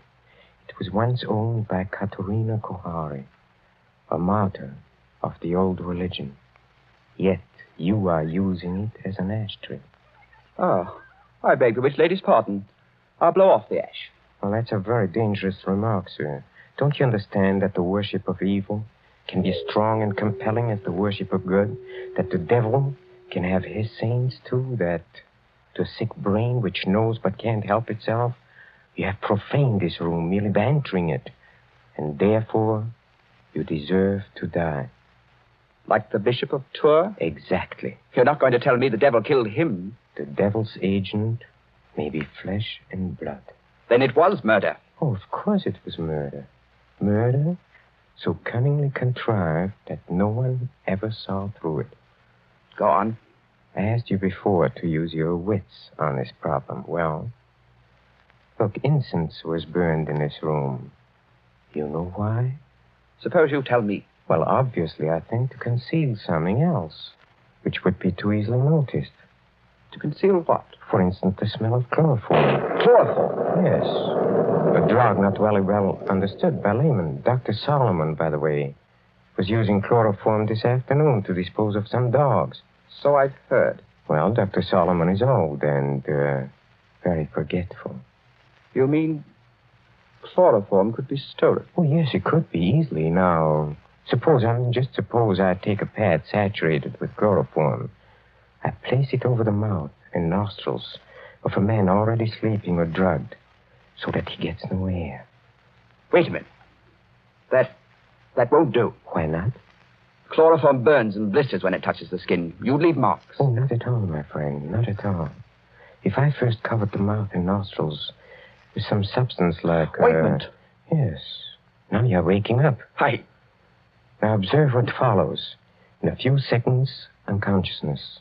In 2 minutes or 3 minutes, death. Certain death, yes. Oh, but chloroform, you see. It evaporates very quickly. There is no trace in the stomach since nothing has been swallowed. Well, delay your post-mortem for 24 hours. Very easy matter in these country districts, and no trace remains in the blood. Murder without a mark, Lord Edward. Murder without a mark. You can't do it, Count Kohani. There's one thing you're forgetting. What is that? I'm not sleeping and I'm not drugged. Oh, yes, you are. How? When? In the cigarette? No. In a drink you had with me. What was it? Morphine. And you've had enough to put 3 men to sleep. See, that's it. Well, try to get up. I'll do it. I'll do it. You see? You've knocked over the fire irons. You'd have been in the fire yourself if I hadn't caught you. Take your hands off me. Just as you please. If I could reach that bell pull. Well, but you can't. Well, better sit down again. You murdering lunatic. So that's how you killed the Bishop of Tours. And that's how you're going to kill me. Who, I? Well, you don't think I killed the Bishop of Tours? Didn't you? You fool. I'm not trying to kill you. I'm trying to save you. Dr. Solomon. Yes, monsieur. Well, come out. Come in the room. Come out and be my witness. Yes, monsieur. I shall always guard the family honor, even when I guess how men die. This young man evidently thinks I've been talking about myself. Am I, in a popular parlance, insane? Oh, monsieur. Heaven forbid. I have never known a saner man. Have you any notion, Lord Edward, why I brought you to this house? You would never have believed me if I had merely told you. So I had to bring you here to show you.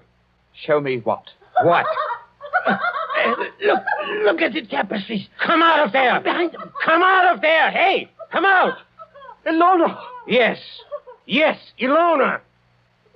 Why do you think I've kept Ilona so well guarded from the world? Why, at a fancy dress ball, for instance, did I object to the costume of a medieval witch? Whose dogs were poisoned so that chloroform should be brought?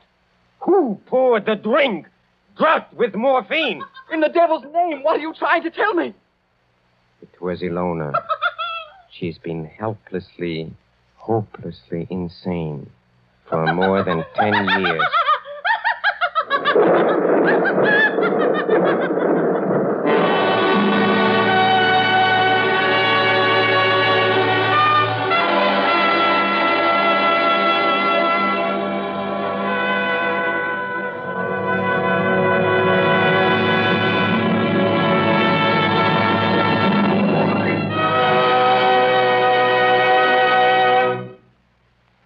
And so closes The Devil's Saint, starring Peter Lorre.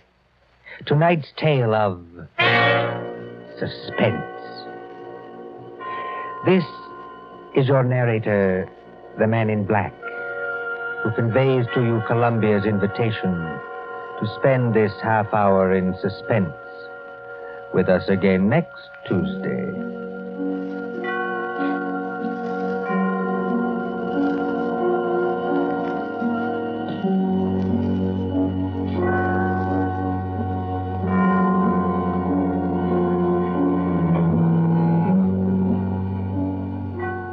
William Spear, the producer, John Dietz, the director, Bernard Herrmann, the composer-conductor, and John Dixon Carr, the author, are collaborators on Suspense.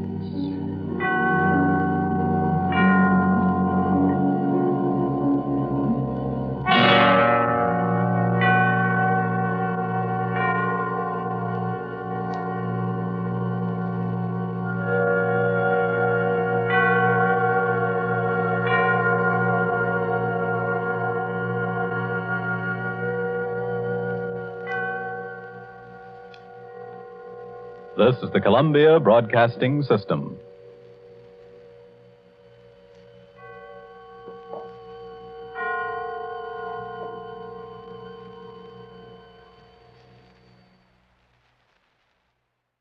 The CBS Radio Mystery Theater presents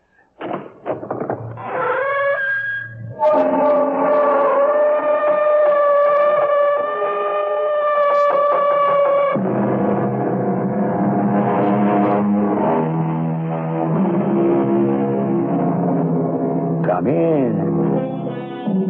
Welcome. I'm E.G. Marshall.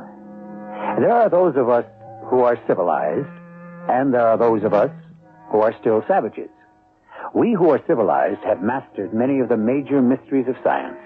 We transplant hearts. We walk on the moon. The savages neither read nor write, and lead rather chancy lives in jungles and deserts. We who are civilized tend to look down on those who are savages, without stopping to think that the savages also feel the same way about us. What are all those people standing around for? They are waiting. Waiting for you. Why? What am I supposed to do? Perform a miracle. A miracle? How can I perform a miracle? You're a god, aren't you? Oh, no. Definitely not. It's all a mistake. I am afraid they will never believe you. You had best perform the miracle.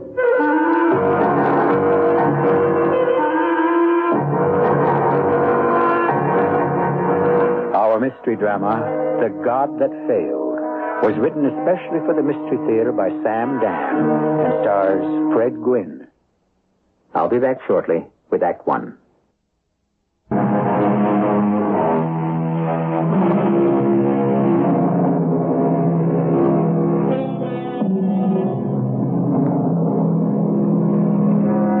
There are a great many outmoded slogans, such as Manifest Destiny and The White Man's Burden.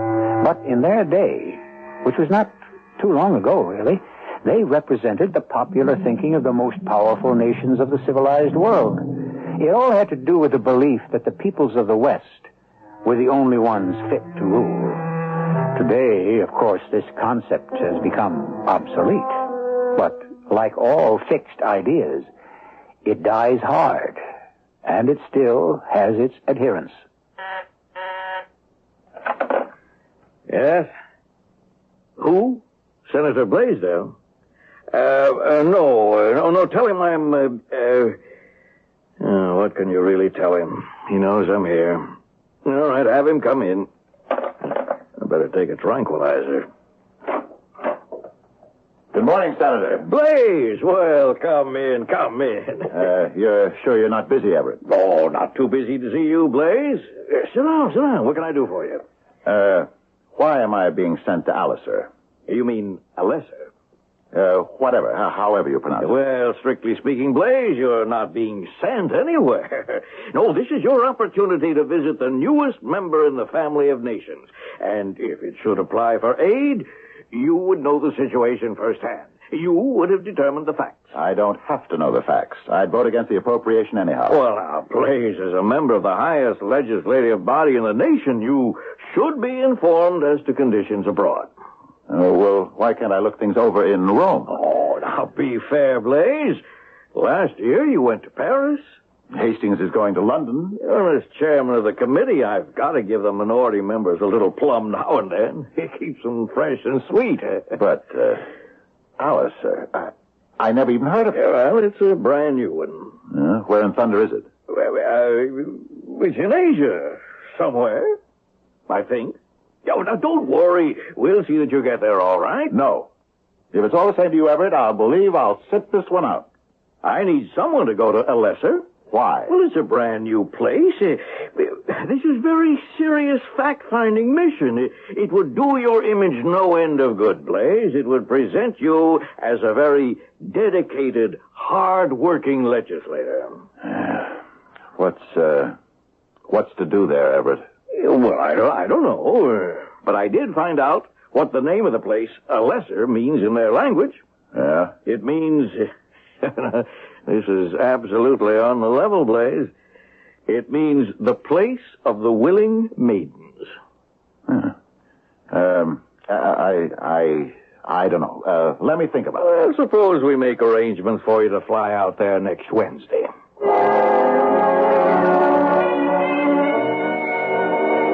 Hello, this is Lynn Longstreet out here at Dulles International Airport in our nation's capital. And the name of the program, as you know by now, is On the Run. Here's where we catch the movers and shakers. Tonight, we've caught Senator Bob Blaisdell. Hello there, Lynn. Senator Blaisdell? Call me Blaze. I just used a little figure of speech there. I said we had caught Senator Blaisdell. I hope my listeners don't read too much into that. After all, everyone knows you're supposed to be the catch of Washington. How have you managed to remain single so long, Senator? I suppose I haven't met her yet. Well, may we ask what you're doing at the airport? As you know, I'm taking a trip to investigate conditions in Alicer. Well, that's supposed to be a very remote part of Asia, isn't it? Yes, it's practically all jungle. Oh. Yes. That's why I asked to go there. You asked to go there? Oh, I had to beg my committee chairman to let me take the trip. Well, now, why would you want to go there, Senator? Why? I want to study conditions in Alicer. Economic, social, political. Well, Senator, I believe you'll have to. I don't think you'll find much else to occupy your time and attention. It's been great talking to you. You've just heard Senator Bob Blaisdell caught on the run en route to the brand new nation of the Lesser in Asia.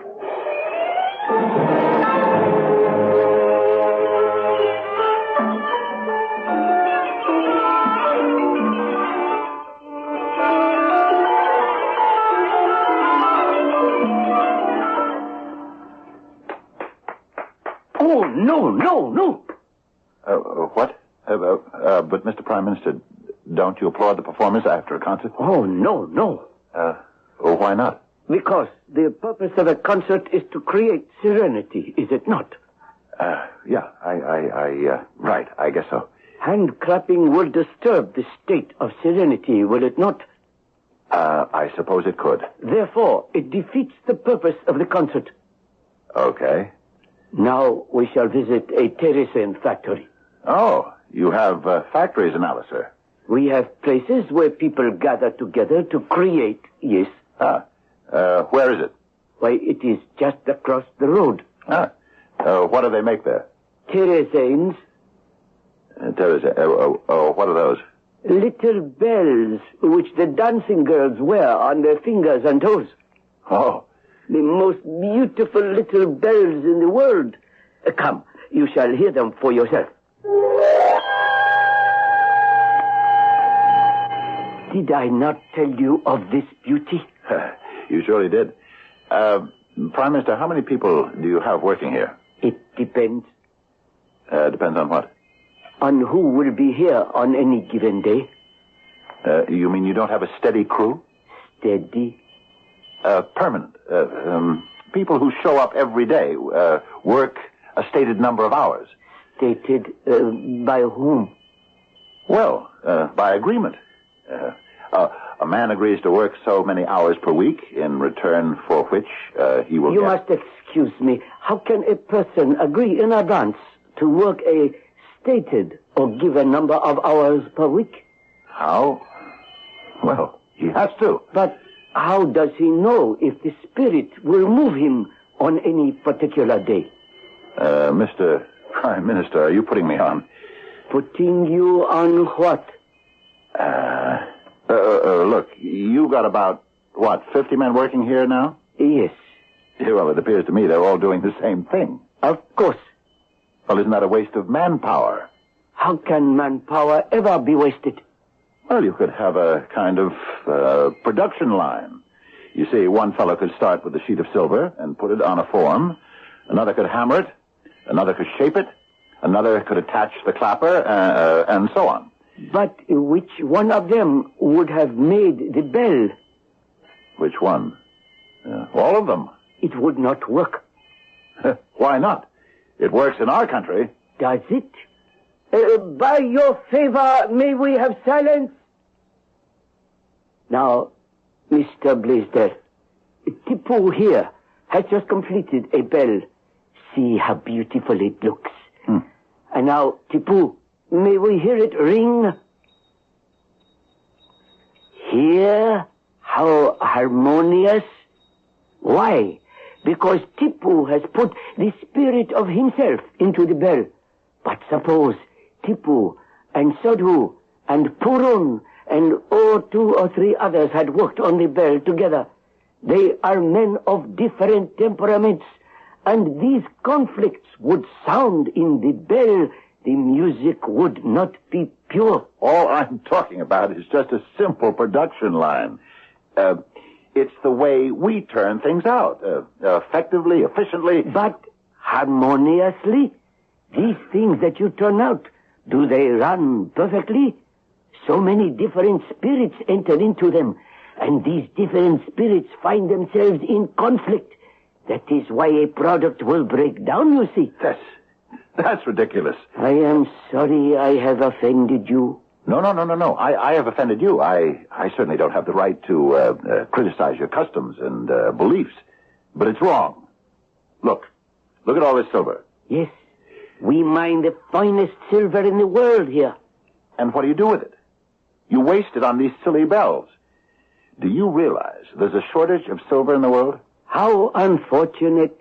You could export silver and make enough money to transform your entire economy. Into what?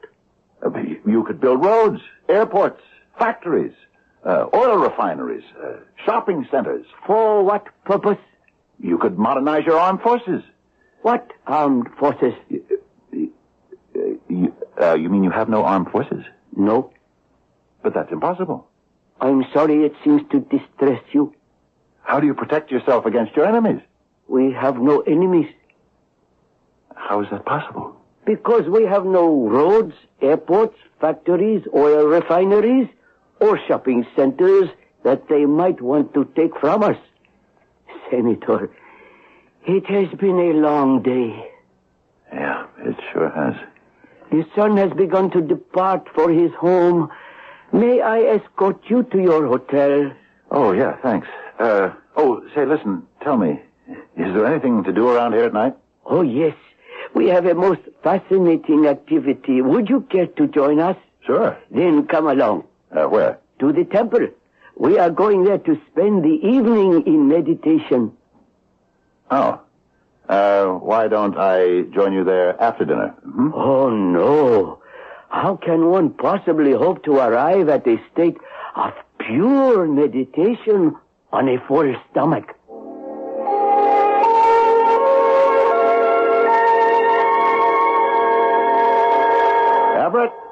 Everett, listen to me. Please? I can't hear you very well. You've just got to listen.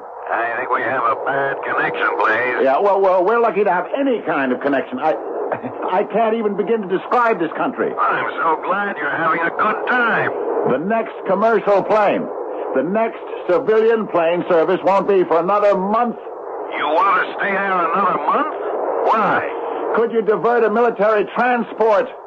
Are you suggesting we sell military transport planes to a lesser Blaze? No! Well, put it all in the report. I want you to send one to get me out of here. Don't fall in love with the place, Blaze. I want you back before we reconvene. I need your vote. Now, you just... Everett? Oh, no.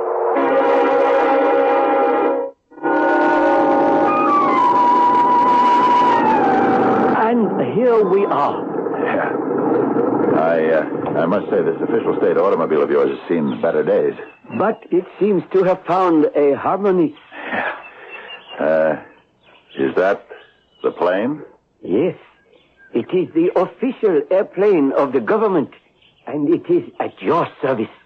Yeah, well, no offense, Prime Minister, but it looks as if it's being held together with rubber bands and Scotch tape. It is being held together by harmony. Yeah. Do you suppose it could get me to India? It has never been required to fly that distance. Does the pilot think he can make it? I cannot say. I have never tried it. You? I am the Secretary of Air. Mr. Secretary, if you're game, let's go.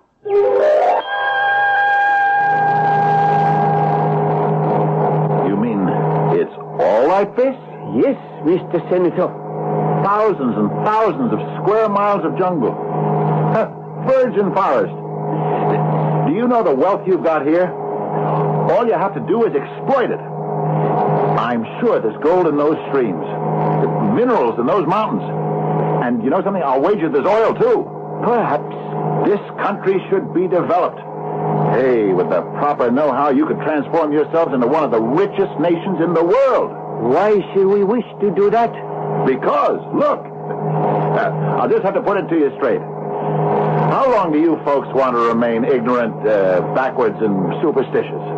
How long do you want to fight against progress? I'm sorry I had to put it that way. You mean it truly, yes? Yes. I am sorry to hear that, because it means we are beginning to lose harmony. What are you talking about? Listen. What is it? The engine. Something's wrong with the engine? The engine seems to have lost its harmony. Yes, the harmony is gone. Well, do something. We can't crash. Not here. Not in the middle of this jungle.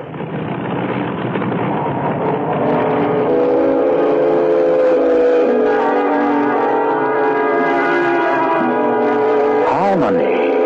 Is that why mechanical things work? And lack of harmony? Is that why they malfunction? It's easy to answer quickly and say no, because that's a reasonable answer. But is it also a satisfactory answer? For a more enlightening answer, we shall need the second act.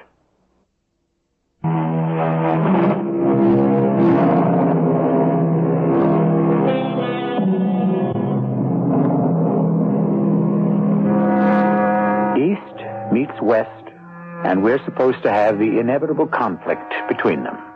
But why? Obviously, it would seem because their philosophies appear to be so different. But are they really?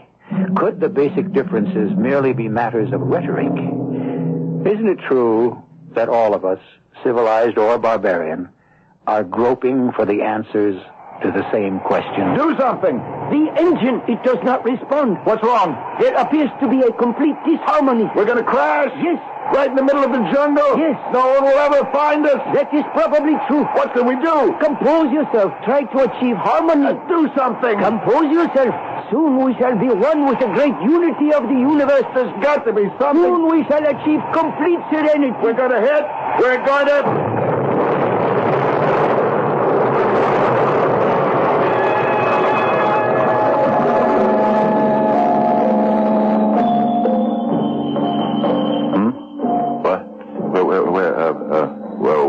Where am I? Hey, where am I? Those bells. The little silver bells. You, who are you? I am Orilla. You speak English? English? Yes, English. Is that what you call it? That's what it is. English. I have never heard it called that. What do you call it? Nothing. It is just one of the many tongues we learn at the feet of the master. Ah, the master. Who's he? The master. We already established that, but who? Oh, my head. Where am I? This is my home. I can't make things out too well just yet. What kind of a place is it? You would call it a cave. Yeah? What would you call it? How did I get here? They brought you to me. They? The hunting party. They saw the great bird fall from the sky. Oh, now I remember the airplane. And they said there must be a god inside. A god? They were right. There were two, but one was dead. Marlowe? Marlowe is dead? The other god is dead. No, but we're not gods. Then how is it you fly through the sky inside a large bird? Look, how do I get out of here? I have to get back to my country. Your country? Yes, the United States. I cannot understand. It's across the ocean. Ocean? I do not know that word. Look, your country here is called Alicer. Alicer? Yes, and your prime minister, Mr. Marlowe, the one who you say was killed, was flying me out of here. Marlowe? He was flying me to India. India? You've never heard of India? No. Whatever. Meanwhile, I've got to get out of here. Why? Is my home not pleasing? I'm sure it's very nice, yes. Am I not pleasing? Well, yes, I would say so. That is, I mean, you are. Actually, you're a very good-looking lady. But I have to go home. You can never return to the sky. To my own country. Where can that be? Let us say it's beyond the jungle. But there is nothing beyond the jungle. I'm afraid you're mistaken. Everyone knows the jungle is surrounded by the great cobra, and he swallows up all who go beyond the edge of it, even gods. Surely you can't believe that. But it is the truth. You must be calm, my lord. Soon you shall be well again, and then we will be married. What? Married? Yes. That is why they brought you to me. I am the most worthy. After all, I am the daughter of the master. You have sent for me, my lord. You must be the master.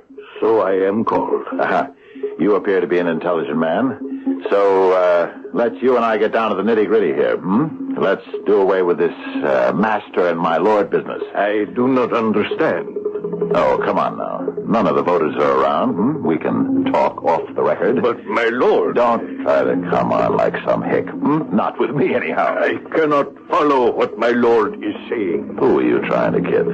You know what it's all about. You speak English, can't you? This is the sacred language of the gods. Look, I don't want to get in any deeper. And the master, who is also the high priest of the tribe, learns it as part of the rites of initiation and teaches it to his own children. Yeah, well, the point I'm trying to bring out is... My daughter Aurela learned it because she will one day become high priestess. I'm trying to say that you learned it from somebody, and that same somebody must have set you straight about the nature of the world. No, these were the sacred books. They were found many years ago near the body of a dead god. My great-grandfather, who was master at that time, he learned to unravel the mystery of the language of the gods. Yeah, sure. Believe what I say, my lord. There were pictures that made one understand the words. Okay. What you're telling me is true. Why not? Look, meanwhile, I have my own problems. I have to get home. Yes. My daughter tells me you say that.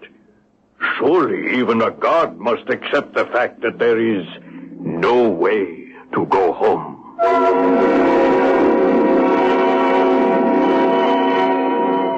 Awake, my lord. What? What is it? Our wedding day. Look, Aurela. Come. We must walk hand in hand through the village. I don't want to get married. Oh, my lord, I am ugly. No. I didn't say that. I do not please you. The fact is, you are very pleasing. Then, my lord has no reason not to marry me. I happen to have... No. Let it go. We must let all in the village see us. And then we shall be wed. Look, Aurela, I don't think we're communicating. Come. Everyone in the village awaits us.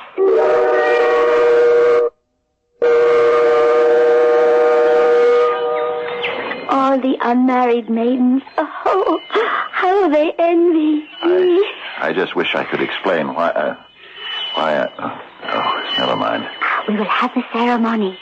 All the people will follow us as we walk to the home of the master, and he will be awaiting us. I just wish someone around here had some sense. Let there be silence. My daughter Aurela has found favor in the eyes of a god. This is the most blessed day in the history of our people.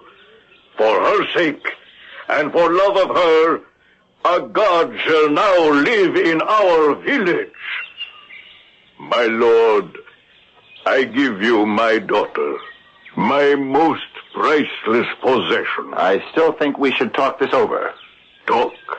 What is there to say? Whether you like it or not, I'm going to tell these people the truth. What truth? The truth about me. They already know the truth about you. They know you're a god. Well, I'm going to put a stop to that nonsense right now. Listen, everybody. My name is Bob Blaisdell. I'm a United States Senator, here in Alice, sir, on a fact-finding tour. There is no point in going on. I came to get an idea about the natural resources of the country and so forth, and let me say I'm favorably impressed. You need say no more. That's what you think. You can see how they're listening to every word I say. Of course. Because you're a god, they listen with respect. But they have no understanding. In this entire village, only you and I and Orilla can speak English. I promise you will be quite happy here. I'm trying to tell you I can't stay. But you have no choice. It is your fate. Even the gods must accept their destiny. I happen to know what my destiny is, and it isn't here. It must be. That is why all your brother gods have sent you to our village. Please listen to me. Because they know how much you are needed. You will heal our sick and keep the river from flooding our crops and protect us against the ravages of war with our hostile neighbors. Let's get something straight. If you think I'm going to spend the rest of my life with a bunch of ignorant, barbarian savages... My lord... Even a god will behave like just another man on his wedding day. He will speak utter nonsense and dance and shout. And do you know why? It's because he cannot contain his happiness.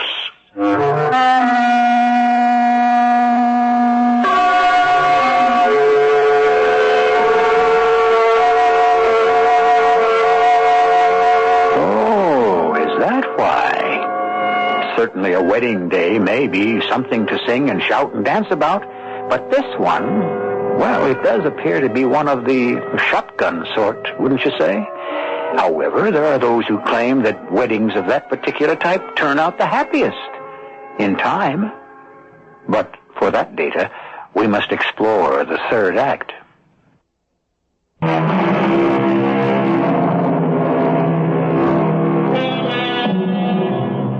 Once again, we must use the well-known exclamation, "O tempore, O mores," which translates as, "Oh, what times and what customs." It's bad enough when you have to submit to times and customs that are a part of your own society. But how must it feel to put up with customs you never even heard of?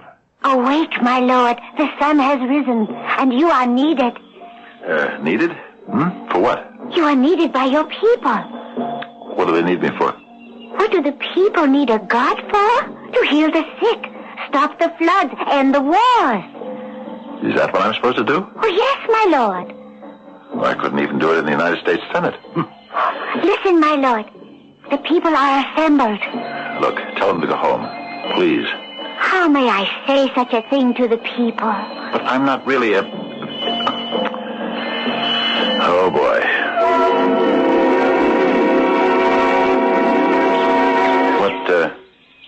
What does this one want? She wants you to take away the evil eye. What evil eye?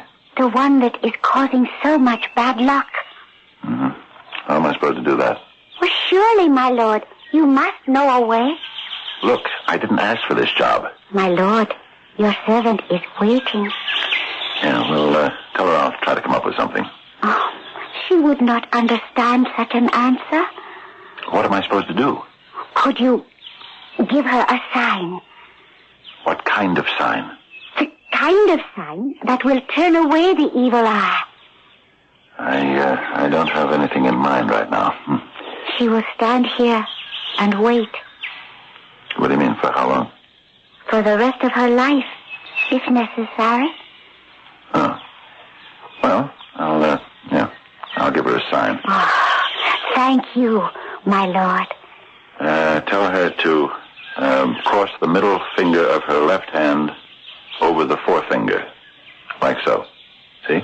Yes, I see. There. She's doing it. And now the same thing with the right hand. Fine. Now with those fingers still crossed, let her wave her hands in the air. That's right. Good. Now, let everybody ring the bells.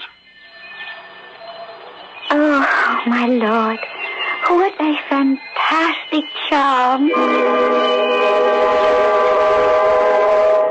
My lord. Yes? What can I do for you, master? We need your advice. About what? The rains shall come soon, and the river will rise, and many may drown. Well? We humbly ask you, my lord, to prevent it.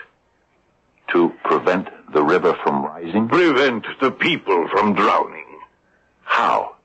If we knew, my lord, we should not trouble you for a miracle.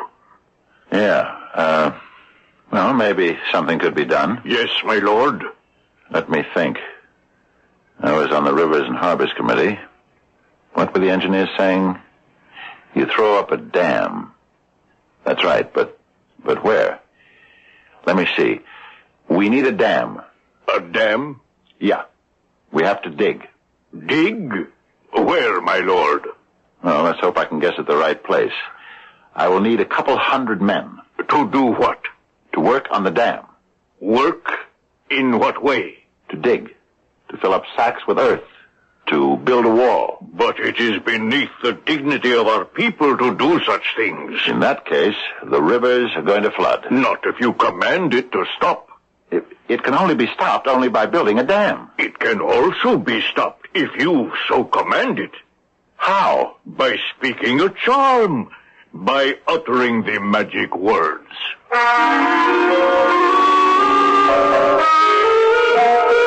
My lord, come. Where? There is a very sick child. I'm not a doctor. The child will die. What do you want me to do? Save him, my lord. He's very feverish. Oh, yes, my lord. I suppose we better try to get the fever down. Get some water, cool water, and some wet cloths to sponge him. This his mother and father could have done without you. Yeah, well, let me think. What else can you do in a case of a fever? I don't have any antibiotics. Say something. What? Some magic words. Hey, quinine. I think it comes from the bark of a tree. Oh, except I don't know which tree. Do you have such a tree around here? Are you calling upon the spirit of a tree? I don't know. It could be the water. Does this kid drink the water from the river? All the children do when they swim there. Yeah, well, he's not to do that anymore. Why not? Because, in a general way, the animals go there to drink, and you should drink only the pure water from the spring. That's it. No more drinking from the river. But our people have always used the water from the river. No more. But this will make the river god angry. Yeah, well, let's take that chance. It would be better if you could say some magic words. My lord, I have come to beg of you. Destroy our enemies. How? By your magic. You know what you should do? Get together with those people. Meet with them. Why not? It has never been done. Look, say to them, you folks have your piece of the jungle, we've got ours. You stay home, we'll stay home. You don't raid us, we don't raid you. We must never speak to them. Why not? Because it will anger the god of war. Then, what do you want me to do for you? Cast a spell on them. My lord. What is it? The woman who complained of the evil eye. What about her? She has had more bad luck. What can I do about it? And last night, the enemy raided and took away some chickens. Why tell me about it?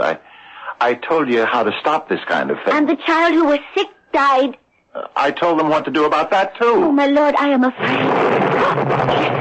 What is it? The gods are angry. It's just the rainy season. The river is rising. See? Soon it will overflow the bank. I told him we better build a dam. Your charm, it was powerless. My lord. Now what? We must speak. About what? You are a false god. I never said I was a god. You have been unable to help us. And against my will. I never claimed I was... You must leave the village. Father! Now? In this rain? The storm is a sign. Of what? From the gods. They realize they have sent us a helpless lord, and so they are recalling you back to the skies. Where do you want me to go? You must leave the village at once. Look, you talk about initiative, referendum, and recall. Father, I shall go with him. No. But I am his wife. He returns to his wife in the sky. Leave us, false god. Leave us.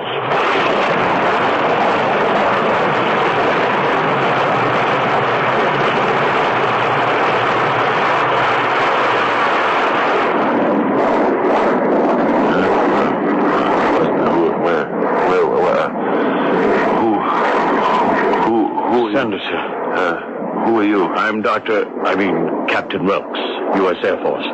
What? We were notified that you had gone on a plane ride with the Prime Minister and had disappeared, so we got permission to set up an air search. Oh. One of our helicopters spotted the wreckage, and a search team finally found you in the jungle. When? A few days ago. They brought you into the hospital. You're lucky to be alive. You should have been killed by some snake or wild animal. I guess you must have some magic charm. Not everybody would agree with that, Doctor. At any rate, you're on your way home and quite a hero. There's nothing really wrong with you that a few days solid rest won't cure. I wonder. About what? Did I dream it? About the Master? Orilla? Who were they? Did it happen? You were pretty much out of your head when they picked you up. Yes. Yes, it must have all been a dream.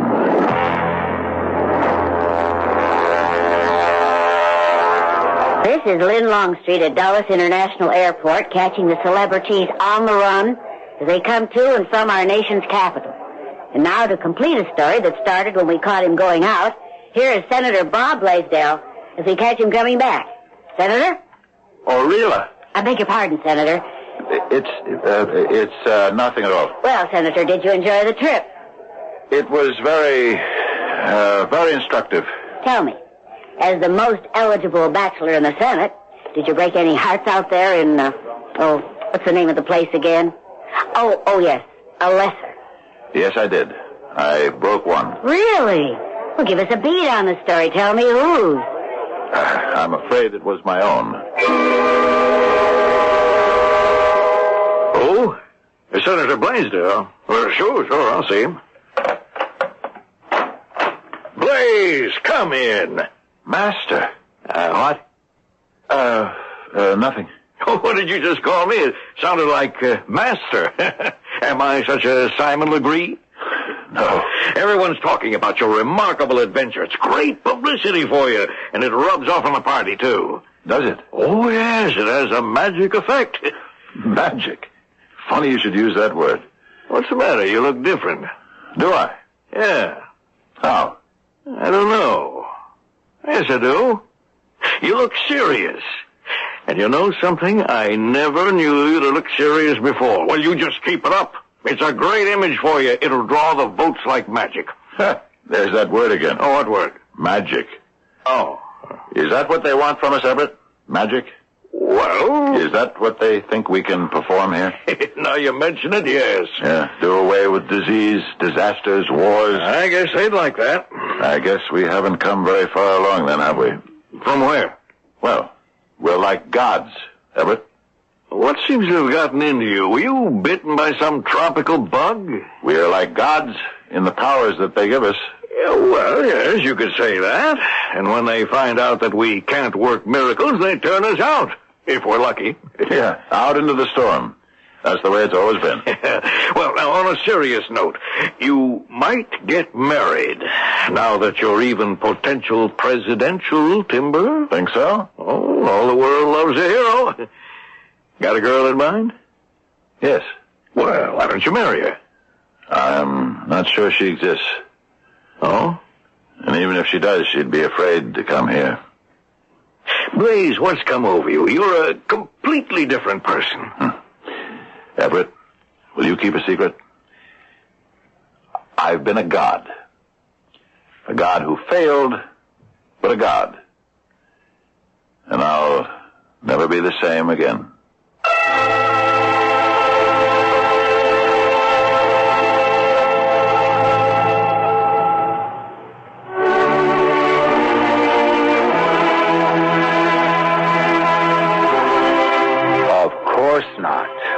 Once a god, once one has tasted the nectar and ambrosia of Olympus, never again can mortal food satisfy. But I shall return shortly with a sentiment or two that I hope.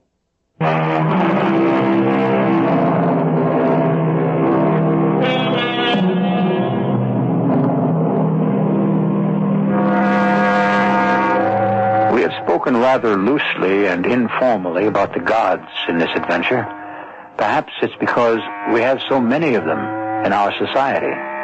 These days, we no longer merely admire celebrities. In many cases, we actually worship them. As the ancients sacrificed the choicest tidbits at their altars and built them the most magnificent temples, so do we ply our own contemporary gods with the very finest material gifts at our disposal. But it was ever thus. Our cast included Fred Gwynne, Evie Juster, William Griffiths, and Gilbert Mack. The entire production was under the direction of Hyman Brown. This is E.G. Marshall inviting you to return to our Mystery Theater for another adventure in the macabre. Until next time, pleasant dreams.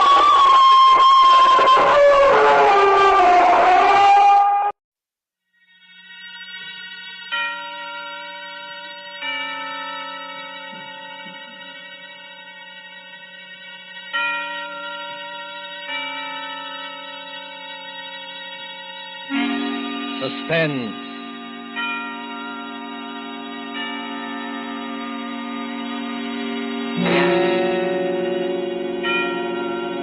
This is the Man in Black, here again to introduce Columbia's program, Suspense.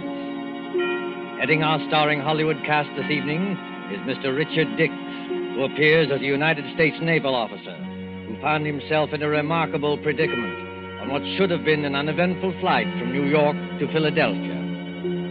As fellow passengers aboard the airliner are Miss Gail Page as a girl named Monica, and Mr. Montague Love, who plays that aged and domineering millionaire Silas Naylor.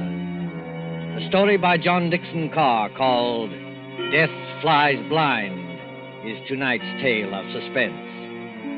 If you have been with us on these Tuesday nights, you will know that suspense is compounded of mystery and suspicion, dangerous adventure. In this series are tales calculated to intrigue you, to stir your nerves, to offer you a precarious situation, and then withhold the solution until the last possible moment. And so it is with Death Flies Blind and the performances of Richard Dix, Gail Page, Montague Love, and our other players, we again hope to keep you in suspense.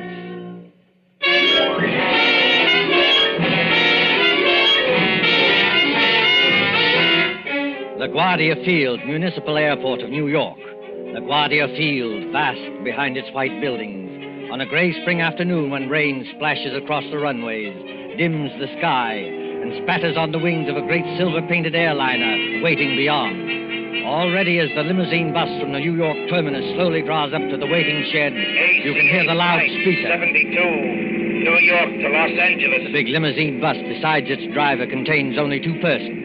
One is a tall young man in United States naval uniform, with the stripes of a lieutenant commander around his sleeve. The other is a tall and dark-haired girl, her face a little frightened in the gloom. Flight 72, New York to Los Angeles. Plane ready to take off at gate number 6. Have your tickets ready, please. Fred, that can't mean us. Now, take it easy, Monica. We're not too late. They won't go without us. No, I mean it says New York to Los Angeles. That's right, Monica. We're only going to Philadelphia. You're still right, my dear. I arranged for a special stop at Philadelphia. It won't take long, and then they go on non-stop from there. Fred, that's just it. Who's going on from there? Oh, you'd be surprised. This airport bus must hold 20 people, but there's nobody in it except ourselves and the driver. Who's going on to Los Angeles or anywhere else? I was going to tell you about that, Monica. All right, miss. All right, sir. Hop under that shed and out the door on the other side. Oh, got your tickets ready? Yes, I've got them. All set, Monica? The rain is certainly coming down. Do they take off when it rains like this? Oh, miss, a little rain don't bother them. What does bother them is unsettled weather at other places. You mean it's perfectly safe? They never take off, miss, unless it is safe. You better hurry up now.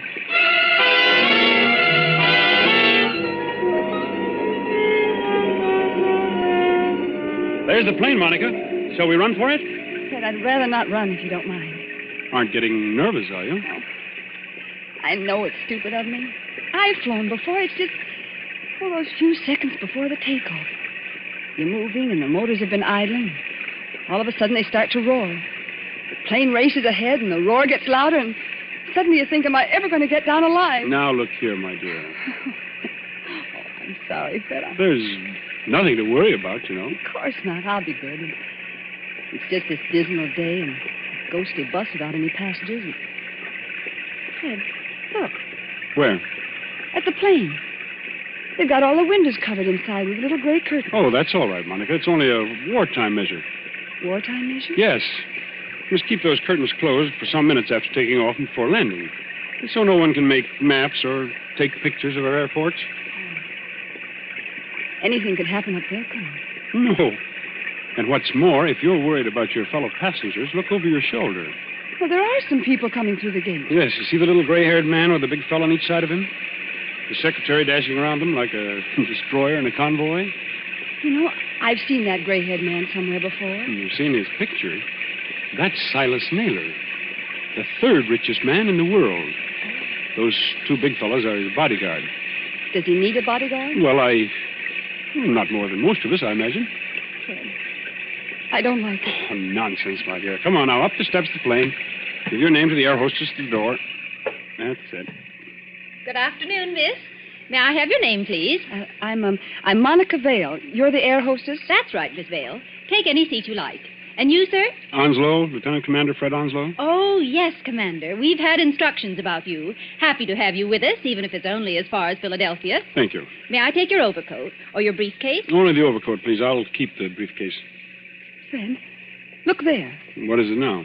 That man you called Mr. Naylor's secretary. Light-haired man, rather good-looking. He's sprinting towards this plane as fast as he can run. Well, he'd better be careful on that slippery surface. He certainly has. Look out, man. Look out, man. Watch your step. Look out. Well, are you all right? Here, let me help you up. I'm all right, thanks. Perfectly all right. Air hostess. Yes, sir. My name is Michael Shepard. I'm Mr. Naylor's secretary, and I think there must be some mistake here. Mistake, sir? Yes. When Mr. Naylor travels, he's in the habit of booking every seat in the plane to ensure privacy. Yet we seem to have 2 extra passengers. Well, I'm afraid that's my fault, Mr. Shepard. Indeed, sir. Then would you and the young lady be good enough to take some later flight? I'm sorry. I'm afraid I can't do that. No, and why not? Maybe I ought to explain, Mr. Shepard, that Commander Onslow had last-minute orders to join his ship. He and Miss Vale have priority as far as Philadelphia. Philadelphia? Must we stop there? Only for a few minutes, Mr. Shepard. This is outrageous. Mr. Naylor is traveling, in a sense, on government business. Well, so am I, old man. The Navy often does. That doesn't alter the principle of the thing. I don't want to seem ungracious, you understand. Mr. Naylor is always glad to help our brave soldiers and sailors. For the love of Mike. Now, choir will now sing hymn number 242. Now the But gorgeous this ride time you've through- gone too far. I shall appeal to Mr. Naylor himself. Mr. Naylor? Mr. Naylor? Yes, Mr. Shepard, I can hear you. What is it? This naval officer, sir, and the young lady. Oh, I know, Shepard, I know. Isn't the plane big enough for all of us? I was only following your orders, Mr. Naylor. You asked for privacy. All right, Shepard. What I'm asking for now is less noise. The lieutenant commander in the Navy, eh? That's right, Mr. Naylor. Off on another fishing trip, I suppose. That's just exactly right, sir. Ever have dyspepsia? No, never. Well, I have. 20,000 a year I pay doctors. And what do they give me? This stump. I'm not surprised you got priority, Commander, but I am a little surprised about the girl. She's my fiancée. Mr. Naylor, Miss Vale. Meet the rest of my family. These 2 bruisers here, including the one with the mouth organ, are my bodyguard, Mr. Cohen. I'm pleased to meet you, Commander. How do you do? This is Mr. O'Reilly. Glad to know you, Commander. How are things going? Hey, Cohen, don't you ever get tired of playing that mouth organ? Stand away from the door. They want to close it. Will everyone please take your seats and fasten the seatbelts? Are we ready to take off? Yes, in just a moment. Shepard. O'Reilly. Cohen. Come along to the front of the plane. Yes, sir. Oh, we'll sit in the back here, won't we, Fred?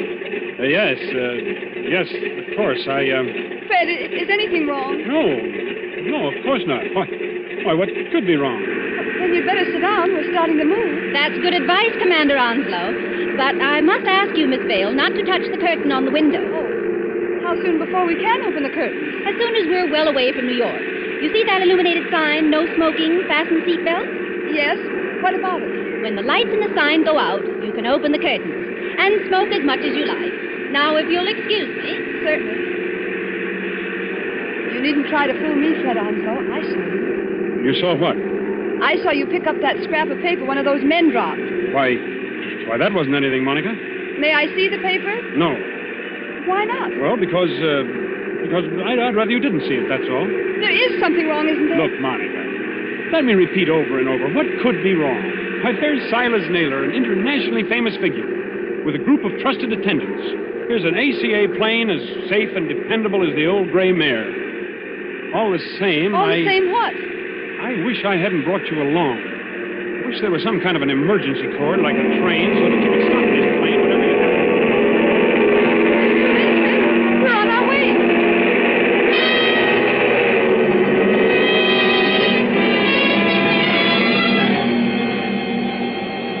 "15 minutes, 30 minutes, 40 minutes.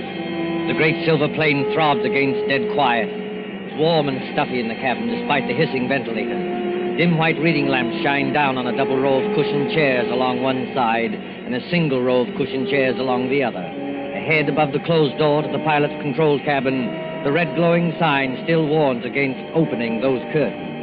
Aft in the plane sits Commander Onslow, his eyes fixed on the clock under that illuminated sign.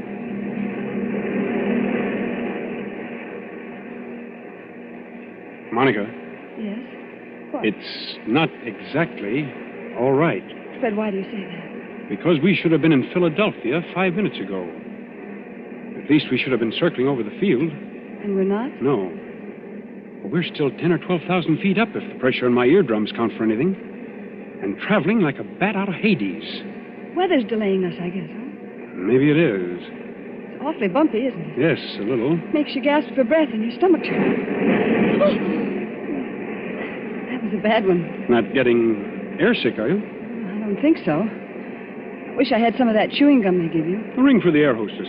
She'll bring you some. I did ring the bell, Fred, and there's no answer. Oh, she's busy in the pantry back there, that's all. She didn't hear you. Here, I'll get you some gum. No, wait, I'll go. Sure you're all right? I want a powder my nose anyway. Besides, you're going to have company. Our Mr. Shepherd is weaving along this aisle as though he didn't like air pockets either. Well, thank the Lord one of that party's awake up there.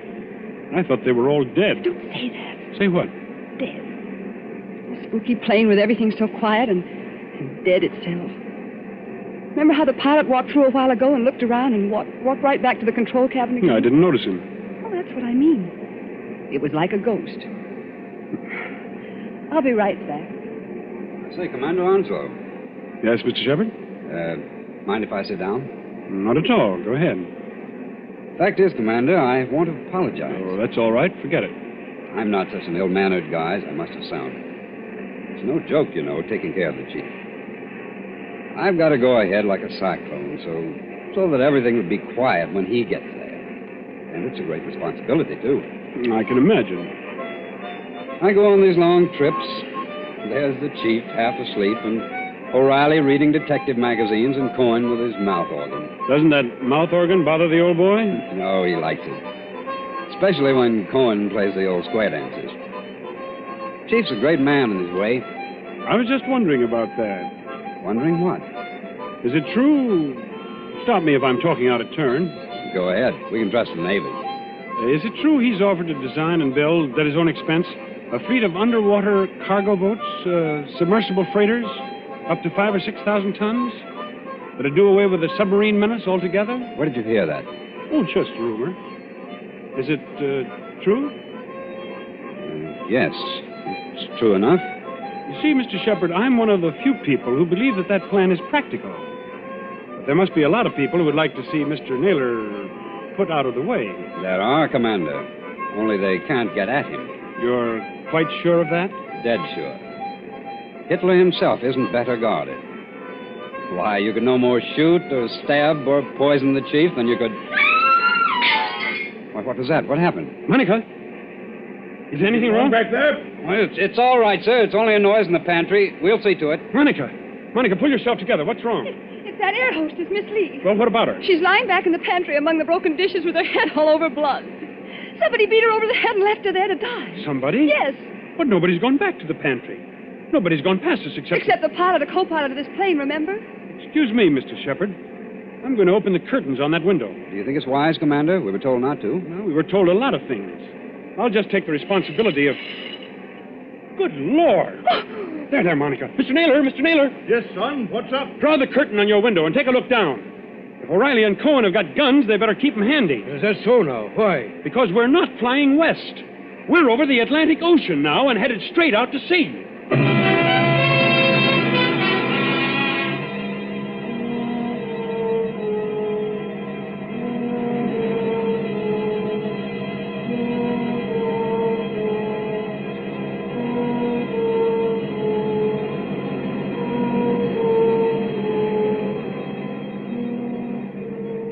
Gray water, thin clouds. We must be miles and miles away from land. We are miles away from land. Does anybody here know anything about first aid? I do, Commander. I studied medicine in the old days. Then you better go back and look after the hostess. We'll join Mr. Naylor. Steady, Monica. Well, I'm all right. It's this horrible blind feeling, that's all. Air pocket, look out. See here, Commander. We're over the ocean. What the devil's going on here, eh? You're being kidnapped, Mr. Naylor. That's my guess. Kidnapped, did you say? Ah, come off it, Commander. We ain't as dumb as that. The pilot and the co-pilot of this plane are fakes. They've replaced the real officer. On a dark day like this, with their raincoat collars turned up, they could have gotten away with it. And hijacked us straight off the airfield. Is that it? Yes, I'm afraid so. The hostess must have spotted one of them and he knocked her out. Now, what about the airport? Wouldn't they know a plane was missing? Well, not until we failed to show up at Philadelphia. The pilot would report by aerial radio telephone about, 15 minutes out of New York. But after that, silence. Excuse me, Commander. You say these two fake pilots are still aboard? In that compartment there with the closed doors? Yes, that's right. Then what are we waiting for, Cohen? Can we get to work on them? You said it, Barney. Now, wait a minute, both of you. You wouldn't be trying to stop us, would you, Commander? The one thing we don't want is a gunfight 12,000 feet up. Can any of you fly a plane? No, not one of us. Well, neither can I. So if anything happens to those two pilots, how are we going to get down? I see, young fellow. Well, what are you going to do? First of all, we'll try rapping on the door. Have your gun ready. You can count on that, sir. Fred, listen to me. Be quiet, Monica. Has this anything to do with the scrap of paper you picked up off the floor? What scrap of paper, Commander? Never mind, sir. Why, this door, it's unlocked. Unlocked? Now, don't take any fool chances, young fella. The way I always did when I was your age. Stand to one side when you open that door. Let Cohen and O'Reilly take care of it. Good Lord. Well, the control cabin is empty. There's nobody at the controls. You mean we're flying without a pilot? Yes. See that stick move back and forth? As though a ghost had hold of it? Those crooks do. They set the automatic controls. It's a gyroscope attachment that keeps her steady. And then they must have bailed out. And what's going to happen to us? You see, Monica, the fact is... Go on, Fred. Tell me the truth. I'll know if you don't. Well, we'll go on until our gas runs out or until a storm hits us. Then we'll dive into the sea. It's as good a way of killing Mr. Naylor as any. I see, son. Have we got any chance at all? Frankly, I don't know. Wait till I get a look inside of that control cabin. Holy Mother, that's done.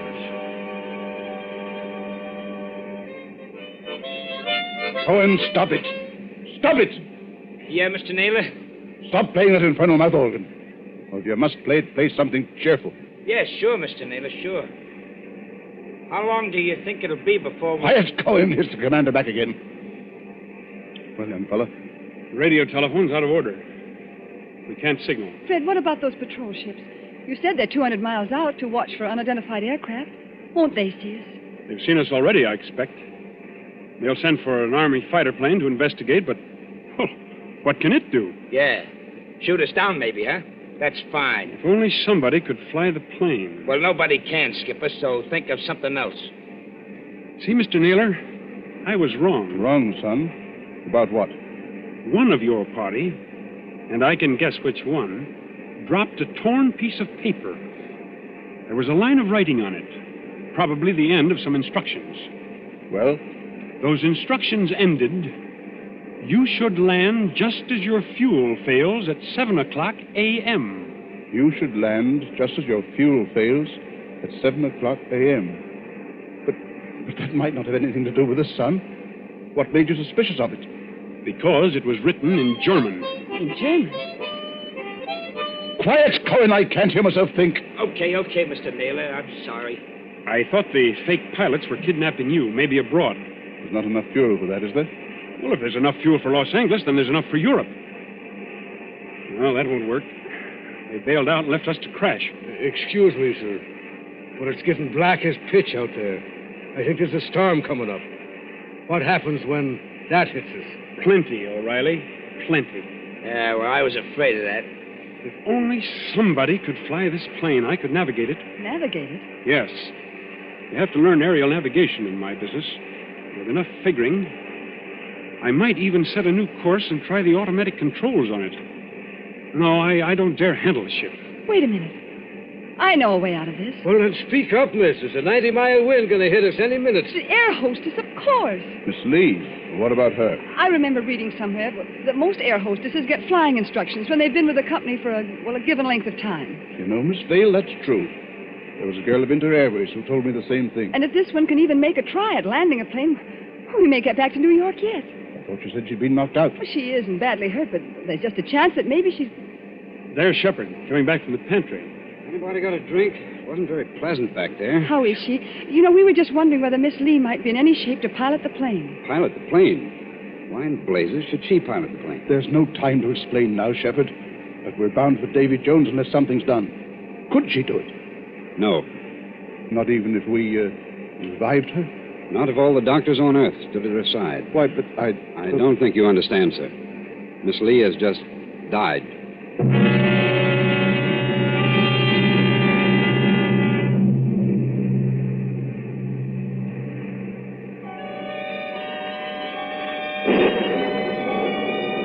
Thin singing of wind above the clouds, then storm with a white eye of lightning at the windows. Losing height, gaining it again, blown off her blind course, flung partway back again, always racing forward on a flight to nowhere. Late afternoon, evening, night, the steady throbbing of motors like a pulse beat inside the head. Towards morning, the storm dies away. In that dim cabin, there is exhaustion of nerves. The hands of the clock stand at 1:45 in the morning.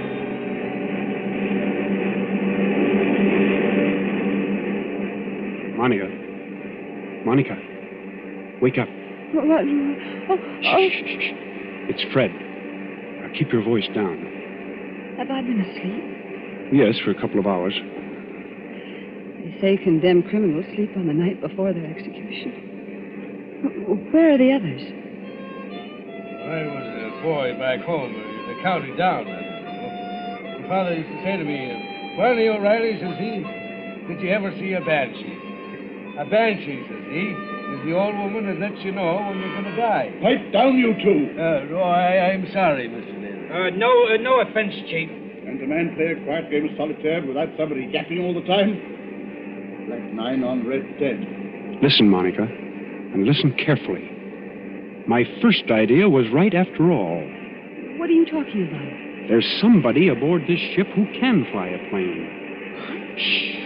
There is. I proved it by the automatic controls. Proved it how?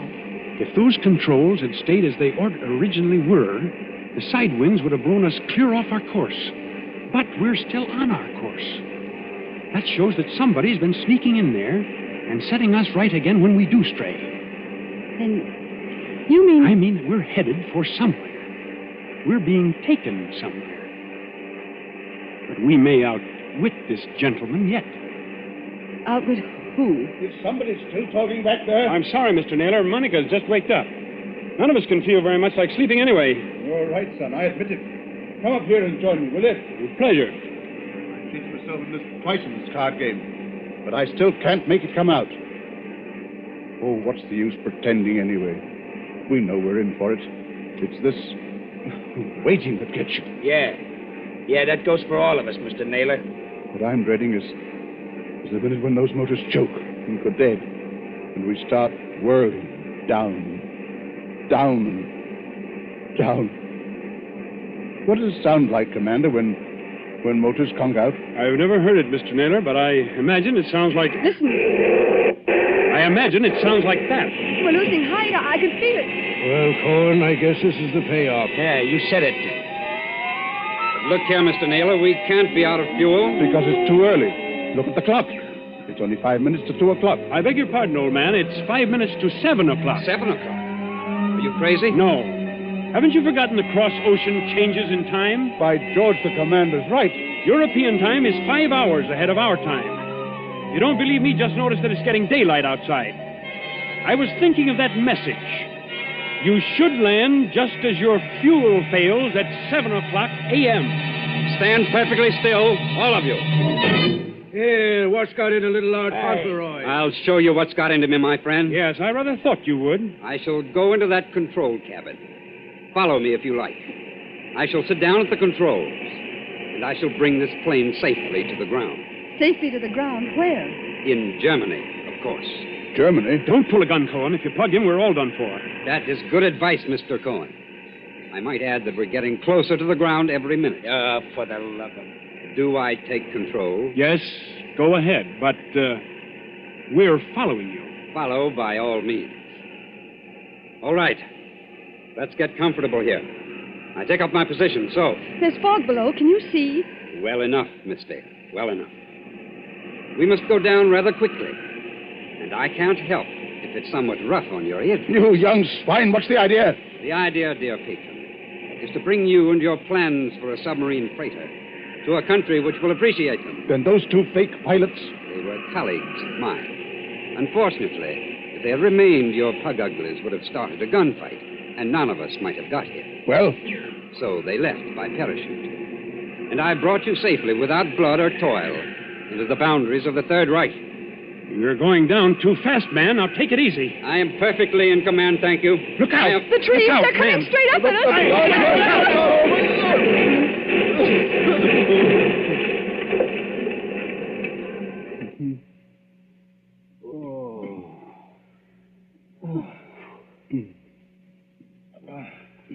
Are you all right, Monica?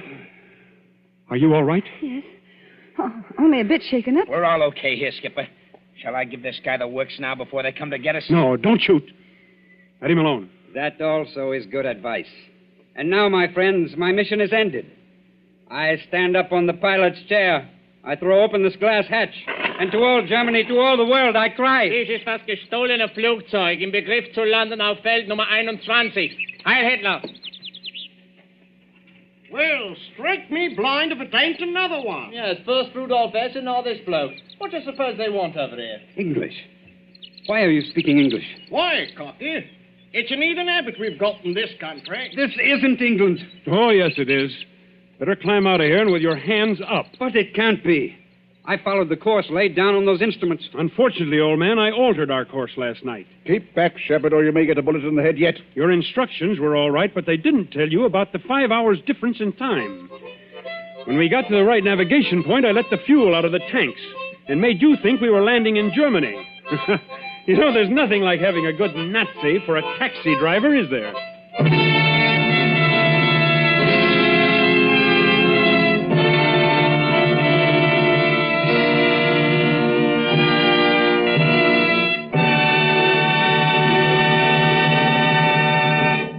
And so ends Death Flies Blind, starring Richard Dix with Gail Page and Montague Love. Tonight's tale of Suspense. This is your narrator, the Man in Black, who conveys to you Columbia's invitation to spend this half hour in suspense with us again next Tuesday, same time, when Mr. Paul Lucas will star in the suspense play called Mr. Markham, Antique Dealer. Ladies and gentlemen, on the following Tuesday, May 18th, Mr. Charles Lawton and Miss Elsa Lanchester will be with us in one of the most famous of Agatha Christie's thrillers, The ABC Murders.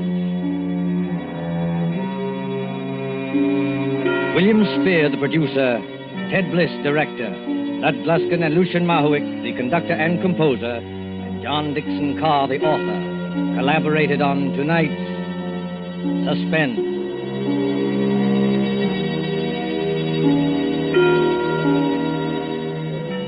This is the Columbia Broadcasting System.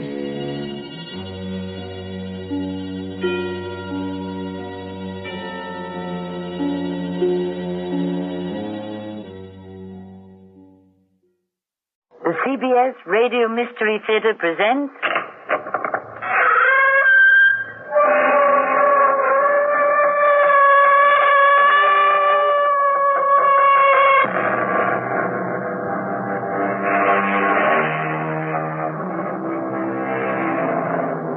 Come in. Welcome. I am Tammy Grimes. I have a story for you of intrigue and murder, and a voice from the grave that cannot be silenced. Sound interesting? Man differs from his fellow creatures on this earth in that he cannot forget his lapses, his crimes. In a moment of passion, or even in cold, calculated plan, he will not be able to forget it, to erase it from his mind. His conscience, like a wound that will not heal, will stay with him to his grave. Or to insanity. Mark, are you awake? Yes. What time is it? Nearly 4 o'clock in the morning. I heard you tossing and turning as though you were having a bad dream. I was. A frightening dream. I heard a voice calling me. A voice? It was Laureen's. I don't want to hear about it. No, wait. Don't run away. I want to tell you. I'll be sleeping in the guest room. Don't go off like that. Let me explain. I know what you're going to say, Mark, and I don't want to hear it.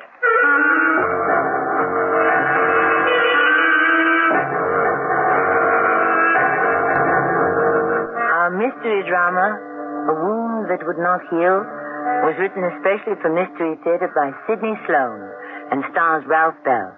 I'll be back shortly with Act One. No home should be without a basic tool set, even if you only use it for emergency repairs.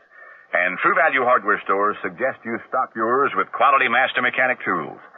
Hi, Pat Summerall to tell you that right now they're offering the Master Mechanic 6-piece screwdriver set with assorted regular and Phillips tip blades for just $9.49. And the Master Mechanic 19-inch toolbox with hip roof design for extra storage space is just $12.79 at participating True Value Hardware stores and home centers. Beauty. It's like inside a person. It makes them beautiful. Beauty is, va-va-voom. It's the way people see you. Beauty in the eyes of the beholder. Behold the 1982 Miss USA pageant, a CBS TV special presentation hosted by Bob Barker and Joan Van Ark with guest Donny Osmond. The 1982 Miss USA pageant, a thing of beauty. Thursday at 9, 8 Central and Mountain on CBS television. Va-va-voom. As the assistant controller of your company, did you make the decision to use ADP? I participated in the decision. We were on a manual system. Nothing was computerized. Why didn't you get your own computer?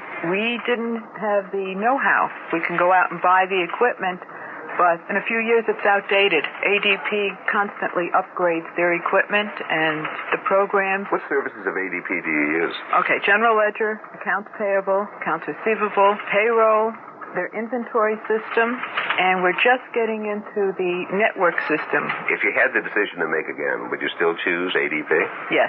Having ADP saves us much more money than it costs us.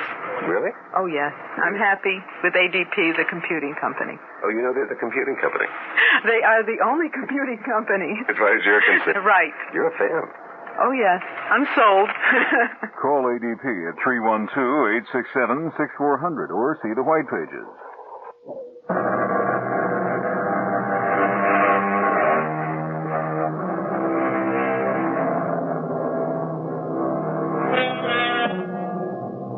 Mark Forsythe slept late. It had been a trouble sleep. He felt he was faced with an impossible problem. Something that would have to be solved no matter what the consequences were. As he came down the stairs the following morning, he remembered he had heard in his sleep the voice of Lorene calling to him. It was a cry of anguish, a plaintive cry for help. Carol? Carol? I'm here in the kitchen, Mark. I was just going out to pick up the paper in the driveway. I've already got it. It's on the table. Coffee smells good. Want me to pour a cup for you? Yes, thanks. Look, about last night. Look, Mark, I know. I've known for a long time. Please, Carol, let me... A wife always knows about these things. Kid, let me explain. What? That you want to leave me? I know that, too. You don't know. You won't listen. I'll listen. Go on, say it. Okay. Lorene and I, without our knowing it, drifted into a rather difficult relationship. Go on. After Phil died, Lorene was at loose ends. And you felt it was your duty to comfort her, the lonely widow. Oh, don't say it that way, Carol. It makes it all sound so tawdry, so cheap. Sorry. Perhaps I'm to blame. It was my idea that you hire her as your secretary. I threw you together. I needed a secretary. This whole business has been painful for me. It is only because because I feel a sincere, warm bond of affection for you that I'm putting myself through this humiliating experience. Humiliating to you? Mark, what do you think it's been for me? Knowing what was happening to my marriage and being unable to do anything, to say anything to change you, to bring you back to me? When did you know? Almost from the beginning. You never said anything. Oh, I couldn't.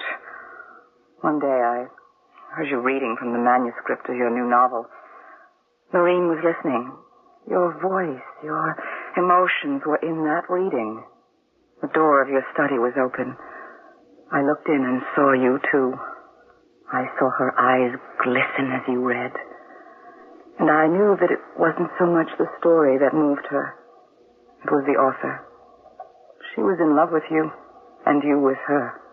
Why didn't you say something? Oh, I was afraid to, Mark. I was hoping it was all just a temporary thing. Something so trivial that it would blow away. I must tell you that it has all blown away. In a violent, angry tempest of words. It's over, Carol. Ended. What are you saying? Yesterday afternoon, I went to Lorene's apartment. I told her I couldn't leave you. Wouldn't. You told her? Yes, Carol. You and I are going to try to rebuild our marriage. Oh, how inane that sounds. Rebuild. We never had a good marriage. What you feel for me is gratitude. I wanted to marry you. I loved you. You didn't return that love, but you married me. You were grateful because I took care of you, supported you when you were trying to break into writing. I don't think you would have been able to do it without me. Without your help, I would never be able to make it, Carol, true. I said gratitude. That's all it ever was. You never loved me. I'll never leave you. No. Go to her. I'm sorry that I forced this stupid confession from you. I don't want to be tolerated. I'll get it. Yes, may I help you? Mr. Forsythe? Mark Forsythe? Yes. I'm Sergeant Dennis Gentry. Homicide. You see, said homicide? That's right. What is it, Mark?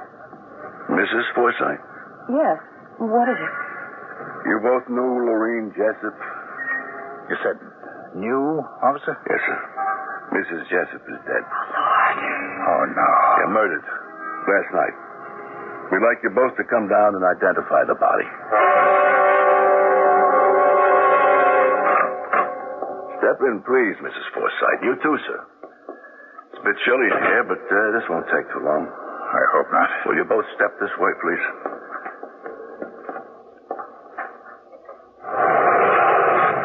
Mr. Forsythe, can you identify this woman? Yes. Yes, it's Lorene. It's Lorene Jessup. And you, Mrs. Forsythe? Yes. Yes, it's Lorene. May we leave now? Yep, that's all. Just one more thing. I will need your signatures on a statement that you have viewed the body and have identified it as that of the late Lorene Jessup. Is it necessary that we do this now? I'm afraid it is. It'll only take a moment. The form is all made out. We just need your signatures. And that is all? It is, for the moment. I don't know what the DA plans. The DA? Well, this is a murder, Mr. Forsythe. A brutal, premeditated murder. I was under the impression that Lorene had committed suicide. You hadn't given us any information other than that she was dead. Lorene Jessup was brutally slain. Now, we believe we have the murder weapon. A large, sharp pair of scissors. I see. I may as well tell you, Mr. Forsythe.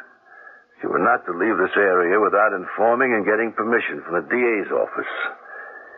You were a prime suspect. You've been very quiet, Mark. Yeah. I'm disturbed by Sergeant Gentry's remarks. So am I. But there's nothing personal in them. He's a policeman. He's searching for the person responsible for the... Oh, I can't even say it. Well, don't. It's too terrible. When I last saw her alive, it's just yesterday afternoon. You said it became quite violent because you told her that you weren't leaving me. Yes. Finally, when she saw that I'd made up my mind and wouldn't change it, she became as docile as a kitten. She came to me. She kissed me gently, almost like a child. Told me to go. Told me that I was doing the right thing. Oh? As I stood at the door, ready to leave, I looked back at her. She was smiling. Her eyes were wet with tears, but that was the last time I saw her. I quickly shut the door and I left. Mark, come to me. Save me. Mark. What was that? What? That voice. Didn't you hear it? No, I didn't hear anything. Lorraine. It was Lorraine. Mark, are you all right? She was calling me. Calling me to come to her. Save her.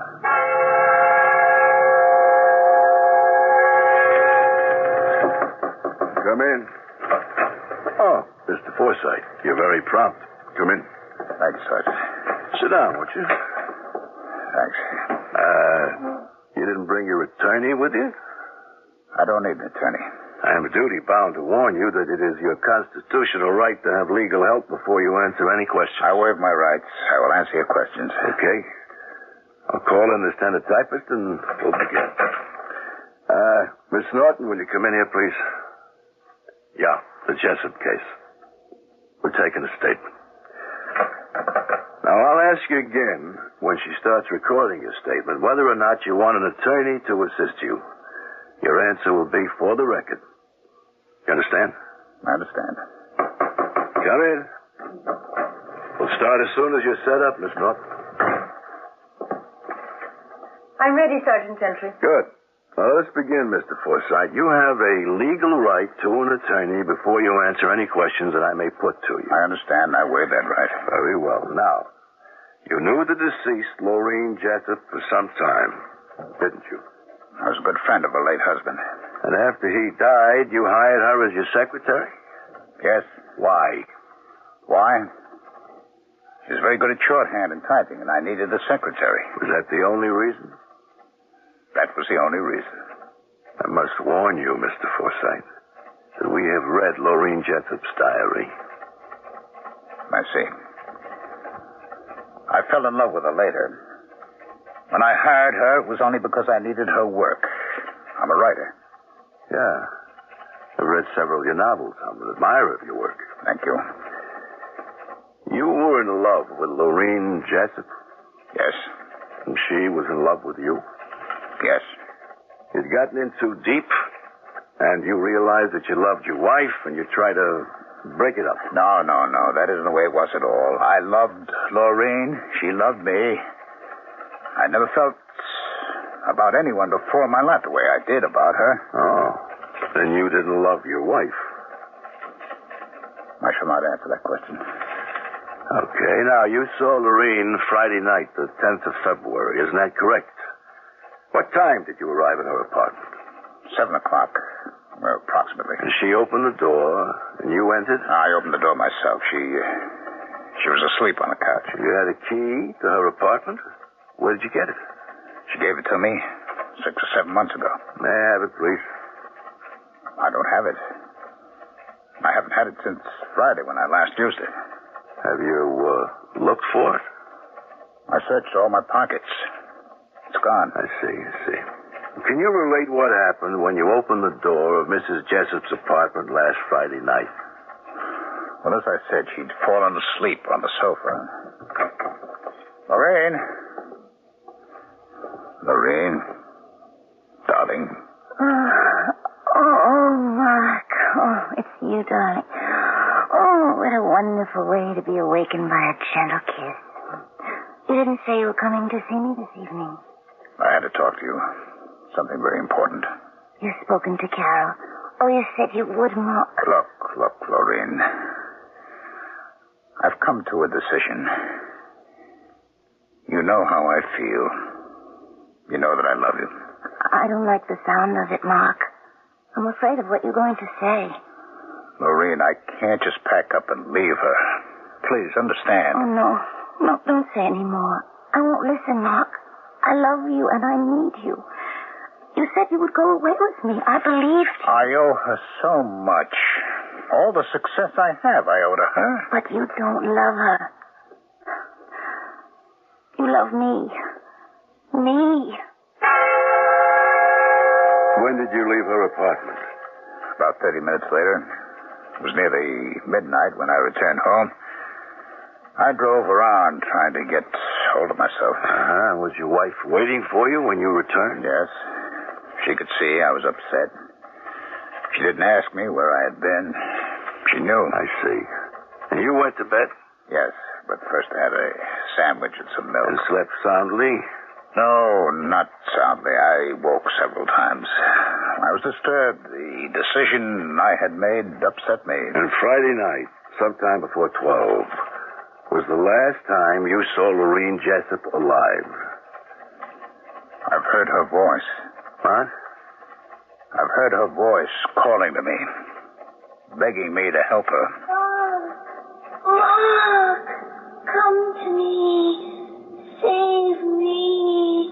Mark. There. Did you hear it? Did you? Hear what? Her voice. Calling to me. I didn't hear anything. Don't you see? I'm responsible for her death. I could have saved her. But I let her die.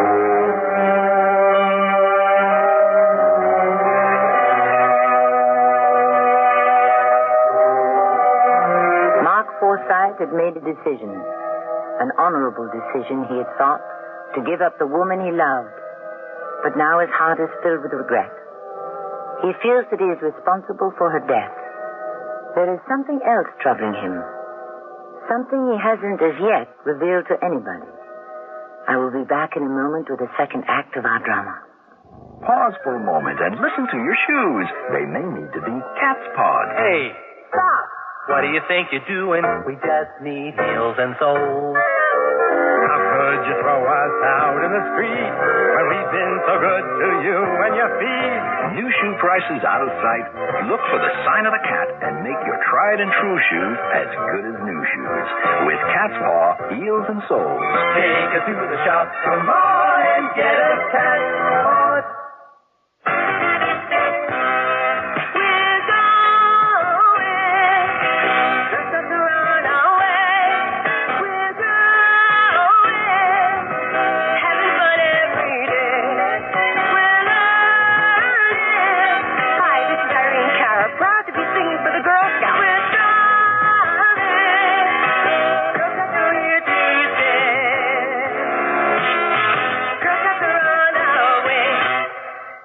Learn about what's happening in the art world today. Don't miss Art 1982 Chicago at Navy Pier. Chicago's world-class International Art Exposition returns to Navy Pier May 14th through the 18th. On display will be the works of 2,000 outstanding artists, contemporary and old masters. Come simply to browse or add to your art collection. All works in this museum-quality exposition are for sale. Hours May 14th through the 17th, 12 noon to 8 p.m. May 18th, 12 noon to 6 p.m. That's the Chicago International Art Exposition at Navy Pier. Do you know me? American Express does. In fact, they never leave home without me. I operate Artist Writers, a new Gene Sage restaurant across from the Drake on Walton. Drop in at Artist Writers for luncheon, dinner, cocktails, late supper, entertainment. And if you forget your American Express card, don't worry about it. We accept cash, too. By now, you probably know me. I'm Gene Sage, You do know me, don't you? Otherwise, why am I doing this? Artists and writers, the in place to be. The place to be in.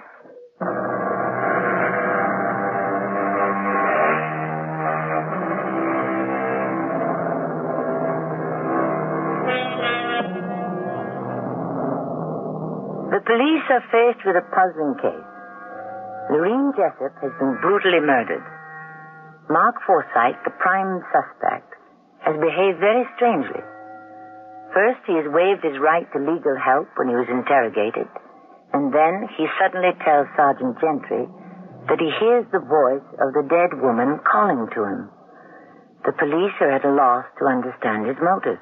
Good evening, Mrs. Forsythe. Who is... I was just coming to visit with you. Oh, I see you're going someplace. Sergeant Gentry, you remember me. Yes. I was going to the supermarket. Could you come back later or tomorrow? No, I'd rather be now. I won't be long. Well, Look, I've got my car parked at the curb. Let me take you where you want to go. And I can talk to you while we're driving. Oh, really, I don't think I can tell you anything. Let me be the judge of that. Oh, very well. Here, I'll open the door. Step in. Now, where's the market? Straight ahead. You'll see it on the right, less than a mile. At night, when Lorene Jessup was killed, what time did your husband come home? You knew he had been to see her earlier, didn't you? Yes, I knew. He came home about 8:30. 8:30, huh? You had dinner waiting for him? He wasn't hungry. He was too upset to eat. Not even a glass of milk and a sandwich? No, nothing. He just fell on the bed and slept. Well, he didn't go to bed. I mean, he didn't undress? No. I distinctly remember his sleeping fully dressed. I took off his shoes while he slept. I see. And then you went to bed? No, not right away. Perhaps an hour or so later. About 10? About 10. No later. Tell me, did he sleep soundly that night? No. I heard him tossing and turning. I heard him call out several times. Could you make out what he said? Not from the other room. Well, you were not sleeping in the same room? No. Could you understand what he was saying when you finally came to him? I mean, came into the room where he was sleeping. He was still asleep, but quite agitated. He said something about Lorene.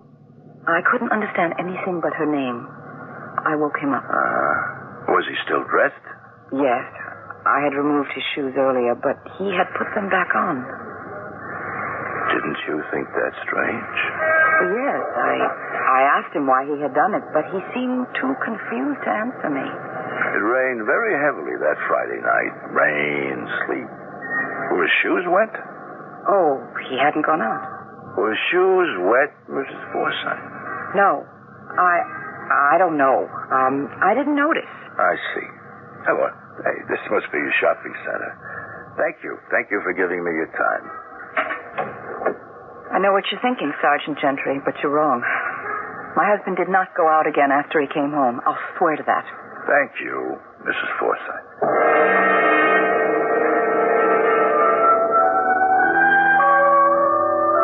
Father Gogarty? Yes? I'm sorry to interrupt your father. I want to talk to you. Certainly. Come back to my study. Hard to talk here. This place is a bit of an echo and it's empty. Follow me. Don't get much chance to practice when our organist is around. I knew he wasn't going to be practicing today, so I snuck in. I'm sorry if I interrupted. No, don't apologize. I'm pretty bad at it, but it's sort of relaxing. Here we are. Step in, sir.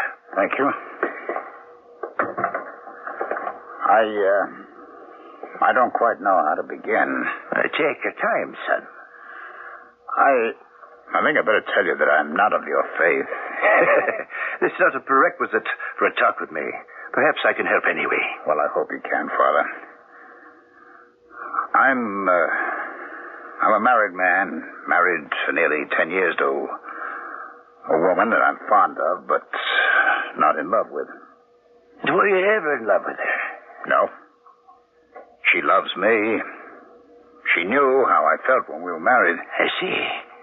Now, you're going to tell me that you met someone else and fell in love with her. Yes, that's right. It was the most important thing in my life.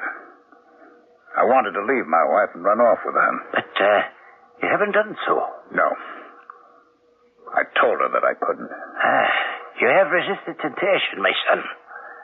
You have done nothing wrong. The woman I loved is dead. I think I killed her.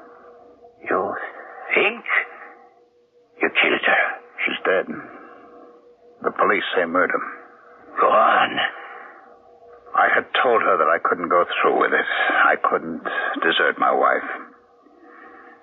There was a quarrel. She forgave me and said I was doing the right thing. I walked out. The next morning, the police came. She was dead. Murdered. What are you trying to tell me? I feel that I killed her. You feel? You think? You aren't sure? That night when I came home, I ate something. I drank a glass of milk, and then I threw myself down on the bed, fully dressed, and fell asleep. I had terrible dreams. I couldn't remember them in the morning. But I remember them now. I think I got up and I left the house, and I went to Lorraine's apartment. I had a key. When she saw me, she smiled and came to me. We embraced. There was a pair of sharp scissors on the table behind her. Still in my arms, I reached for the scissors, and I... My son, are you certain that this happened? I think it did. I think so now.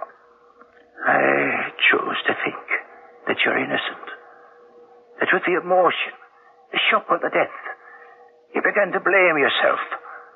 And then to believe that you had actually committed the crime. I would like to think that, Father, but I have one piece of evidence that convinces me.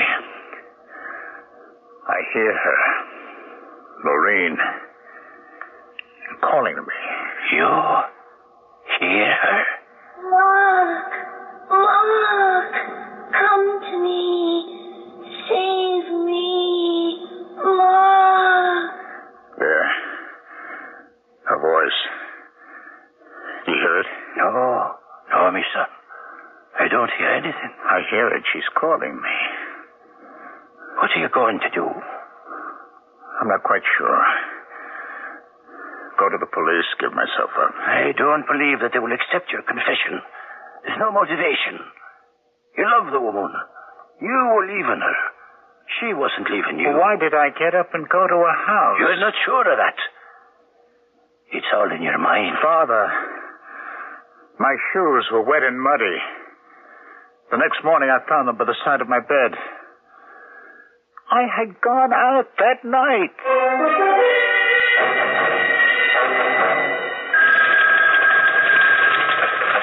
Sergeant Gentry here. Oh, yeah, Steve. I've been waiting for you. Expecting your call. About the shoes. Yes, so what's your verdict? What about the dirt? Came from the driveway? You checked that? Were you able to find footprints? Oh, you got them in plaster. Great. Have them sent right over. Thanks, Steve. Hello. Give me the DA. Mr. Burroughs, I think we've got enough for an indictment in the Jessup case. Yep, it's Mark Forsythe.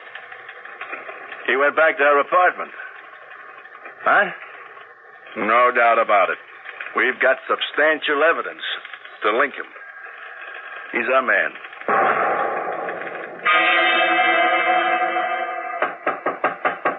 Come in. Am I disturbing you, Mark?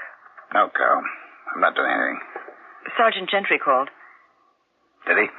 He wants to come over. I can guess why. By the way, Carol, whatever happened to my heavy brown shoes? Well, he took them several days ago. Gentry, huh? Yes. He said he would return them. When? After the trial? What are you talking about? Don't you know that those brown shoes will be a very important piece of evidence in my trial? Trial? You haven't been arrested, charged. I will be very soon. Probably this very afternoon. The shoes are incriminating. The shoes I wore that Friday night. You knew, didn't you? I knew. Did you hear me get up, go out? I'd never tell anyone if I did. But I'll tell. I'll tell the whole sad story, how I got up, got the car out of the garage, drove to Loren's apartment house, went in and... Please, Mark, please. I killed her. I loved her. And I killed her. You didn't.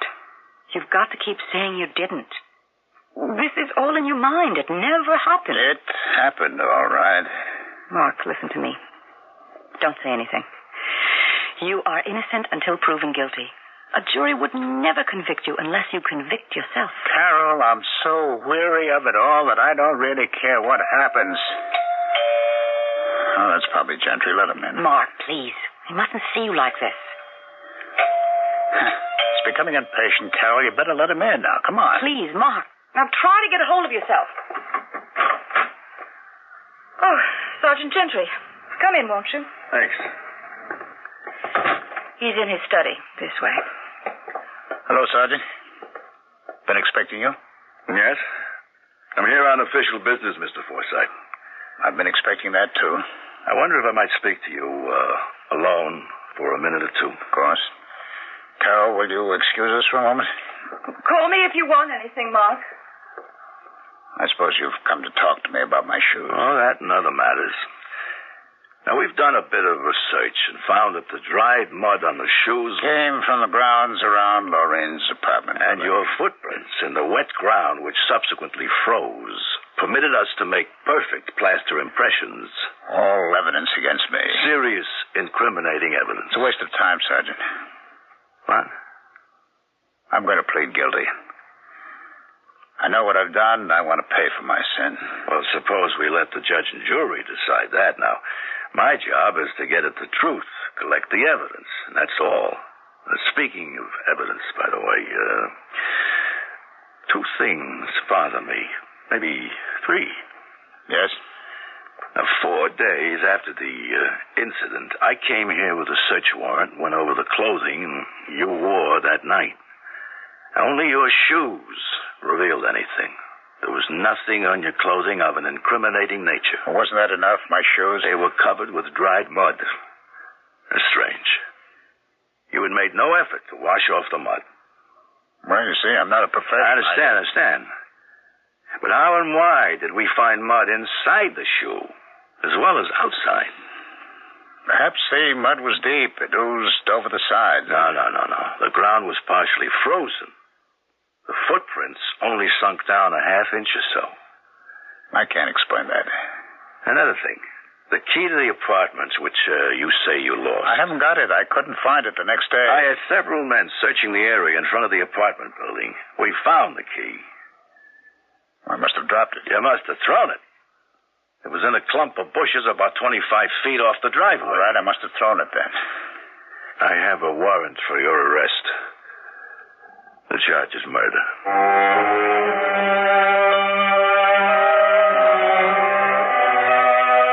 Mark Forsythe is convinced that he has committed murder. He is so certain that he has done it that he won't make a move to save himself. He wants to pay for his crime. He has refused to listen to those about him who have doubts about his guilt. He hears the voice of the woman he had loved calling to him, and he only has one wish, to join her. I'll be back with Act 3 in a moment.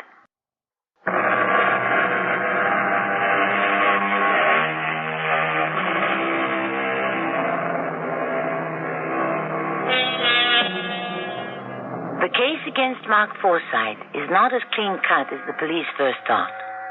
First, the motivation is lacking. Why should Mark want to kill the woman he loved? It was his decision not to go off with her, but to remain with his wife. The muddy shoes are the most difficult element in the mystery for Sergeant Gentry to understand. Why should there be mud inside the shoe as well as outside? It is now over a week later. Sergeant Gentry is sitting in his office late in the evening, trying to put the pieces of the puzzle together. Sergeant Gentry. Who? What does he want? To speak to me about the Jessup case. Look, he's probably some kind of crank. I haven't got the time or the patience. He's a what? A priest. Oh, great, a priest. Sergeant Gentry and Patrick Augerty. Well, come in, Father. I'm afraid I haven't much time to give you. I won't take too much time. To get right to it, a very much troubled man came to see me in my church. He was in need of someone he could talk to. When I read about him in the papers and saw his picture, I knew it was him. Mark Forsythe. That's right. It was him, all right. So what did he tell you? I'm not at liberty to divulge what someone has given to me in the confessional. He confessed to you? Indeed, he did not, sir. Well, if he didn't confess to you, what's the purpose of your visit? The purpose? The purpose is to tell you that the poor man is innocent. I am a very astute judge of human nature, Sergeant. I listened in my time to a lot of outpourings of the heart and soul. He is innocent. I know it. I feel it. Well, unfortunately, the law doesn't work on hunches. Mark Forsythe will be given a fair trial. Father, thank you for coming. I'm not a betting man, Sergeant, but I'll bet that I'm right. And you're wrong. How much? Money? I would never bet money against my principles. So what then? I'm extremely fond of Irish coffee. There's a little place I know of where the coffee is superb. I'll bet you a glass of Irish coffee, Sergeant. Mr. D.A., Sergeant Gentry here. You got the Jessup case on the calendar yet? You have. Look, could I have your permission to take another look at it? Yeah, I know you're satisfied you have enough evidence. Well, I have got a couple little worries I would like to put to bed. Going over the statements, I find a few discrepancies that bother me. Yes, sir. I won't bring them to your attention unless I believe them vital to the case. Bye. Sergeant, are you sure it's all right for me to talk to you? Our lawyer advised me not to talk to anybody. Oh, of course, it's your right not to talk, but I'm trying to help your husband. The DA's got his case all together, and he's going to prove that Mark Forsythe is guilty. And you don't believe he is? I'm honestly beginning to think that he is innocent. I think that he has been maneuvered, brainwashed into thinking that he did it. Now, you can walk out of my office and not say a word. Or you can listen to what I'm going to ask you. And answer, if you can. I'll stay. Good. Now, here. Right here on page 2, I asked him what time he left Mrs. Jessup's apartment after the quarrel. And he said, and I'm quoting. He said, I don't know the exact time that I left. It was nearly midnight when I returned home. I drove around trying to get hold of myself. Now, in your statement, you said he came home about 8:30. Statement? I don't remember making a statement. Well, I taped what you told me when I drove you to the supermarket that morning. It was completely unofficial. It was to help me remember. I should have told you I was taping your answers. I think I'll go now. No, please. One more question. Now, I asked your husband about the shoes he wore that night. Now, you told me that he'd come home and thrown himself on the bed, that you had removed his shoes. Yes. Then you told me that when you came into his room later, he was wearing the shoes. He was. Now, in his statement to me, he said that the shoes were on the floor next to the bed. Look, I can only answer for myself, Sergeant Gentry. Our lab reports that only one shoe had mud on it. The other was absolutely clean, not a hint of mud. I can't answer that. Now, I don't know why only one shoe had mud, the other not. There was mud on the inside of that shoe as well. Well, what does that mean? Excuse me. Hello, Gentry here. Who? Just a moment. It's your husband's lawyer, Mr. Helms. He heard you were here. He wants to talk to you. Okay. Hello? Yes. Yes, Mr. Helms. I do remember you telling me I was not to... But I thought that... I understood he was trying to help Mark. I see. Goodbye. Mr. Helms says I'm doing my husband harm by speaking to you. Goodbye, Sergeant. Now, wait a minute. I'm warning you that you and only you can help him. If you go out that door, he'll be convicted of murder.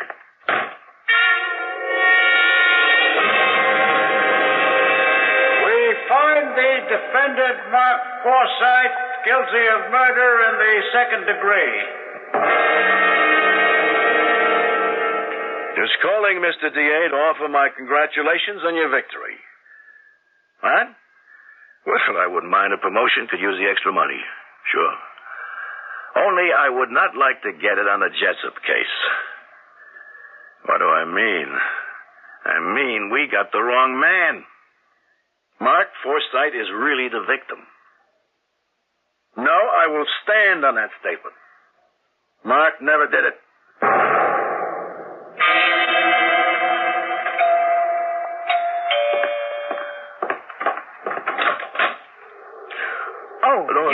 Don't shut the door, please. I want to talk to you.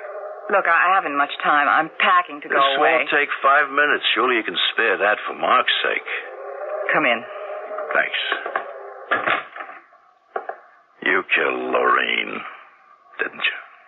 You have no right to ask that question of me. You would like to tell the truth.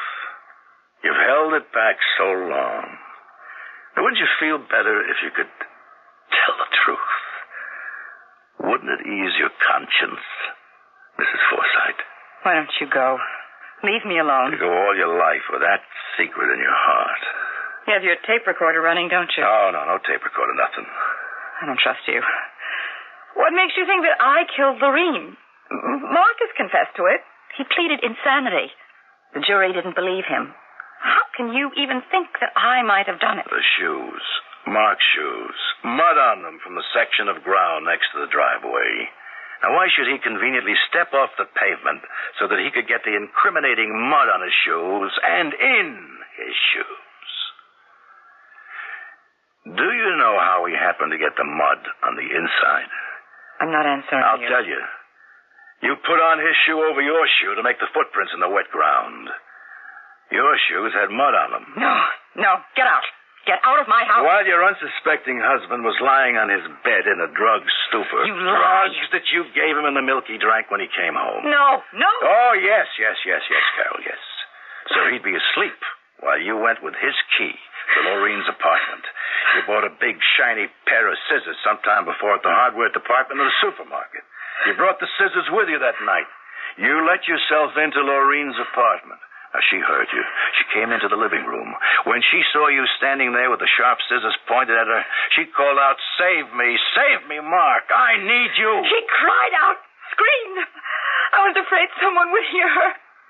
She turned to run away. I ran at her, and she was lying there on the floor, hardly moving. It was blood. You knew she was dying. You went out quickly down the stairs. You didn't take the elevator. Once outside, you felt safe. No one had seen you. You had the key to her apartment in your hand. You threw it away. Yes. You came back to your home here. You went up to the bedroom where Mark was still asleep. You tried to slip the muddy shoes on Mark's feet. He began to wake up, so you dropped them beside the bed. Yes. Carol, could you have gone the rest of your life with that bloody secret in your mind and heart? It was starting to haunt me. I began to think I heard her voice, as Mark did. Mrs. Forsythe, I'm going to arrest you for the murder of Lorene Jessup. It's my word against yours. I'll say you contrived it all. Made it up to fit the situation. Mark is convicted. A jury of 12 men and women convicted him. He admits he did it. Now he knows he didn't. Mark Forsythe, come into the room. Miss Norton, come in. Mark! Miss Norton, did you hear what Mrs. Forsythe said? What she admitted? I heard, Sergeant Gentry. 2 witnesses and me, Mrs. Forsythe. Mark! I can hardly believe that you'd be capable of anything so evil. Oh, Mark, forgive me. I loved you. I wanted to keep you. Miss Norton, call Father Gogarty and tell him to meet me at that coffee house of his. And tell him I'm buying.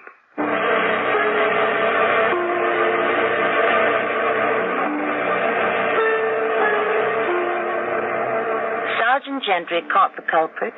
He did a fine job. But what would have happened to Carol Forsythe if she hadn't been caught? Could she have gone through the rest of her life with that burden? Shakespeare said, "Thus does conscience make cowards of us all, and the native hue of resolution is sicklied over with the pale cast of thought." The burden would have been too much for her. I'll be back shortly.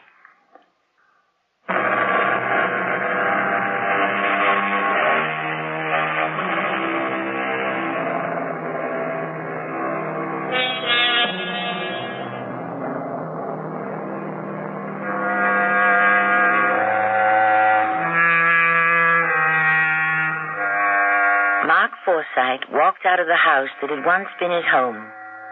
Everything was over for him. The woman he loved was dead.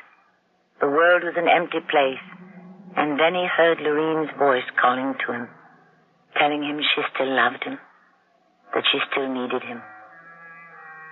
Our cast included Ralph Bell, Cynthia Adler, and Bernard Grant. The entire production was under the direction of Hyman Brown. A preview of our next tale. Of course you're not afraid. Oh, I must have been dreaming. Well, just tell me what it is you're not afraid of. I'm not afraid of... I'm not sure. Are we back in Yorkshire or whatever it is, a couple 100 years ago? Yes. All right. What's the latest? Squire Leroyd has betrayed Moll Tapley. Ah. He hung her husband anyhow. Ooh, the scoundrel. That man isn't fit to live. Is Moll going to do anything about it? Yes. Is this the murder that she's going to commit? Yes. How? I'm not sure. I haven't relived it yet. Oh, Liza, don't you think this has gone on long enough? There's nothing I can do about it, Jim. The whole thing, it's just moved into my mind and taken complete charge. Radio Mystery Theater was sponsored in part by White Westinghouse Appliance Company and Catspaw, Heels and Souls. This is Tammy Grimes, inviting you to return to our Mystery Theater for another adventure in the macabre. Until next time, pleasant dreams.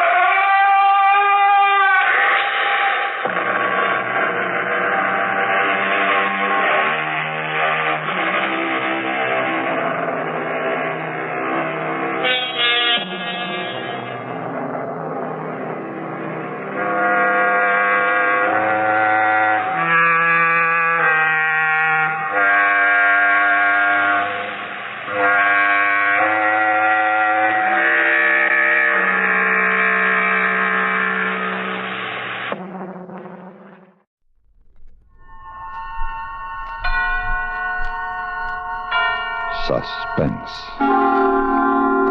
And the producer of radio's outstanding theater of thrills, the master of mystery and adventure, William N. Robeson.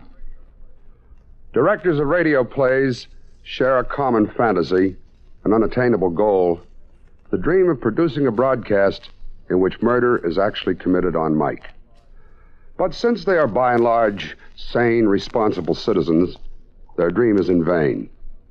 Not so the hero of the upcoming story. He sets out with lethal intent to make his dream come true. Listen then, as Mr. Raymond Burr stars in Murder on Mike, which begins in exactly 1 minute. Every man has a right to envision his country as he would like it to be. Dreams foster reality. There are many legends describing the broad reaches of our land, like the one they tell about a Kentuckian who was once asked what he considered the boundaries of the United States. Why, sir, on the north we are bounded by the aurora borealis. On the east we are bounded by the rising sun.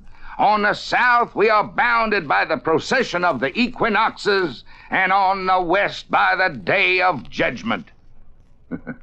Folklore belongs to every nation's legendary past, and I guess we Americans have our share of some tall ones. Like the one about... Oh, but we'll have to save that one for the next time we travel your way. See you then. And now, Mr. Raymond Burr in Murder on Mike, a tale well calculated to keep you in suspense.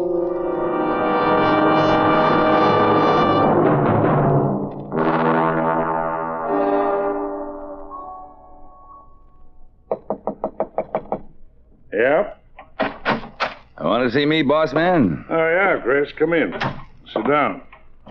You hear the show Sunday? No. Well, you should have. After I got through rewriting that closing scene, it really played. I'll bet. I don't get it, Chris. I don't make you come to rehearsals. You don't have to sit in the control room all day. The least you can do is listen to the show at home. Nothing in my contract says I have to. Well, listen to this playback.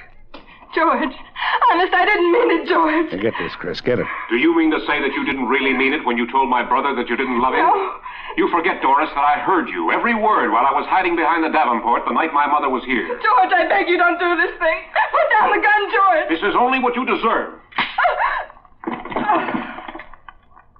You tricked me for the last time, Doris. You tricked me for the last time. How about that, kid? What did you change it for? What was wrong with my ending? Why did you change it? Take it easy, Chris. I'll tell you why I changed it, because it was wordy and repetitious. Did it ever occur to you that maybe people are wordy and repetitious? Chris, I'm trying to tell you the scene, the way you wrote it, just didn't play. Just didn't play. That's right. Drag out all the trade cliches. It didn't live, it didn't play. You ran it up the flagpole and no one saluted it. Well, how did you ever get into this business? Whoever let you into a radio station? Chris, I think you need help. Help? Yes. Now, I know a good man, Freudian but liberal. Don't you tell me I need a psychiatrist. Let go of me. I said let go. You are nuts. You listen to me, boss man. For 2 years now, I've ground out a murder a week for you, week in and week out. A murder a week. I eat murder, talk murder, dream murder. And what happens? Every time I turn in a decent script, you chop the heart out of it. Your contract is up next week, Chris. You've only got one more script to do. Write it and get out. You'll get better than a script. You'll get everything you deserve. I'm going to show you what a real murder sounds like.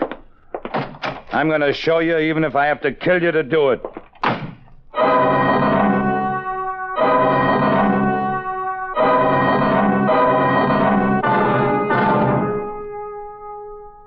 Good evening. This is a recording of an actual murder. Not written, not rehearsed, but well and thoroughly planned. It is respectfully dedicated to Mr. Ken Avery, editor and producer of the radio program Murder, Please. This is my last show, Mr. Avery. I'm delivering it to you in its entirety. Cast, music, everything. The events and persons are absolutely real. It's going to be a great show, Mr. Avery. You'll hear everything but the climax. I'm speaking into a microphone concealed in my desk and connected with a hidden tape recorder. A special microphone is attached to my telephone to enable the listener to hear both ends of any conversation. The music you hear is coming from a high-fidelity phonograph at my side. This program is produced, edited, directed, narrated, engineered, and plotted by Christopher Turner, whose only claim to immortality is this final half hour. And now, Mr. Avery, the leading characters in order of appearance. The murderer, myself. The catalytic agent, your daughter Lois. The victim, you. Listen. Listen then, Mr. Avery, to the last show you'll ever hear.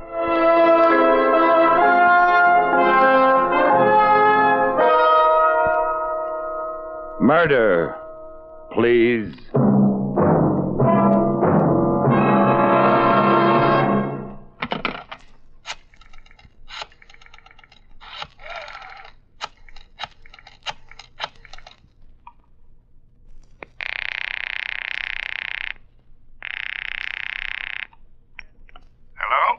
Ken, this is Chris. What do you want?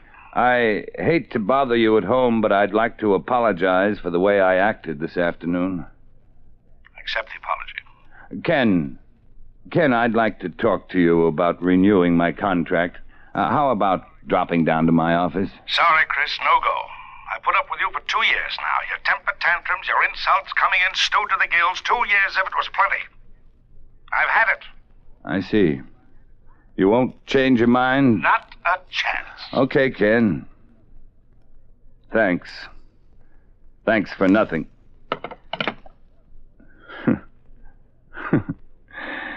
Lovely opening scene, Mr. Avery. Thank you. You played it exactly the way I wanted you to.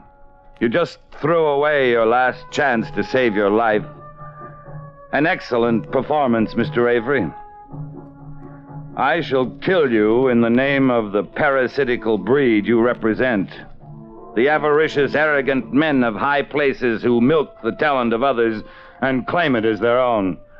So, Mr. Avery, if you won't come down to my office by invitation, and I knew you wouldn't, there's another way. The telephone book. Listen, Mr. Avery. The sound of the flipping of pages. Your daughter's phone number. Here we are.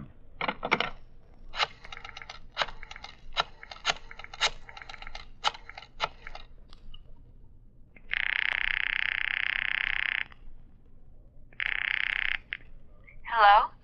Hello, Lois. It's been a long time. Bet you don't even know who this is. I don't recognize the voice. Christopher Turner. Oh, hello, Mr. Turner. How are you? Fine. Just fine. How do you like living alone? Oh, it's all right, I guess. Rather be living with the folks? No, it's kind of independent this way. How's the writing coming? Not so good, Mr. Turner. I've written 5 scripts so far, and every one of them has been rejected. I don't know what's the matter. Well, the reason I called was your dad and I had a little talk this afternoon about you. He thought perhaps I could help you. Oh, well, I wouldn't want to bother you. Oh, no bother at all, Lois. I like to help aspiring young talent.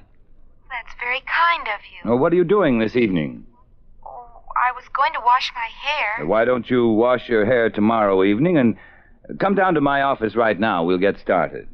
Well, I told a girlfriend I'd be home tonight. She was going to drop over. Can't you call her and tell her to make it some other night? Here's the point. This is the only free night I'll have this week. Things are sort of piling up. I'd like to see you get squared away with your writing, and I did promise your dad. Well, all right, Mr. Turner. You know where my office is? No, I don't think so. It's right across from the studios in the annex, room 208. I'll be right over. Fine. And I certainly appreciate this, I'm sure. Not at all, Lois.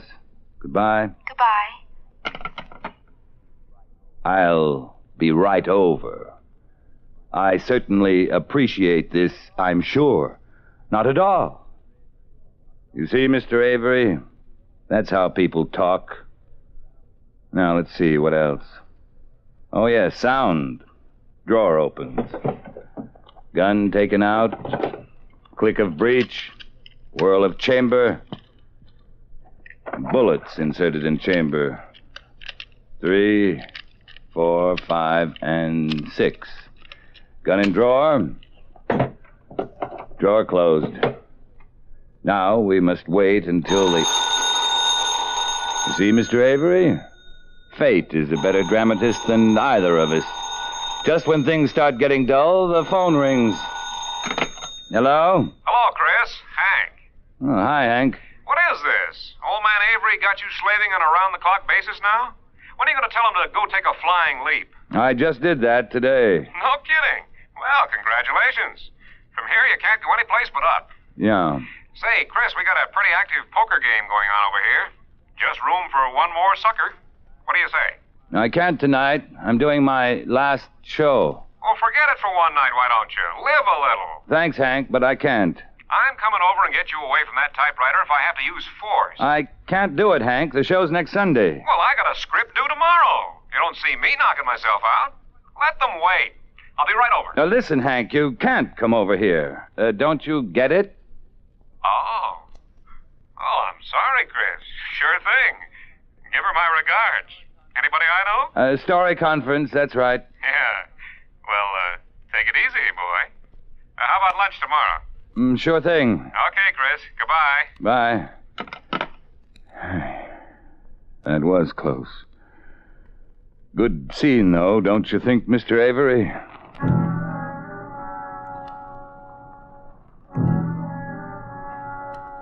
Your daughter, Mr. Avery, has just driven up in front of the building.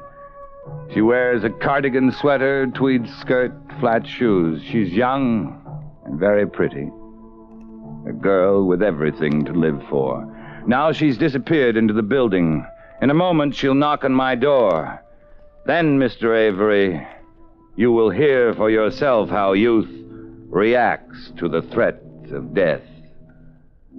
And this, Mr. Avery, would be the proper dramatic moment to end Act 1. May I suggest, at this point, you insert one of your beloved commercials?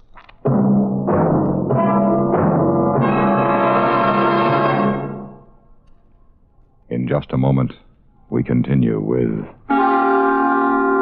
Suspense. Do you know the Social Security benefits to which you will be entitled when you separate from the service and take a civilian job?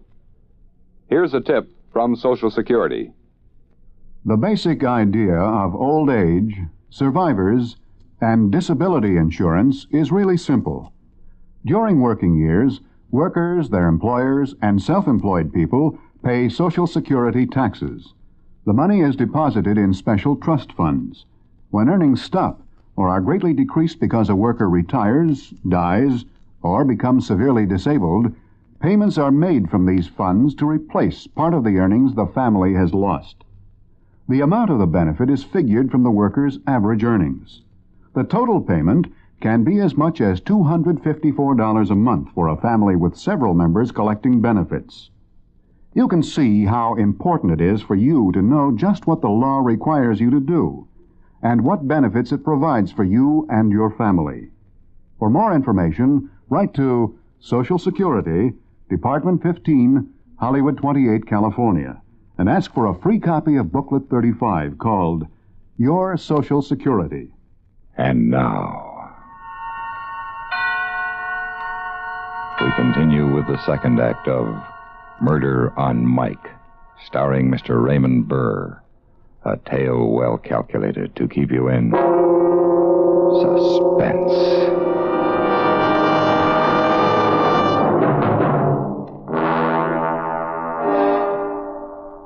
Act 2. This is Christopher Turner once again, Mr. Avery, bringing you by transcription the first recording of an actual murder ever made specifically for broadcast. The setting, my office, the music, recorded, the time, night. The victim, yourself. Your daughter has just entered the building, and in a few seconds she'll be knocking on my door. I'm sorry I have to go to such lengths to get you into my office. I'd gladly have killed you in the street, but it's so much more difficult to make a recording there. So concludes the usual resume with which we begin the second act of every Murder, Please program. I hear her footsteps in the hall. Your cue, Lois. Sound. Knock on door. Come in. Hello, Lois. Come on in. Thanks, Mr. Turner. Have a seat. Here, by the desk. This is awfully nice of you, Mr. Turner. I always tell Dad to stop imposing on my behalf, but I guess he'll never learn. You're here because I want you to be here and for no other reason. Now, a cigarette? Oh, no, thanks. This is a nice office you have here. Oh, it serves just a hole in the wall, but quiet. Nothing fancy. Why, I like it. How long have you been writing, Lois? All of my life, but, well, seriously, about 6 months. Oh, what sort of things? Murder, mostly. I hear that's what sells best. True. True, you can usually make more money writing about murder than committing it. So, suppose we just start talking about murder. Maybe something interesting will come out. Now, tell me, why do you think people kill? Well, lots of reasons, I guess. Could you kill?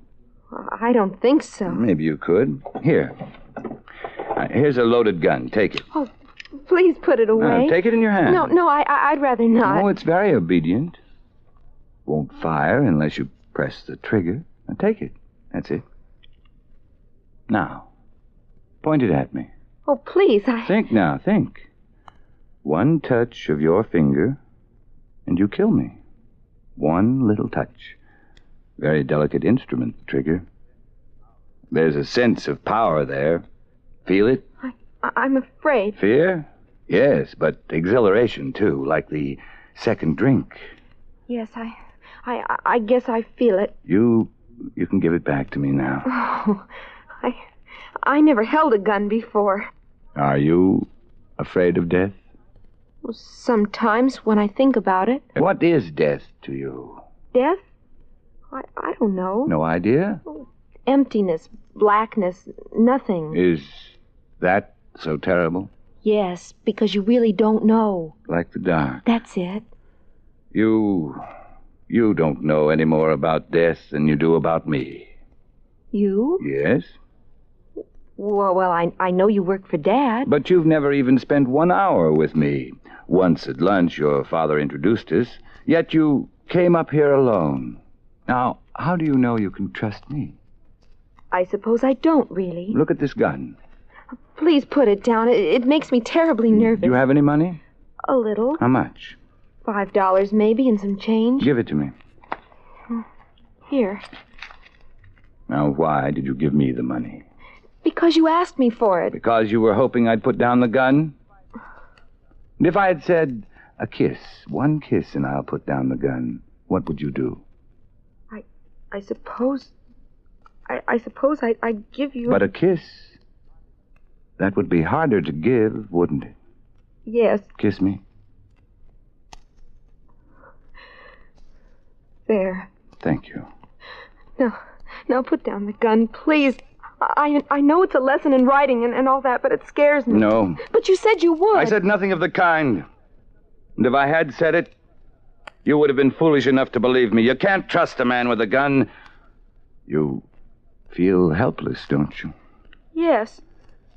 While you could give me money, there was hope. While you could give me love, there was hope. But if all I wanted was revenge, there would be nothing you could do to save yourself. Nothing. And if I told you that right now, this moment, I'm going to pull this trigger and blow you to bits, tell me, what would you say? Well, I'd try to talk you out of it. What would you say? I wouldn't know what to say. Then I'd shoot. I'd tell you about the electric chair. Very little threat to a man about to kill. Later, perhaps, when he's running away, then he'll think about consequences, but not now. Now it's only kill.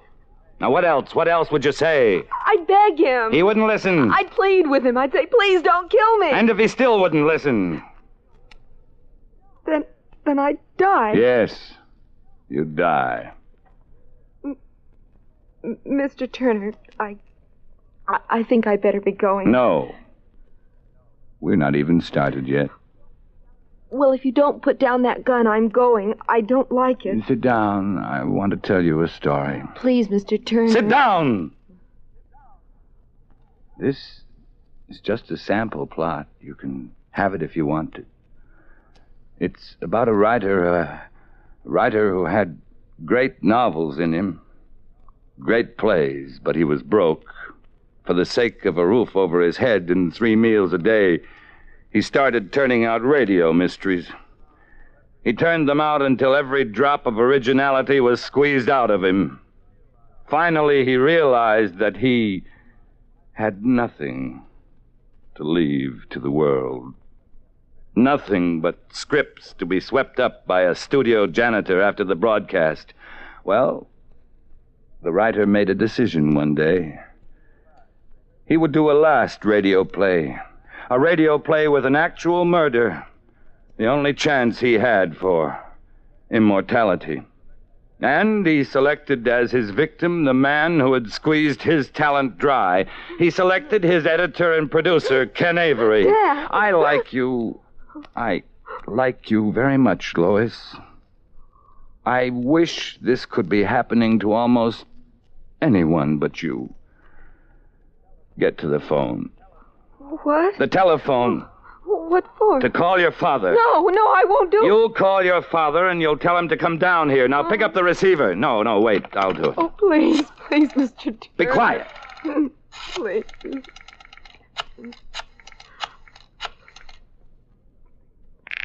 Now take the phone. Tell him. It's ringing. Take it. Hello? Hello? Dad? Lois? Lois, what are you calling at this time of night for? Something the matter?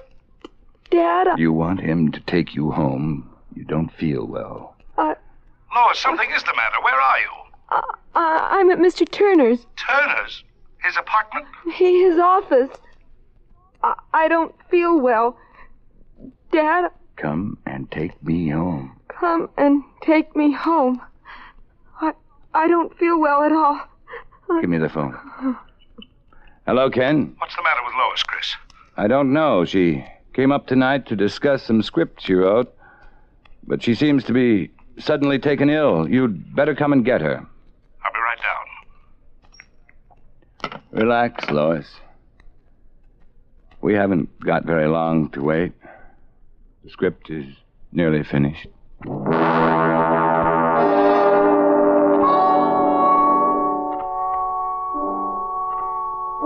20 minutes have gone by, and now I hear steps in the hall, steps of Mr. Ken Avery.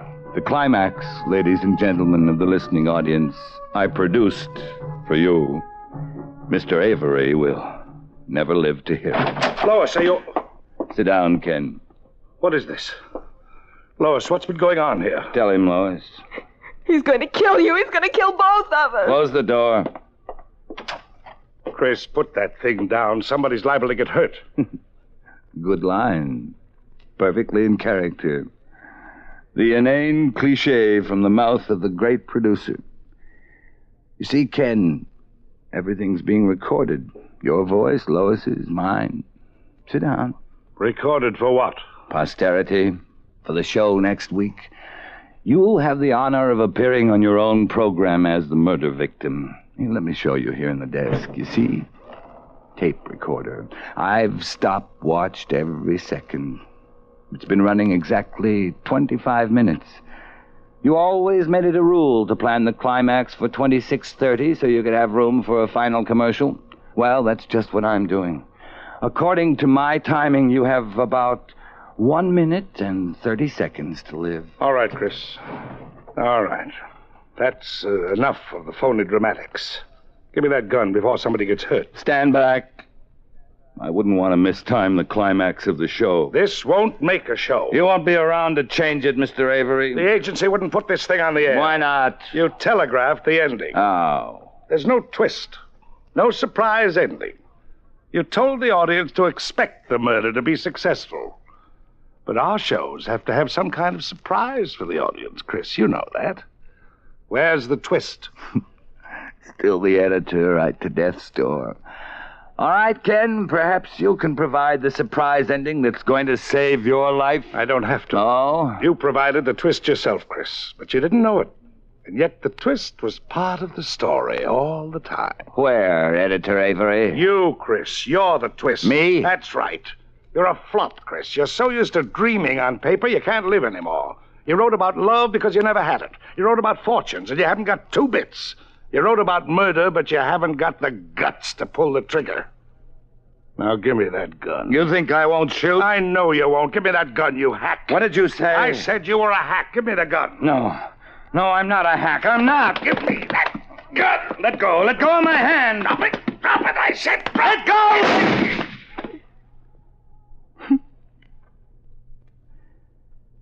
You always have to change the ending. Dad.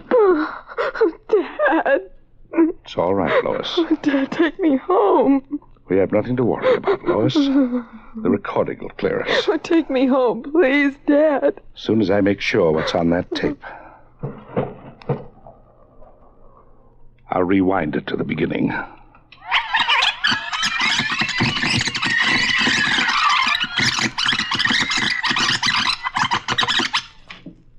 Here we go. Good evening. This is a recording of an actual murder. Not written, not rehearsed, but well and thoroughly planned. It is respectfully dedicated to Mr. Ken Avery, editor and producer of the radio program Murder.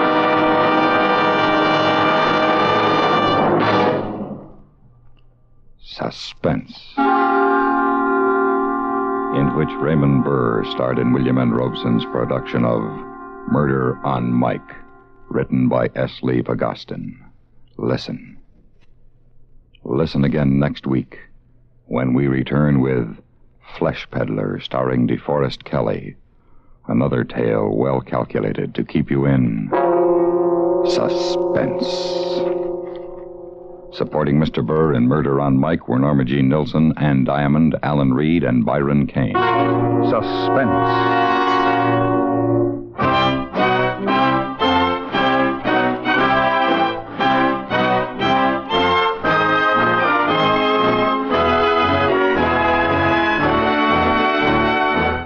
Suspense has been brought to you through the worldwide facilities of the United States Armed Forces Radio and Television Service.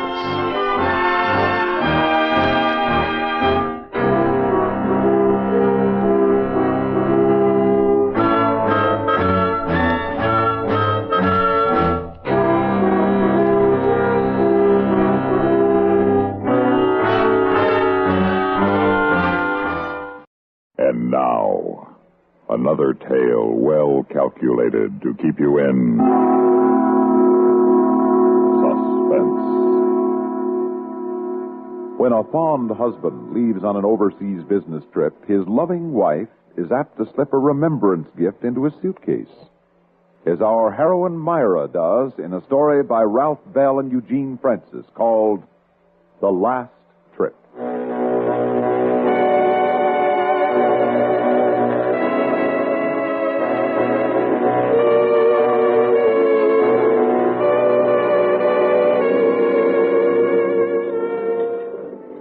Ted, over here. Hi, Myra. Well, it's about time. Yeah, sorry I'm late, baby. What the devil happened? Been going out of my mind waiting in this horrid cafeteria. Easy, easy, baby. Took me a little longer than I figured to rig up our little surprise package. Then I got stuck in a cab. Traffic is murder. Yeah, that's another thing. What makes you think they're going to let planes take off in this weather? Relax, will you? I called the airport just before I left my apartment. All overseas flights are leaving as scheduled. It's only a little missed. Here's the package. Better get moving before Harry gets home. He's home already. What? You sure? I just phoned. He got in 5 minutes ago and started to pack. Now, how am I supposed to get this into his suitcase without his noticing, huh? I don't have to tell you how. He's your husband. You've never had trouble handling him up to now. Distract him somehow.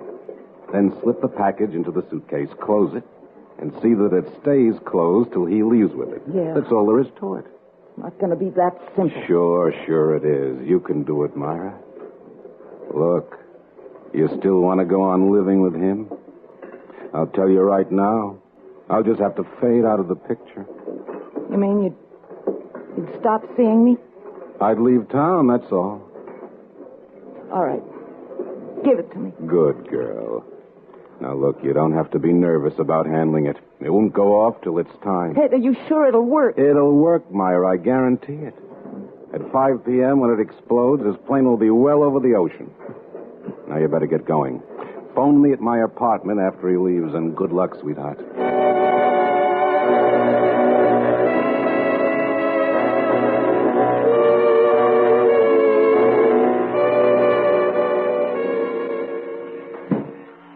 Is that you, Myra? Yes, Harry.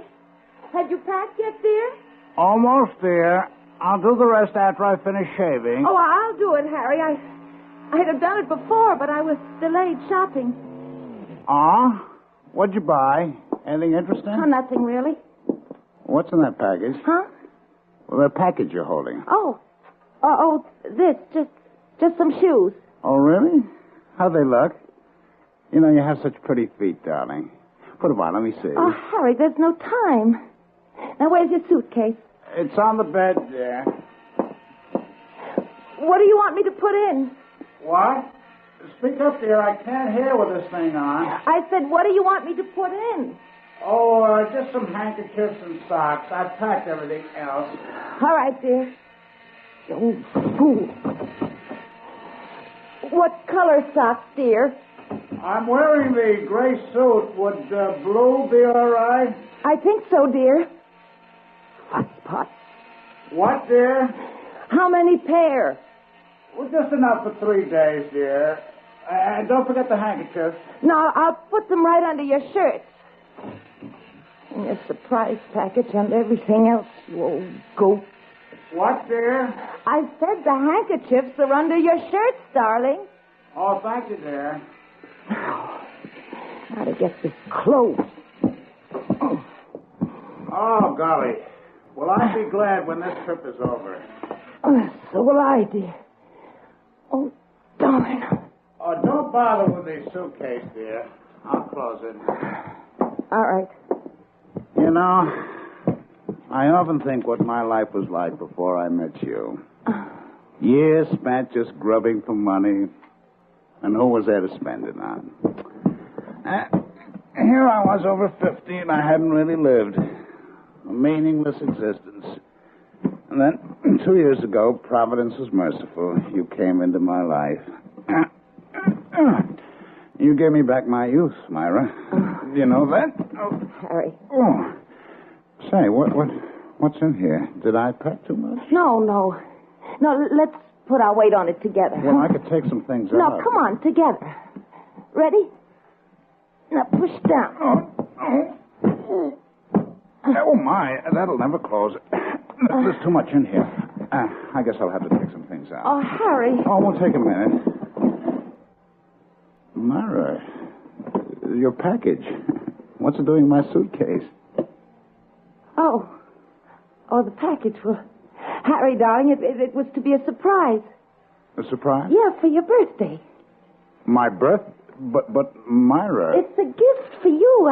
I didn't want you to see it until you unpacked. Oh, what a pity. Now you've spoiled everything. Oh, I'm sorry, darling. I didn't mean to. Well, you put it right back and don't open it till you arrive. Then it'll still be a surprise. Promise? Oh, I promise. You're so sweet and so thoughtful. Thank you, darling.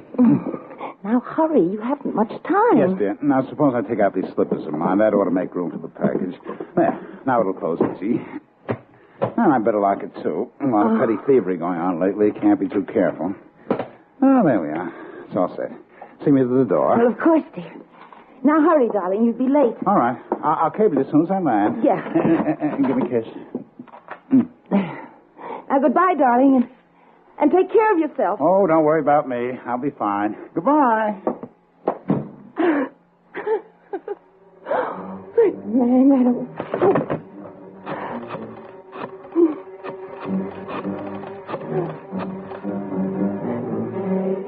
Hello, Teddy. Yes, he's gone.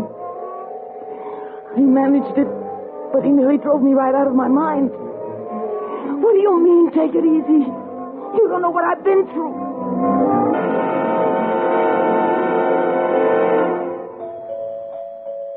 Yes? Who is it? It's me. Open up. What are you doing here? I told you to stay away till it's all over. It's too risky. You sounded almost hysterical, baby. Thought I'd better come over and stay with you till you calm down. I am calmed down. Well, I'll stick around anyway till we get the news about the plane. As soon as we hear you're a widow, I'll take off. Suppose somebody decides to drop in. So I'll use the fire escape in the bedroom like I've done before. How about a drink? I've had one. Oh, have another. Settle your nerves. When will we know? Will you stop fretting? The explosion will happen at 5 on the nose. Radio will probably flash the news later this evening. Then what? Oh, Myra, we've been over this a dozen times. We sit tight till the airline calls. Then you go into your act. The shocked and bereft widow. Yeah. Only you'll have to be convincing. Oh, that won't be easy. It'll be such a relief to know I'm finally rid of him. One thing worries me, though. Here's your drink. What worries you? Suppose the plane's only damaged and it manages to turn back and land. Not a chance. There's enough blast in that little package to knock over a house. You can imagine what it'll do to a plane 10,000 feet up. Come on. Drink up, Myra. Wait, a toast. To Harry, our benefactor. To his last trip. Let's turn on the radio, huh? You know, I can't help feeling a little sorry for those other plane passengers. Well, that's very humanitarian of you, Myra. But like I've always said, some must die so that others may live in clover. That's a basic fact of life. You're very necessary to me, Ted. I mean emotionally. Really? Why? You're such an unadulterated heel, you make me feel almost respectable. And you're such a charming hypocrite. You make me feel like an honest man. Almost. Oh, we're a dandy team.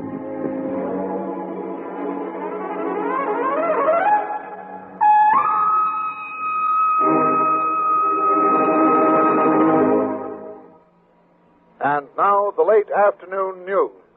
The weather's making headlines again today. The slight haze that's hung over the city for the past 2 days thickened late this afternoon and developed into heavy smog. Hey, turn that up. The smog has been caused by a heavy, congested, smoke-filled atmosphere that is imprisoned over the city by damp, immobile air.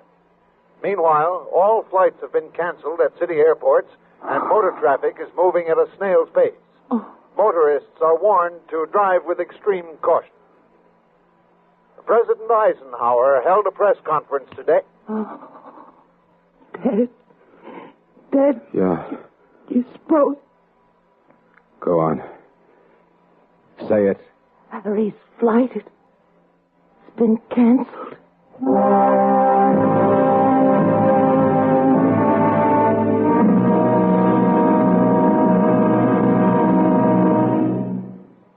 In just a moment, we will return for the second act of Suspense. Bonjour, I am Jacques Leroy, expert on the stereophonic phonograph. I will now clear up this whole subject. S'il vous plaît, listen to ordinary stereo. A girl crossing the street. Eh bien, now on Columbia Stereo 1.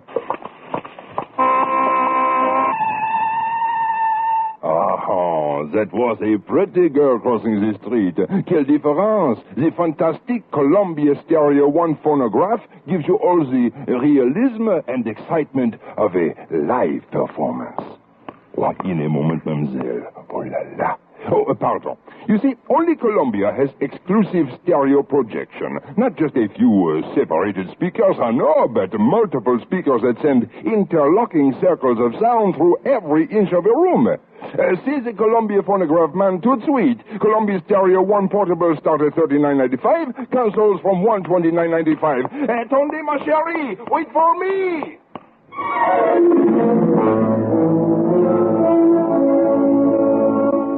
Look at that haze, will you? It didn't seem so bad when I was on my way over here. If his plane didn't take off, where do you suppose Harry is now? I don't care where Harry is. Where's his suitcase? If it explodes while he's carrying it around, we're really in the soup. There'll be an investigation. It'll lead right back here. Well, what do we do? Wait a minute. Let me think. This is a fine time to think, genius. Why didn't you think before? Now, wait, Myra. The weather report said slight haze. The airline said they were operating a regular schedule. Nobody could figure they'd be smart. Nobody could figure. You were smart enough to figure everything else.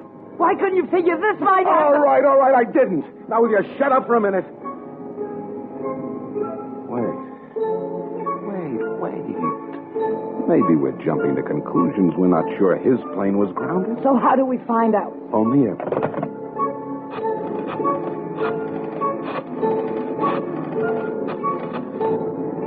Come on, answer.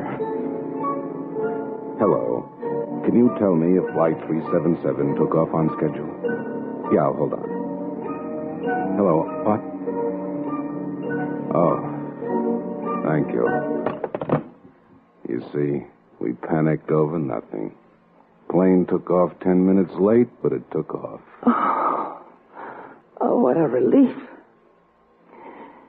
I'm sorry, Ted. That's all right, baby. For a moment there, it felt like the whole world was falling in on us. Say, I could use another drink. You? Yeah. Hey, who can that be? I don't know. Where you going? The bedroom. I'll wait out on the fire escape till you get rid of whoever it is. Close the door. Okay. Coming. Who is it? It's me, dear. Harry. Open up there. Harry. What happened? Why aren't you on that plane? Myra, you won't believe it. Wait until you hear. Close the door, dear. Harry, for heaven's sakes, what happened? Well, my cab got stuck in an awful traffic jam, and the fog or the smog or whatever it is kept getting heavier every minute. Traffic was just crawling. And finally it occurred to me that even if the cab got me to the airport on time, all flights would probably be canceled. So... But your plane took off. Oh, did? Well, how do you know? Well, I called the airport. Oh, now, how do you like that? I probably could have made it after all. Where you been all this time? I went back to the office, sent a cable that I'd be a day late. You left your suitcase in the office? What? Your suitcase. Did you leave it in your office? Well, no, of course not. Well, where is it? Why... Isn't that foolish of me? I left it outside the door. I'd better bring it in. Here we are. I'll just leave it in the corner here. There's no point in unpacking. I'll be going first thing tomorrow. What time is it? Let me see. It's 4:45. More or less. Well, what do you mean, more or less? My watch may be a little slow. Look, Harry, let's go out to dinner tonight, huh? Well, it's not very pleasant outside. Well, I don't care. I just don't feel like cooking in tonight. Let's eat early right now and go to a movie or something, huh? Well, if you really want Yeah, to. I'll go fix my face. Why don't you mix a drink for us while I get ready? All right. There's soda in the kitchen. I'll be ready in a minute. Myra! What? Put down that suitcase. Well, why? I'm taking the bedroom. It clutters up the room here. For heaven's sake, you'll strain yourself. That's too heavy for you. Here, give it to me. No, I can manage. Now, don't fuss, Harry. Make the drink, huh? Well, all right. But if you strain yourself, Myra...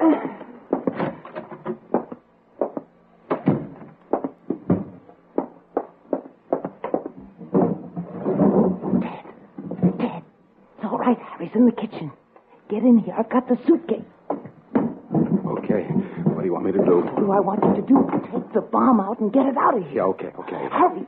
You've got less than 15 minutes before it goes off. I know. Oh, great. What's the matter? It's locked. Where's the key? Harry's got it. I'll have to break the lock then. How'll I explain that? No, wait. I've got a better idea. What? Take the suitcase. Get rid of it in the river. It's only a block away. You'll have time. Yeah, but how can I take it down? All right. Hit me. What? Yeah, hit me in the face. Then take the suitcase. I'll wait till you get down the fire escape, then I'll call for help. I'll tell Harry that was a thief, that he knocked me unconscious before I could scream. Yeah, but Myra... Don't argue. Do as I say. Okay. Ready? Yeah. Hard now. Hard enough to leave a mark. It's got to be convincing. Go on. All right. Okay, Myra. I'll be in touch.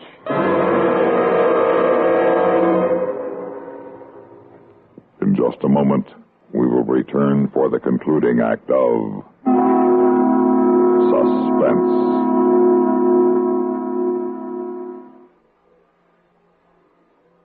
Meet star Stuart Irwin. Nothing's worse for an actor than a nasty cold. To feel better quickly, I take wonderful 4-way cold tablets, the fast way to relieve cold distress. Right. Tests of all the leading cold tablets proved 4-way fastest acting. 4-way starts in minutes to relieve muscular pains, headache, reduce fever, calm upset stomach, also overcomes irregularity. Take my advice. For your next cold, take 4-way cold tablets, the fast way to relieve those cold miseries. 4-way, only 29 cents. Our program will continue in a moment after a word about another fine product of Grove Laboratories. To get rid of embarrassing dandruff in 3 minutes, change to Fitch Dandruff Remover Shampoo. 3 minutes with Fitch regularly is guaranteed to keep unsightly dandruff away forever. Apply Fitch before wetting hair, rub in 1 minute. Add water, lather 1 minute, then rinse 1 minute. Every trace of dandruff goes down the drain. 3 minutes with Fitch and embarrassing dandruff's gone. At the same time, Fitch can brighten hair up to 35%. Get Fitch Dandruff Remover Shampoo today.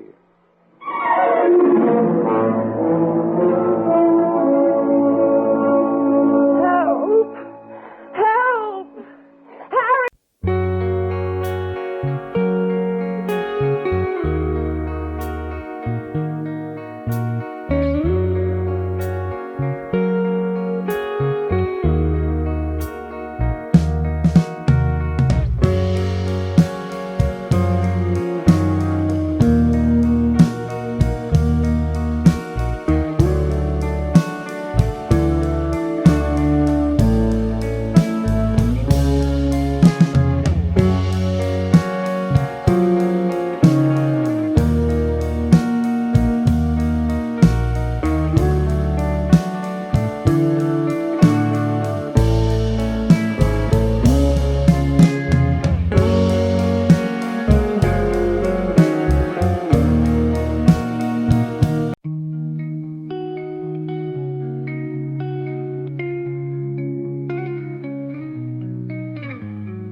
Digging through the echo shadow screaming night, breathing in the silence, wrestling with the light.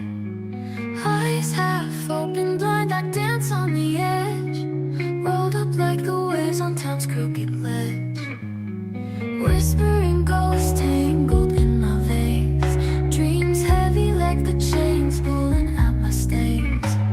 Skies turn to pitch, wander in the maze, lost within a haze, searching for the blaze. Beneath the surface lies a shattered sea, fragments of who I'd never dare to be, drowning in the deep.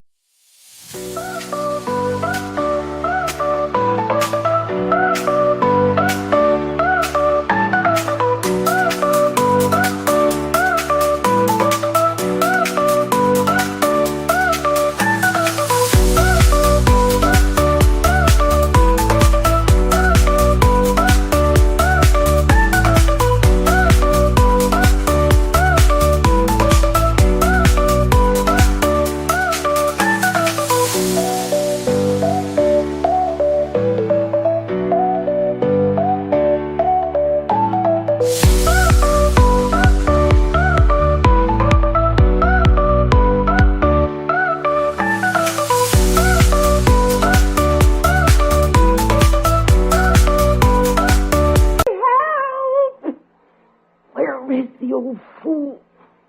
Harry! Myra! Myra, what is Oh, it? Harry.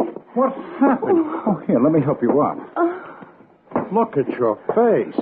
What on A earth? man, he must have come in from the fire escape. He He struck me before I could scream. Good Lord. I saw him take his suitcase before I passed out. Oh, I better call the police. Are you all right? Shall I call a doctor? No, it's just a bruise. Well, you better lie down. I'll be right back.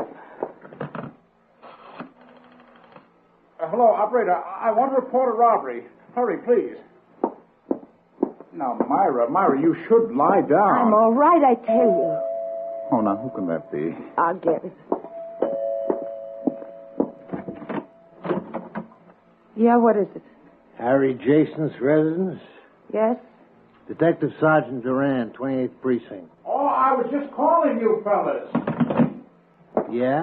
What about? Well, a man just broke into our apartment from the fire escape. He struck my wife and got away with a suitcase.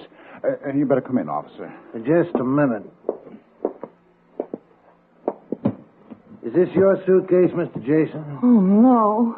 Oh, yes, it is, Myra. Oh, it's definitely my suitcase, Sergeant. You see, there are my initials, H.J. Uh-huh. Hey, Keene, bring him in here. Close the door. This the man who assaulted you, lady? Well, I can't be sure. I didn't get a good look. Can you identify him, Mr. Jason? Well, no, Sergeant. I didn't see him at all. I was in the kitchen when it happened. What makes you think he's the one? Somebody from across the way called to report there was a man lurking on your fire escape. We got here just as he was coming down, carrying your suitcase. He started to run, and we collared him. Please, what time is it? Time? Oh, it's about 5. I mean exactly. Exactly. I got 4 minutes to 5. Why? Oh, no reason. I'm just confused. The shock. Oh, sure. I understand. Now, a few folks will come down to the station and file charges. Now? Sure, might as well get over with. Well, why don't you all go ahead? I'll join you as soon as I make myself more presentable. No, that's all right, man. We'll wait for you. No hurry. But I don't feel well. My face is... Oh, yeah, it sure looks a mess. Meaning no offense, ma'am. Maybe you better bring it down later, Mr. Jason. Okay, you pick up the suitcase. No. What do you mean, no? You wanted it so bad you lugged it down the fire escape. Now you can lug it down to the station. Pick it up. Go on. Wait. Listen to me. There's a time bomb in there. It's set to go off in less than 4 minutes. If we don't get away from here, we'll all be blown to pieces. What are you, a comedian? Pick up that suitcase. It's the truth, I tell you. You gotta believe me. How do you know there's a bomb in there? His wife put it there. He's crazy, officer. I don't even know this man. We were in it together. It was supposed to blow up on the plane. Now, open that suitcase. I'll defuse the bomb before it's too late. Will you hurry? I don't understand. You mean there's actually a... Relax, Mr. Jason. You know there's no bomb in there. He's pulling some kind of story. I'm not, I swear it. All right. I'll go along with the gag. We'll just sit here for 5 minutes and see if your bomb goes off.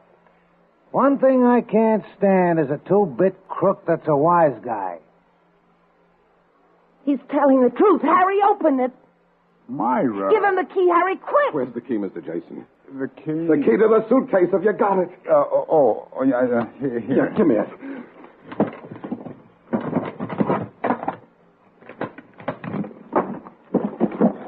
Where'd you put it, Myra? Under his shirt. Where is it? Not there. If you're referring to my birthday present, Myra, dear, you're quite right. It's not in my suitcase. But... You see, Myra, my dear, I was so touched this afternoon when for the first time in our whole married life, you remembered I had a birthday. In fact, it was the first birthday gift you'd ever given me. So on my way to the airport, I couldn't resist seeing what it was. Imagine my surprise when I recognized its somewhat lethal nature. Well, it wasn't my idea, Harry, honest. At first, I was somewhat stunned. And then all your little maneuvers, your adroit little lies in the past began to fall into place. I took your gift to Sergeant Duran here, and then we drove over and waited outside the house until we saw your friend arrive. We evolved a little stratagem to get a confession from you both. And now that we have it, Sergeant, I think you'd better get him out of here. Sure, Mr. Jason. Okay, let's go, you two. Oh, Myra, one thing more. My birthday actually occurred last month. It's a pity you never remembered the date. Or rather, how lucky.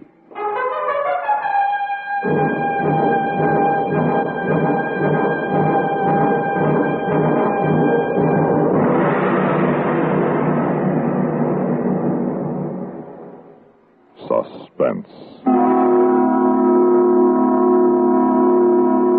You've been listening to The Last Trip, written for Suspense by Ralph Bell and Eugene Francis. Heard in tonight's story were Ralph Bell, Connie Lemke, Eugene Francis, and Bob Dryden. Suspense is produced and directed by Paul Roberts.